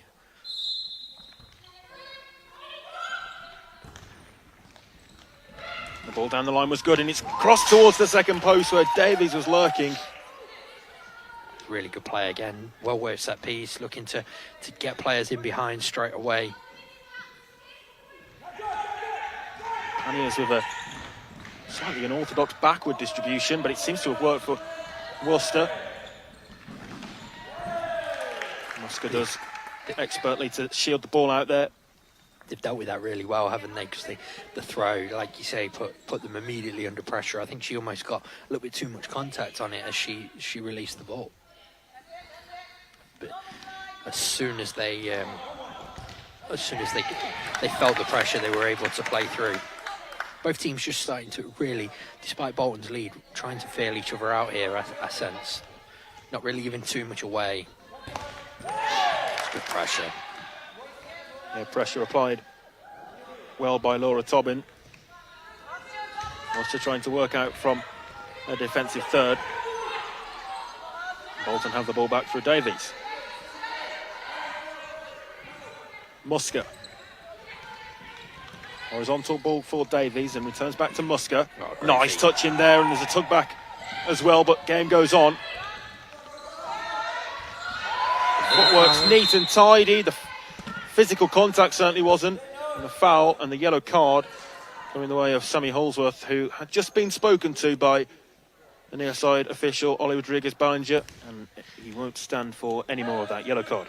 No, almost too much contact, wasn't there, from Holsworth there, and two really quick succession. It'd be interesting to see whether there was a foul, like almost a rolling foul in that. Doesn't look like that one's been put on here. For me, Bolton would potentially have a case for that one, but see what Bolton can work from this. Yeah, well, it looks as though they have something up their sleeve. Certainly blocking the vision as he opens up and it slides straight in. Never seen that one before, but it's nearly paid off for them. It's almost hiding the ball, isn't it, from view, and the gate opens and strike at goal. Really well worked set piece, and Panya stood firm, didn't she? Yeah, either side, and I think it would have been a goal there because not enough time to react to it when, as you say, just blocking the ball, shielding the ball. Clever idea. Oh, great feed. Yeah, nice turn by Tobin. Davies. Still Davies. Blocked away and behind. Bolton corner. It's been a fantastic start from Bolton, who since their last stoppage, really, where we said they were just trying to feel each other out, they've taken control, haven't they? Paniers did well there because Tobin was in close proximity. Walkett's lost possession and the shot from range is easily dealt with. This is Billie Jean Davies. Great strike, unlucky. Not far away. You can see every time Davies gets the ball, she's got one thing on her mind. First thought is, can I get a shot in on goal? And then if not, she's looking to just recycle that ball. But this, again, desperately unlucky as we have to take another look at it. Just literally a few millimetres wide of that left upright. 5 minutes played. Bolton a goal to the good.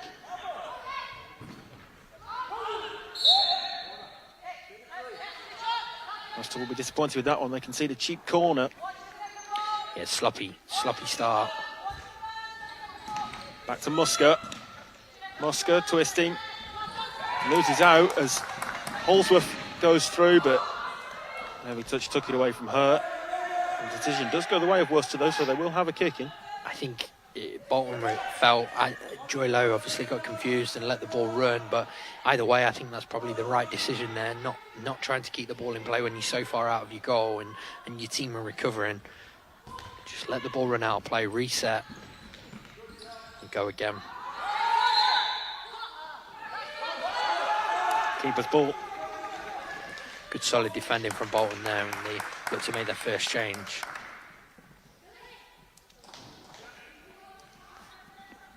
Yeah, it's the number 8, Fiona Dransfield, on for Bolton. Straight in amongst the action. The ball breaks for Kerry Walkett.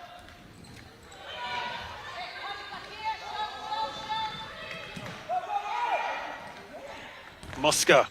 Good effort. Tipped over. Really good save there. Another really good effort from Musker. Strong in the challenge. Wriggled free of Holsworth's grip almost. And gets a strike in on goal. And Panyas had to be alert, as she does again. Fantastic save. Yeah, it was Musker teeing up Brindle that time. Michelle Brindle already with 1 goal today. And coming close to a second there, but Panyas equal to that shot. Joy Lowe over on the near side, taking up position as a fly. Brindle shoots against a resolute Worcester 2-player wall.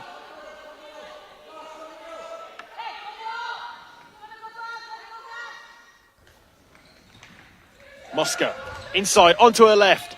Another solid save and the net's empty. Joy Lowe quickly retreating back.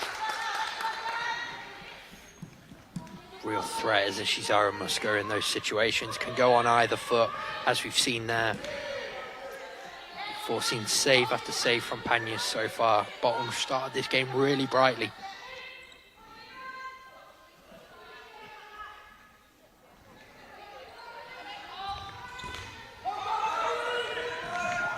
Yeah, Bolton got off to a very positive start in Tier 1 2 weeks ago with a 4-0 victory over Southampton Aztecs. And we saw the Aztecs get their first 3 points of the new campaign earlier today, so makes that victory seem all the more special.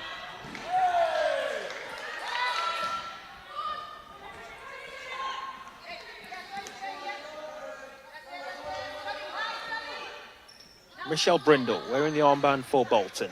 Uses low. Davies. Precise with the pass. Wants to win it back though. Heavy touch takes it out and away from Amy Wolfen. Yeah, it was really good defending from Bolton in the first place, and then just as she stepped forward, it's just a heavy touch, wasn't it? Just took it away from her and gave her no room. But again, really good from Bolton, looking to turn the screw. Brindle! Good save. Stop with the feet of Panniers. Just trapped the ball, really. Yeah, Walker go on for the keeper as well, because he's bounced right in front of her, and difficult sometimes to judge whether to go down or stay on your feet for them. Cutting ball through and Worcester have an opportunity. And towards the far post where Kerry Walcott was lurking. And goes begging for Worcester. Yeah, great chance there. Yeah, real opportunity. But it stays 1-0 in favour of Bolton. This is Lila Booth. Booth once more wearing 6 for Bolton.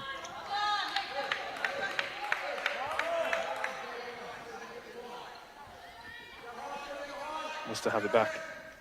Now through Wathen. Brindle got there first, made first contact, but Worcester coming down the other way. Brindle took a tumble to the ground.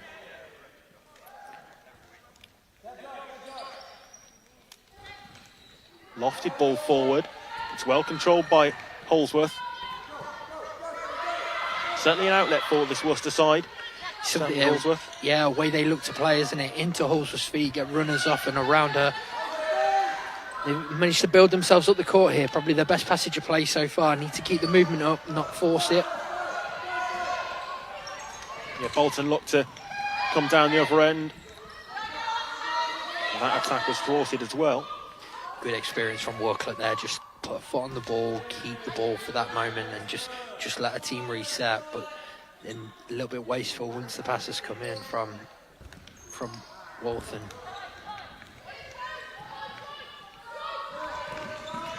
Brindle.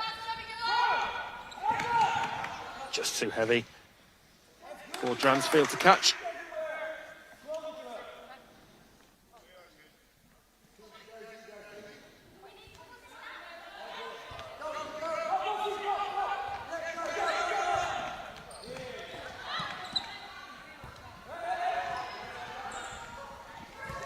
Bolton under pressure as Worcester look to step onto them higher up the court. Lila Booth does well to break through though.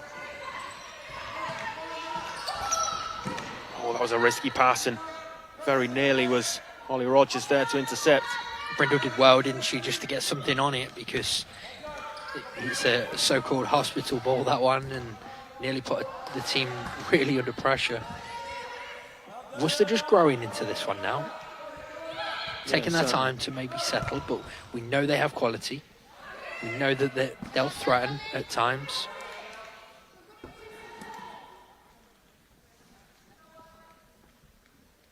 Kicking in a deep position for Bolton. Taken by Booth too low.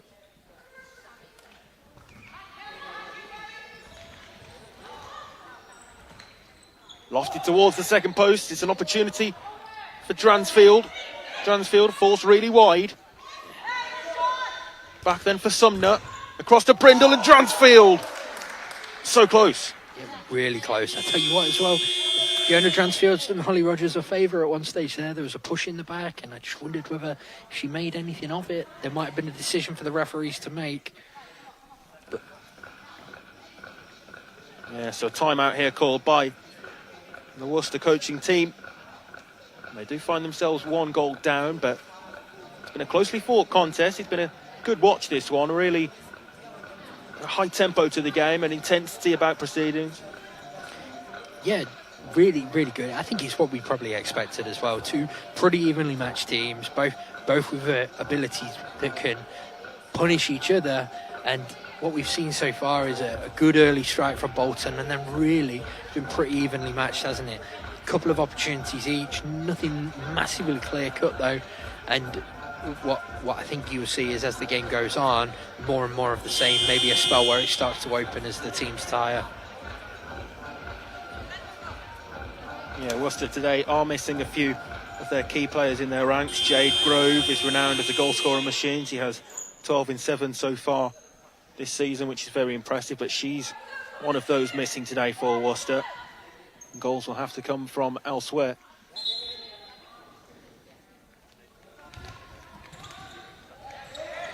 It's good again from Holsworth, holding the ball up. What's the corner?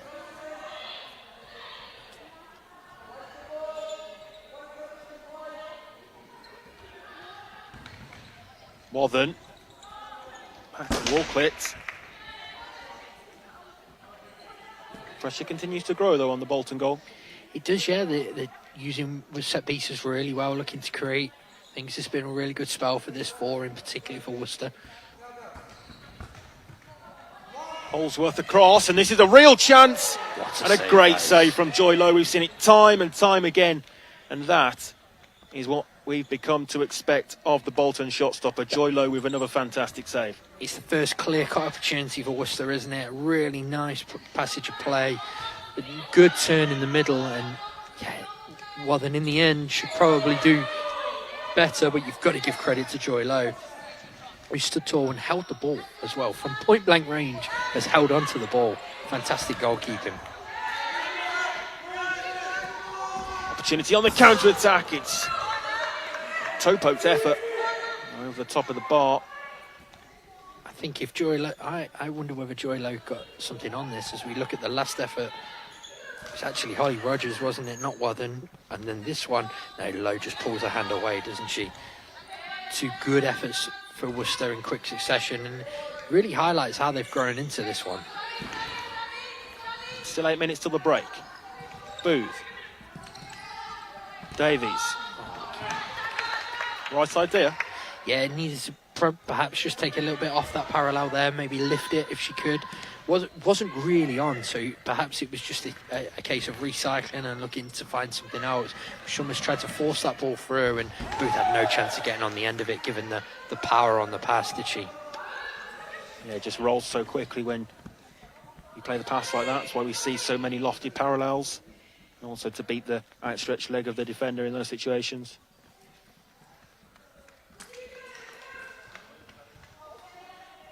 Worcester kicking. It's played directly forward and now back to Walcliffe. Walcliffe trying to skip through between two Bolton defenders. It's the team in red and white that's come away with it, and Musker is denied, but Booth on the follow-up has fluffed the lines. The net was gaping. Really good breakaway, wasn't it? Good decision from Tobin, first of all, to play Musker in on the parallel. And then great save from Panniers. And then here, just a little bit of composure needed from young Booth. And great opportunity for them to double their lead. They'll be disappointed not to take it. Great touch from Walcliffe.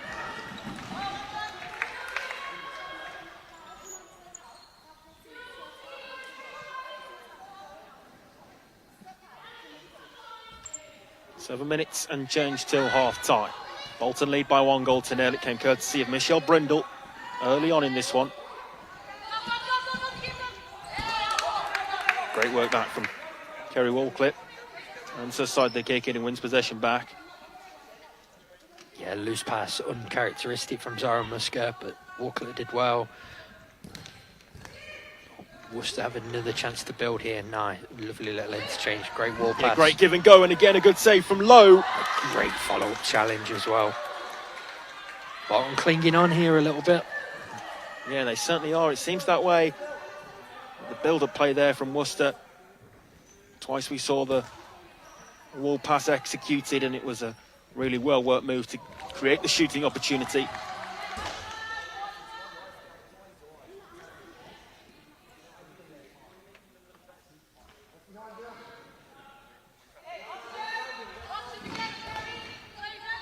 Into Rogers.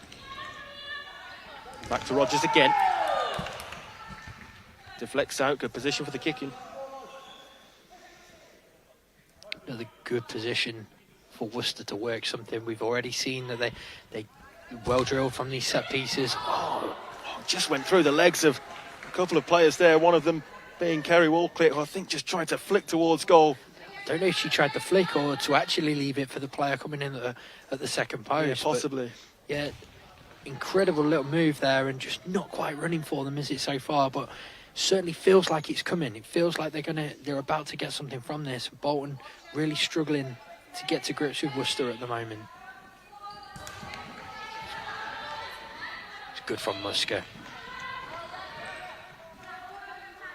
Ball clip breaks free and sustains possession for her side. This is Rogers, loses out though. Musker across to Booth.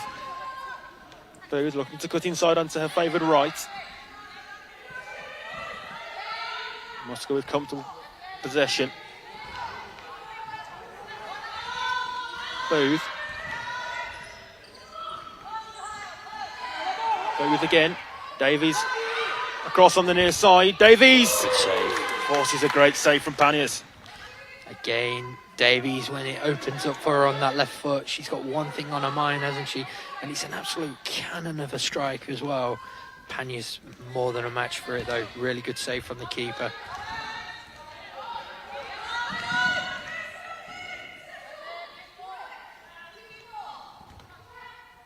Wallclitz.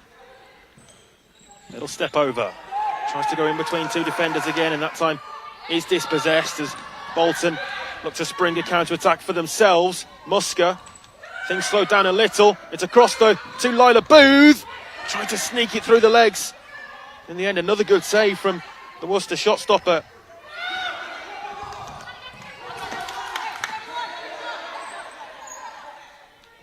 Really good from Worcester. Defensively here, just again as this game swung, the pendulum swung, hasn't it? Bolton now back on top, but Worcester just standing firm at the moment. This is the kind of thing they'll be looking for. Can they double up and get a breakaway? Walcott and Rogers did extremely well there to win that ball back. Hitchcox lays it back for Walcott. That one's loose and sloppy, disappointing. Yeah, well, we just have another look at Davis' strike here. Fantastic technique, and you could see it's flying in that top corner, isn't it? Real firm left hand. Joy Low again in an attacking position. Bolton kicking.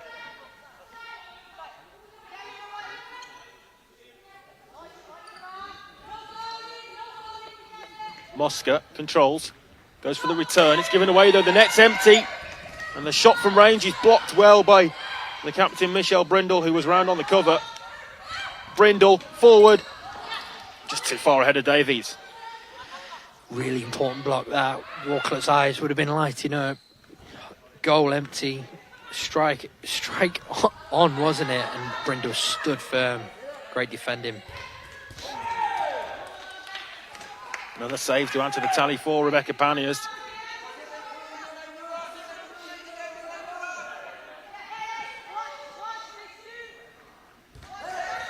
It's back to Musker. Great feet. Joy Low out quickly to deal with any danger. Gets over halfway. Davies.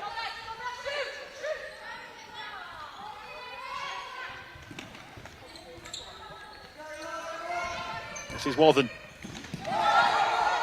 Bolton have it back on halfway. Wallclip. Chip ball forward. Should be dealt with and is by Joy Low. Again, a little bit naivety from Davis there, looking for that parallel. Needs to just lift it, take a little bit off it.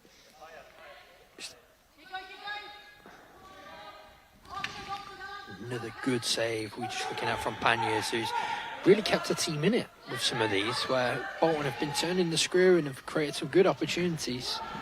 They'll certainly be the happier of the two sides as we creep towards half-time, won't they?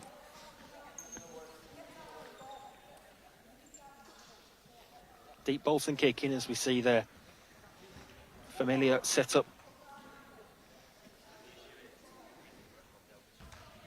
2:42 till the break. Just the one goal in this first half that splits the two teams.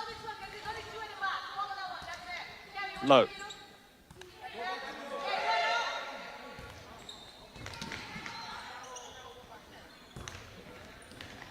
Good ball forward to the number 12, Laura Tobin.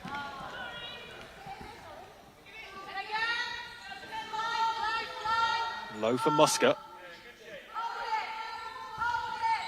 Musker for Davies, and Worcester happy to just sit half court at the moment. It's how they got more success against Birmingham a fortnight ago. Real disappointing unforced error from Michelle Brindle there. Experienced player, knows better.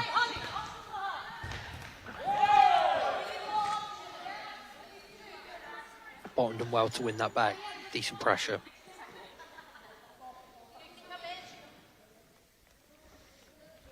Booth sets back for an opportunity down the other end. No, that was outside the box, and it was heading towards goal. And Joy Lowe could be in deep trouble here. She has to go. And Joy Lowe, for all the praise she's got over the last few weeks, I think maybe just lost her bearings. Give her the benefit of the doubt. It was outside the area for sure. It leaves the referee with no option. Yeah, instinctive, isn't it, as a goalkeeper there, to stick a hand out and look to almost make the save. And she got caught almost in no man's land, didn't she, where she wasn't sure whether to come and close it down or to drop off. Poor from Musker in the first place to lose it, and yeah, she just didn't know where she was, would she? She almost had to make the save, but creates a real problem for Bolton now. Yeah, no recognised substitute goalkeeper amongst the Bolton ranks on the bench. Be interesting to see how they manage this. So it looks as though their top scorer this season, Billie Jean Davies, will take on the responsibility and play in goal for, I guess, the remainder of this contest. Of course, Bolton have to play with just the four players in total for 2 minutes now after that red card, all until Worcester score, and they've got a very good chance of doing so here.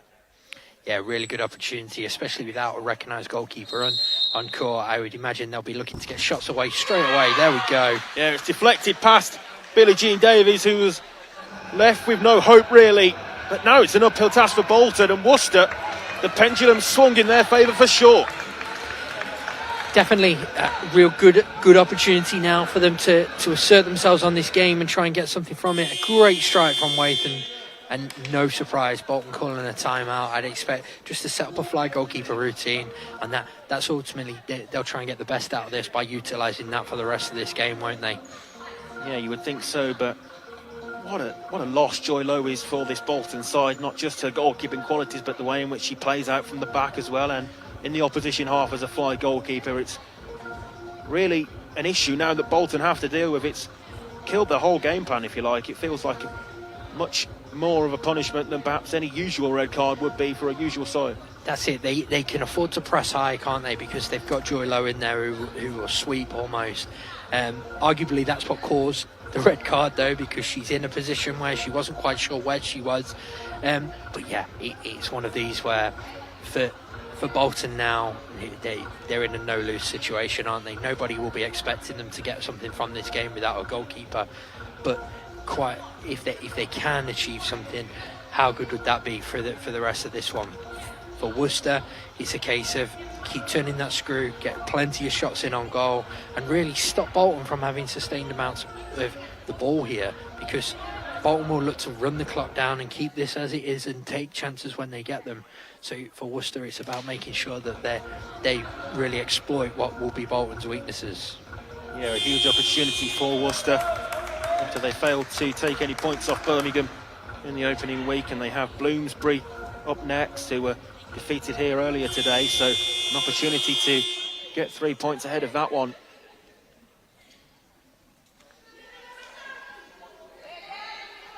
Difficult task for Bolton.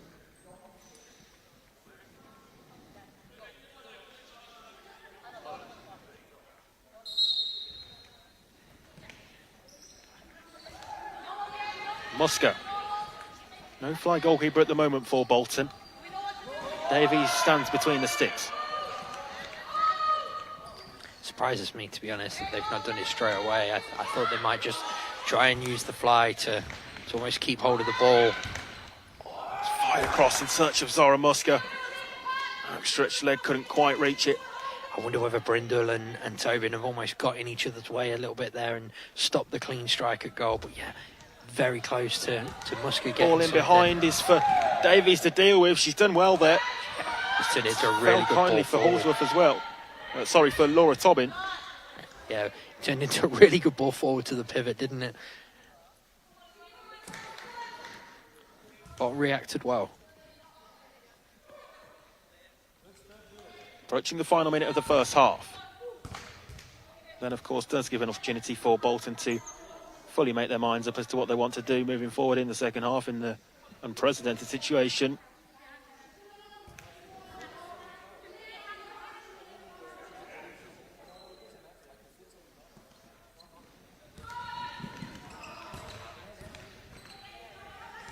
Mosca.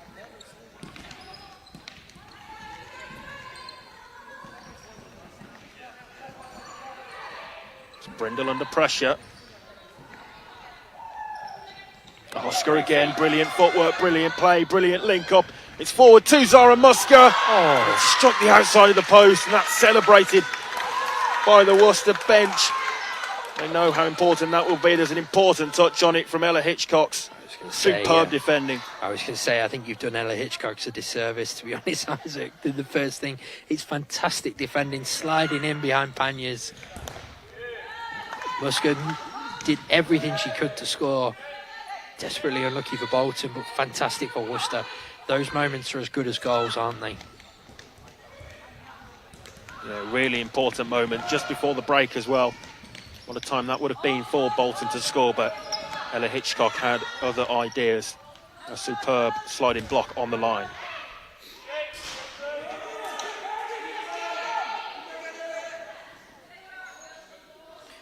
14 seconds on the clock. A really good opportunity here for Bolton to work something. Can they get a shot in on goal? Here we go. Mosca!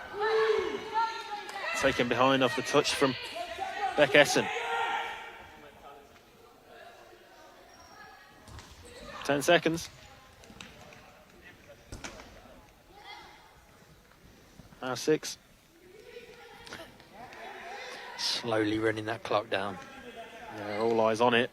Although Bolton will have to be quick if they're to work a shooting chance, which it doesn't look as though they're going to be able to do. And that does bring to a close the end of the first half. A really, really interesting contest. And it's set up superbly for the second half. 1-1 the score at the break, but Bolton, their goalkeeper, Joy Lowe, penalised, sent off for a handball outside the area with the ball heading towards the net. And that's the difficult task that Bolton and head coach Mick Parrish have to sort out for the second half. It's 1-1 at the break, but Worcester with the momentum. Join us soon, around 10 minutes time. You won't want to miss this second half.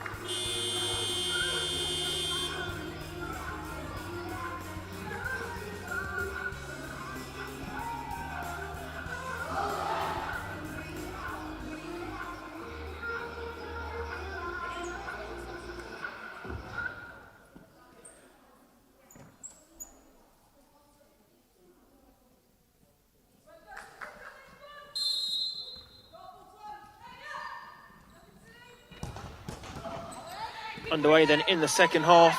1-1 at half-time.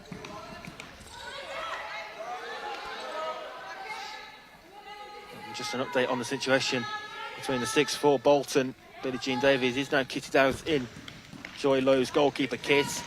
That's the knee pads on and all the gear, so it does look as though Davies will play the remainder of this game in goal. It's a huge responsibility for Bolton. It looks as though that was their plan all along, though, because they knew straight away who was doing it, and she dropped straight into that position, didn't she? Which would suggest to me that she's obviously done it before. She seems quite comfortable from what we've seen so far.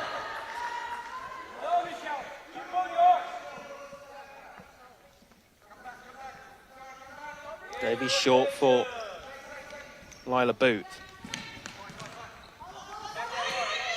One half of futsal left to bring to you today before the men's action tomorrow. Stab towards goal. And Michelle Brindle not too far away. The Bolton captain close to a second. Really nice move again, and just needed to get somebody in at that second post, didn't they? Brindle did really well.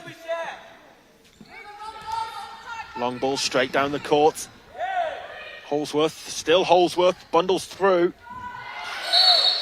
And in the end, bundles Booth to the deck. She needs to be careful, Holsworth, as well, and remember the fact that very early on in the game she picked up that yellow card. There's probably 3 or 4 fouls from her individually now.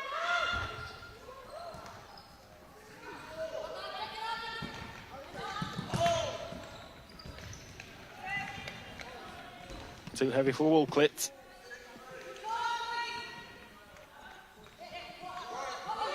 So Bolton now will use the fly goalkeeper and benefit of Davies as the extra outfield player.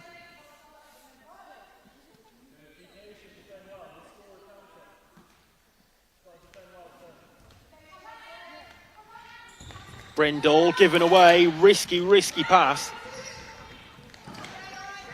And Bolton get away with that one. That's what got them in trouble with the sending off, isn't it? Just a little bit over exuberant when they've got the goalkeeper flying. Just got to protect that ball a little bit more, not try and force things.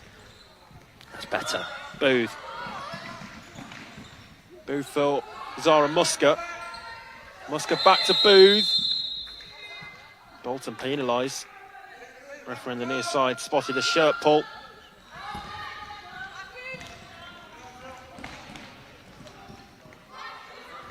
Booth has it again. Forward to Tobin. Back to Lila Booth. Just wide. Really good opportunity that for Bolton. Yeah, fantastic play into Tobin, off Tobin's feet.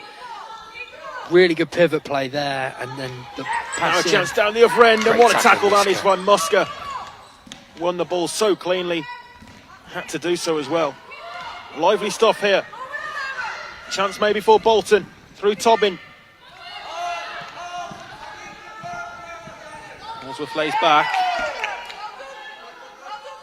Kicking Worcester. Very lively period to play that one though. Yeah, really lively game, isn't it? But yeah, Bolton, not despite the situation with the goalkeeper, not fazed by it, are they? Quite happy to go and try and impact the game. A couple of really good opportunities so far. Forward to Holsworth. Rogers, Holsworth.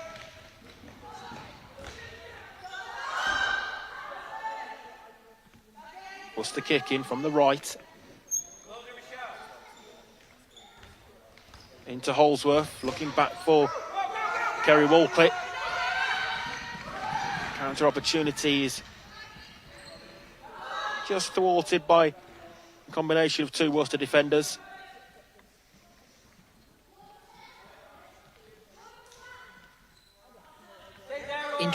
Interesting period of the game here. Finally balanced. Both teams look like they could create things.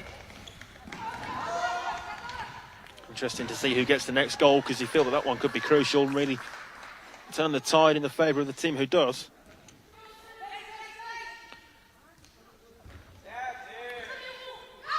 Brindle. Really good ball. Well controlled as well for Musker. There you go. Superb Bolton goal. And Zara Musker regains Bolton's lead. It's 2-1. That is fantastic. Really good ball into Tubbin's feet. As we see, a fantastic ball from the pivot, and Musker arriving at the second post, just toes it past Panniers, who had no chance of getting there before her. Fantastic goal for Bolton, and against the odds, really, they lead 2-1. Holsworth forced wide. There will be a corner. But Bolton will be very pleased with the way in which they've started this second half. They've protected Davies between the sticks, and they've gone and got a goal for themselves as well. A beautifully worked goal.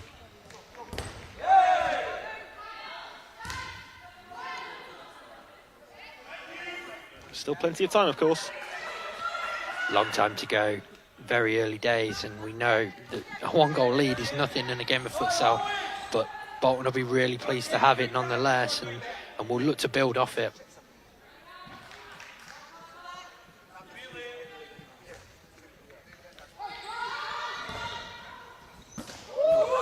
Long in search of Musker, who actually let it run through, trying to deceive Panniers, I think. She wasn't sold. Yeah. Really, really clever. Really clever play from Musker, just almost trying to let that ball roll. Great ball by Panniers, that. Just took a touch off Holly Rogers as well there. One important touch from Michelle Brendel, just to stop Rogers being able to control. Panniers saves, and on the follow-up comes and wins the ball cleanly again. Musker, real dogged defending to win the ball back.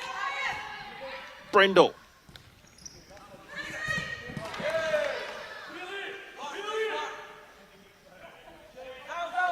Fantastic start to the half again from Bolton, similar to what we saw in the first. Really controlling the ball, creating chances. Look to make it count now. They won't want to allow. Brindle's ball across as it was cut back again. Just a half chance there for Bolton. Now Worcester come down the other end. Rogers given away, and Bolton do the same.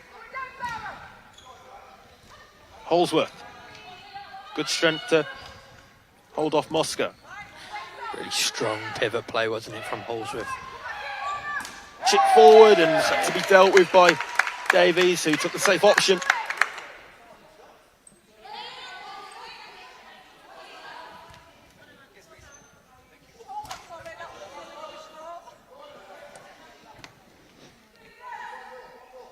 Corner then for Worcester. 3 in a line as Rogers takes it.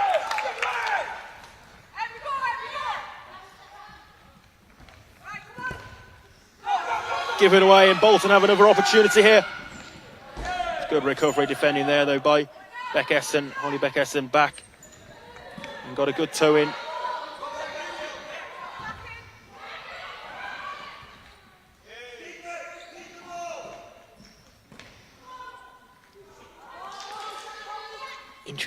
Interesting phase of the game, isn't it? Because you can see Bolton have probably been the stronger team since half-time, despite not having the goalkeeper on, but then Worcester are clinging on, and you just feel that, as you know, they're always going to fancy themselves to create opportunities, especially with players of the quality of Workler and Wathen and the number of goals that we've seen from this team in the past. Almost following the same pattern as the first half. Yeah, it's really set this game up well for what remains of it, the 14 minutes that we still have to play. It's a great watch from a neutral perspective.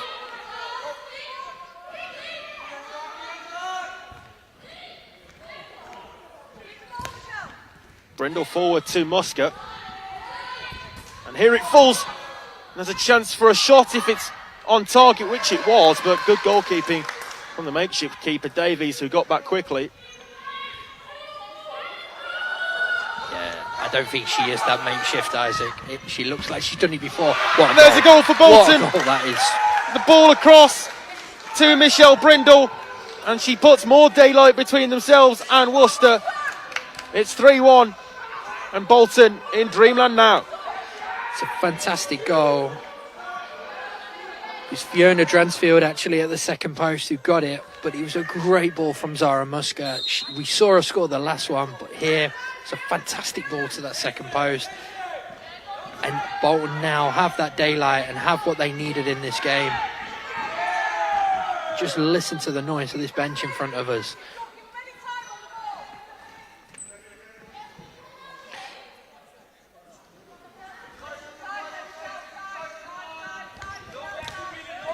Brindle. 2 goals between the teams at the moment, and it might become 3. And there it is. And this time it is Zara Muska. And Bolton running riot in this second half. They lead by 4 goals to 1. What a goal that is. Fantastic from Muska. First to receive the ball forward in that pivot position, to lay it off for Dransfield, and then to receive the ball back. And she's helped herself to another one in a fine second half performance. This is really good from Bolton. Been so strong since the break. And they've come out and taken control of this game. And a timeout called by the Worcester bench as they look to try to get a grasp on the game, really, because it's running away from them at the moment. Goals in quick succession for Bolton have taken it 3 goals away from this Worcester side. Difficult moments for them now. Yeah, really difficult. They have to get a goal back quickly, don't they? The next goal is really important for them. It has to be theirs if they're going to have any foothold in this game at all. But at the same time, they've got to make sure that they defend properly. I think they've almost got a little bit giddy by the fact that the goalkeeper was sent off, and that just lowered their standards a little bit, and Bolton have taken full advantage. This will be all about how Worcester respond now.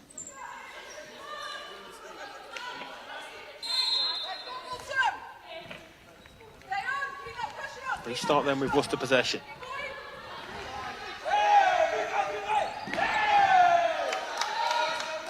Bolton kick in and they celebrate every single moment that goes their way. If they build momentum in this one, that's certainly what they've done since the break. 3 really good goals that's put them well and truly in the driving seat. Davies, it's dropped for Panniers, who will go for goal. Skews it though.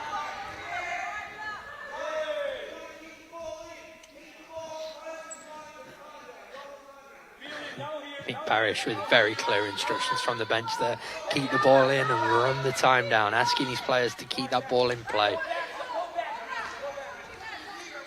Muska. Worcester still sitting at the moment.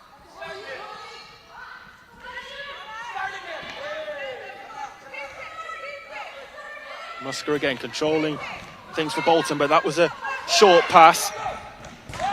Shots into the side netting wide of the near post. Opportunity though that for Wathen. It was a mistake from Zara Muska. Sloppy pass.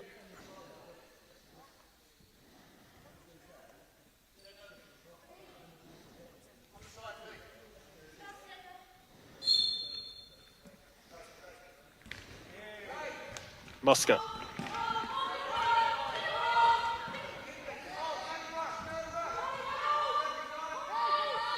Bolton coaching team happy for their side to keep possession in these sorts of areas if Worcester are going to continue to play this game and sit off.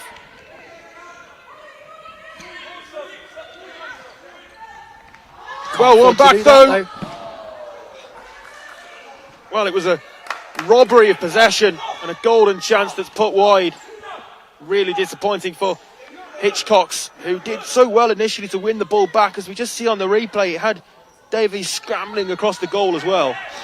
Yeah, poor one from Bolton, wasn't it? It's okay keeping the ball in those areas, but you can't afford to give it away there. Hitchcocks would be really disappointed not to have done better with that.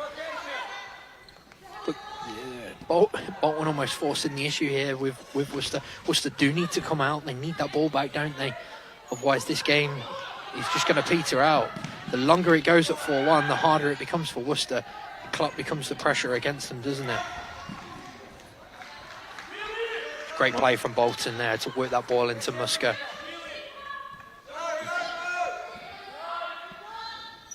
Musker. Still there on the goal line, it bobbles around and it's probably just wide. I don't quite know how Fiona Dransfield's not managed to tuck this one away. Keeper spills it.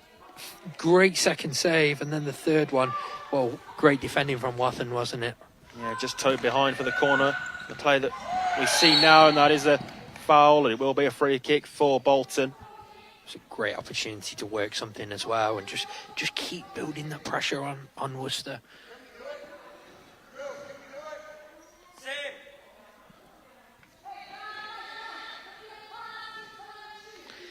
We're going to see the same free kick again. Yeah, same setup to what we saw in the first half. They came close. This time it's set for Musker, and well, in the end it was closed down quickly.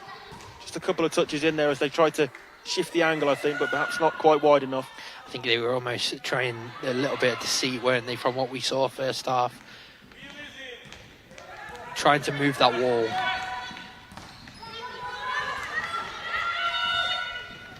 Good from Musker. Great recovery after a loose touch to begin with. Dransfield big and strong here. Did really well.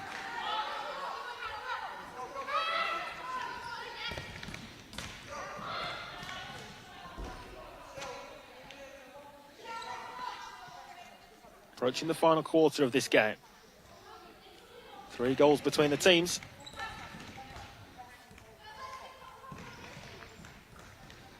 Lofted ball forward, looking for Rogers.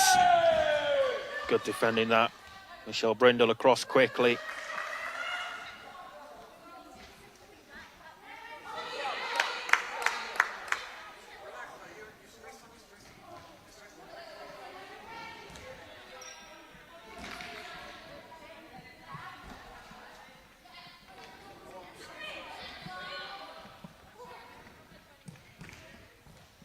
Wathen leaves the kicking for Kerry Walcliffe. Number 10, Eleanor Briscoe, is on as well for Worcester as that time does strike the post. Outside of it though, and I think Davies had it covered. Yeah, really good effort. Like you say, we give the goalkeeper the benefit of the doubt, won't we? So she had it covered, but what's the need to start turning the screw? Bolton have almost forced that issue for them with the way they're going to approach the end of this game.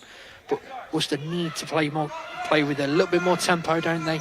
Look to move that ball as quickly as possible. Briscoe's pass from that kick-off invited the Bolton pressure, and Bolton eventually do win it back courtesy of the long ball from Panniers.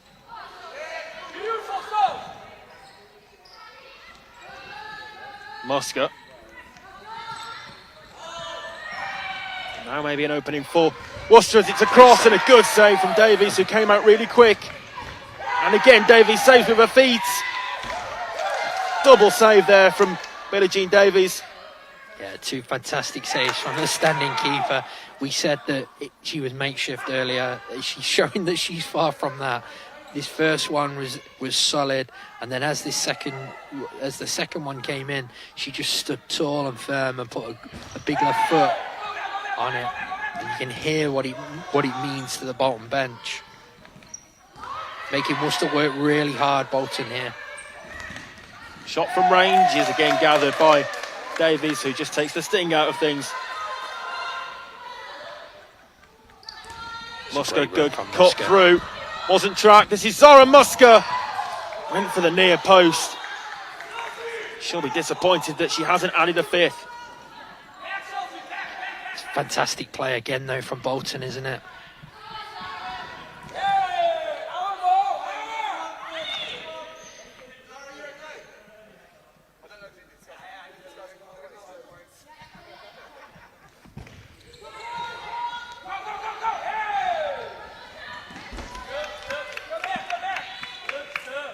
Kicking for Worcester.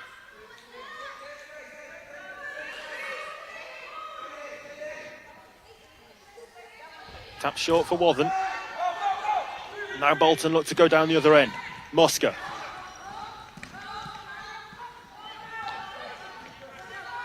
Musker under pressure from Briscoe. She's done well though, Zara Musker. Ball forward into the feet of the pivot. It's nice control by Dransfield, but the pass was just too heavy. Frustrated. Yeah, really frustrating for them, but they're playing well, aren't they? And they're keep creating these chances. Ball clipped. Dransfield's away here. Yeah, Just slows things down a little. I think they're happy to. They're almost happy to slow things down, wait for support, work the ball back in and create those chances, run that clock down as they do it. Today it's Worcester who have got to come out at some stage, haven't they, and try and get something from this. Yeah, they'll need to take the game too. Bolton, they're the ones who trail. You've seen an increase in their tempo since Walcott's come back on the pitch, but yeah, we're not seeing enough almost from them, are we, at the moment? And the scrappier the game gets, the more it suits Bolton in these closing stages, I think. Yeah, I'd agree for sure, 100%. Interesting contest. There's two players. Full-blooded challenge there as Musker goes down the other end and this time does finish past the keeper. And now it's 5-1 and Bolton truly in control of this one. Zara Musker completes her hat-trick. Yeah, really good central parallel there, and Musker's running onto it, slides it into the bottom corner with her left foot. She's had a fantastic second half and really put her team in the ascendancy. Yeah.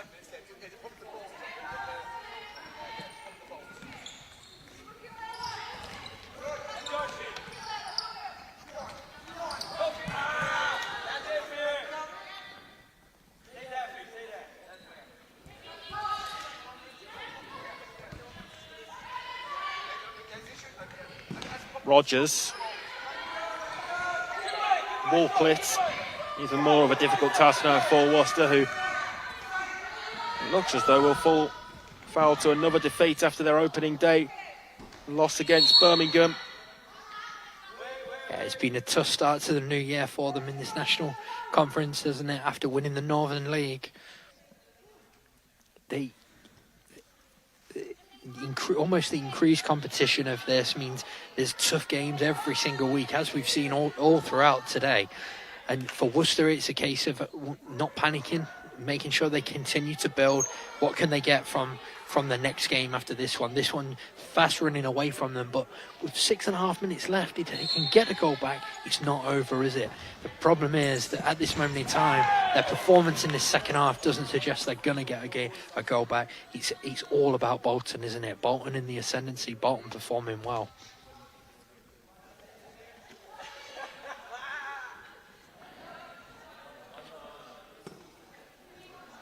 Worcester kicking. It's on them now to try to do something to take the game to Bolton. Bolton will be happy with that, though. That won't trouble them.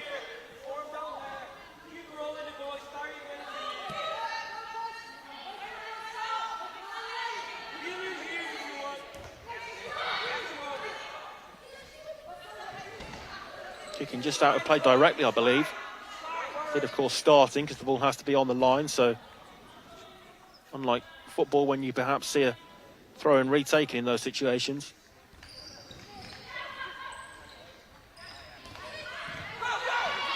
Holsworth, 3v1 opportunity this for Bolton. It's played across. An opportunity. Good defending in the end. Yeah, it was the right idea from Dransfield as well. She just didn't make that clean enough contact to tow it to that second post, did she? But really good from Bolton again. Yeah, Laura Tobbin picked the correct pass across to Dransfield. Just the subsequent one that was perhaps lacking is Davies. His effort loops up and he'll go behind. It's got to be a corner. Yeah, for a split second there, I thought it was dropping in, to be honest. Bolton, I think the Bolton bench did as well. But yeah, a little bit of confusion here. Not quite understanding what the referees have seen, but definitely a corner, and Bolton will look to the break will do them more good than Worcester. To the final 6 minutes. Bolton with a train of players ready and waiting for that one as it's fired in, and there's another goal for Bolton. And it's Lila Booth, the youngster, on the score sheet as well. And things just get oh so better for this Bolton side. What a fantastic goal that is. It was almost like an NFL set and strike, wasn't it? Played back in, and Lila Booth playing punter just has punted one into that bottom corner. Great goal for Bolton, and they're running away with this one. Worcester need to up their ideas, or this could get very, very unnecessarily silly for them.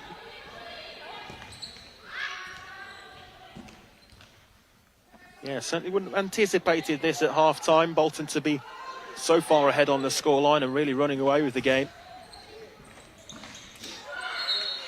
If you've just joined us in the first half, of course, Bolton's keeper Joy Lowe showing a red card for a handball outside the penalty area with the ball heading towards goal. But Bolton have responded superbly. It hasn't fazed them. And they're the ones who lead here comfortably, really comfortably, 6-1 on the scoreline.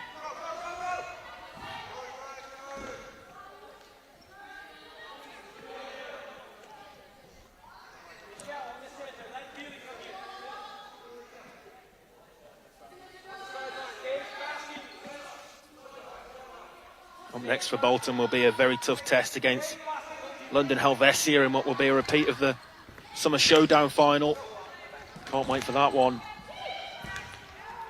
London Helvecia, of course, beating Birmingham WLV earlier today in our first game. It's been a really good day of 4 quality games here at Hartbury College in the women's side of things. Yeah. What will be really interesting in that one for Bolton will be the fact that they'll fancy their chances because they have players that can hurt, and it'll be all about whether they can get that strongest squad out. There's again players missing here today. We know can hurt teams, but how are they going to cope in that game for a full game against the best team in the country without their goalkeeper? We've seen them cope here, but they do lose something with Davis in goal, don't they? Because she's such a threat, playing higher up the court as well. Yeah, if there's a game to be suspended for, I'm sure Joy Lowe wouldn't want it to be against the league favourites, the outright favourites in London Helvecia.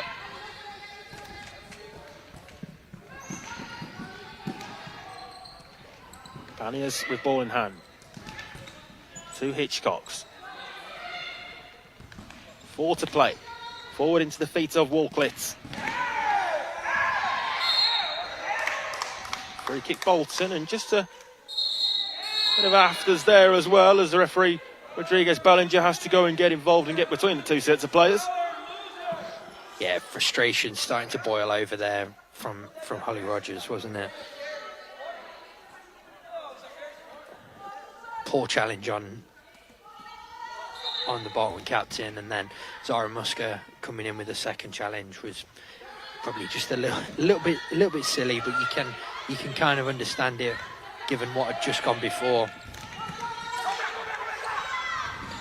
Kept in there and fired across as Musker desperately slid in to try to block that ball across.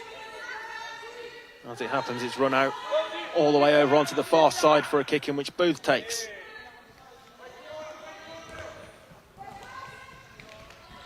Davies forward, brilliant footwork that.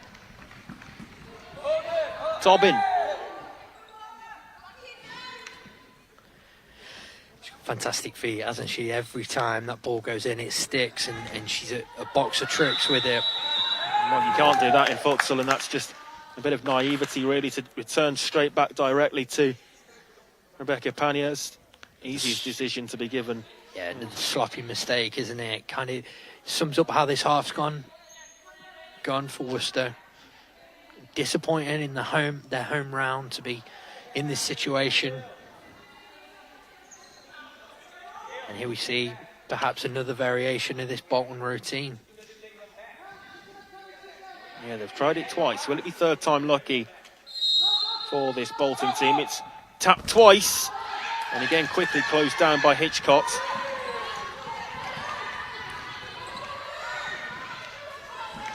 Booth, past one, forward and across for Brindle, and Booth. Reflection takes it out behind for a corner. You have to say, even with 3 minutes to go, it's all Bolton, isn't it? They look more likely to add to their lead rather than Worcester pulling anything back. Nice footwork. Be really impressed with them second half. Zara Musker continuing to show her qualities out there on court. 3 goals to her name today. Really helped her side on way to this victory.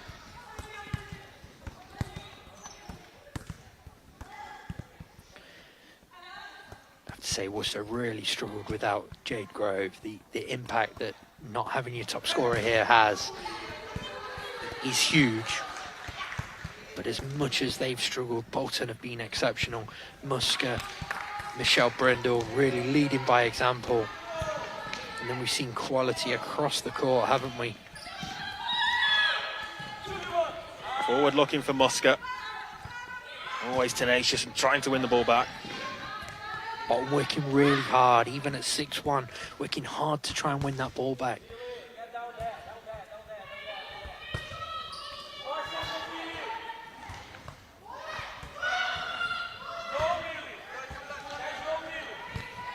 Booth. Confident play.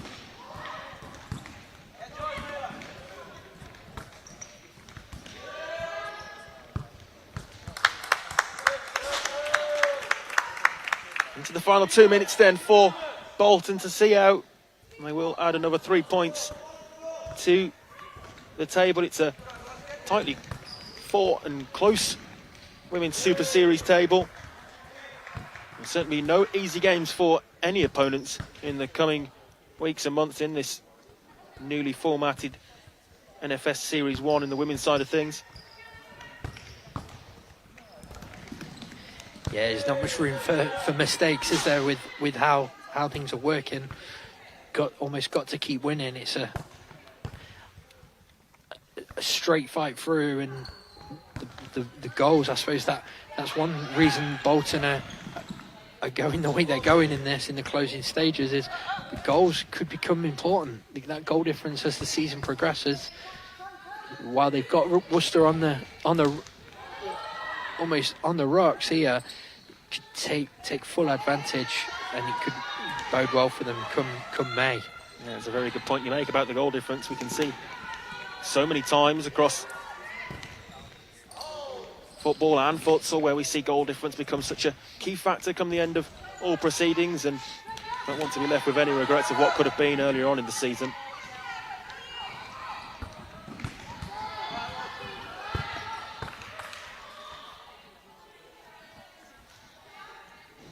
Ball out of play then, and I will come to you now, Matt, to ask for your player of the match and the standout performer out there on court in what's been a great game and a great victory for Bolton today. Yeah, I think we probably know it before we mention it, but Zara Musker is the player of the match here today. Led really well by example, taken her goals well, created chances for the other players as well, and put an exceptional performance in, and really led Bolton to this victory. Such quality in the performance of Zara Musker. And 3 goals, a hat-trick today for her as well here in Hartbury. And she'll be delighted with that, but I'm sure more delighted with the overall effort of the team and the performance and the victory. The 3 points, the main thing.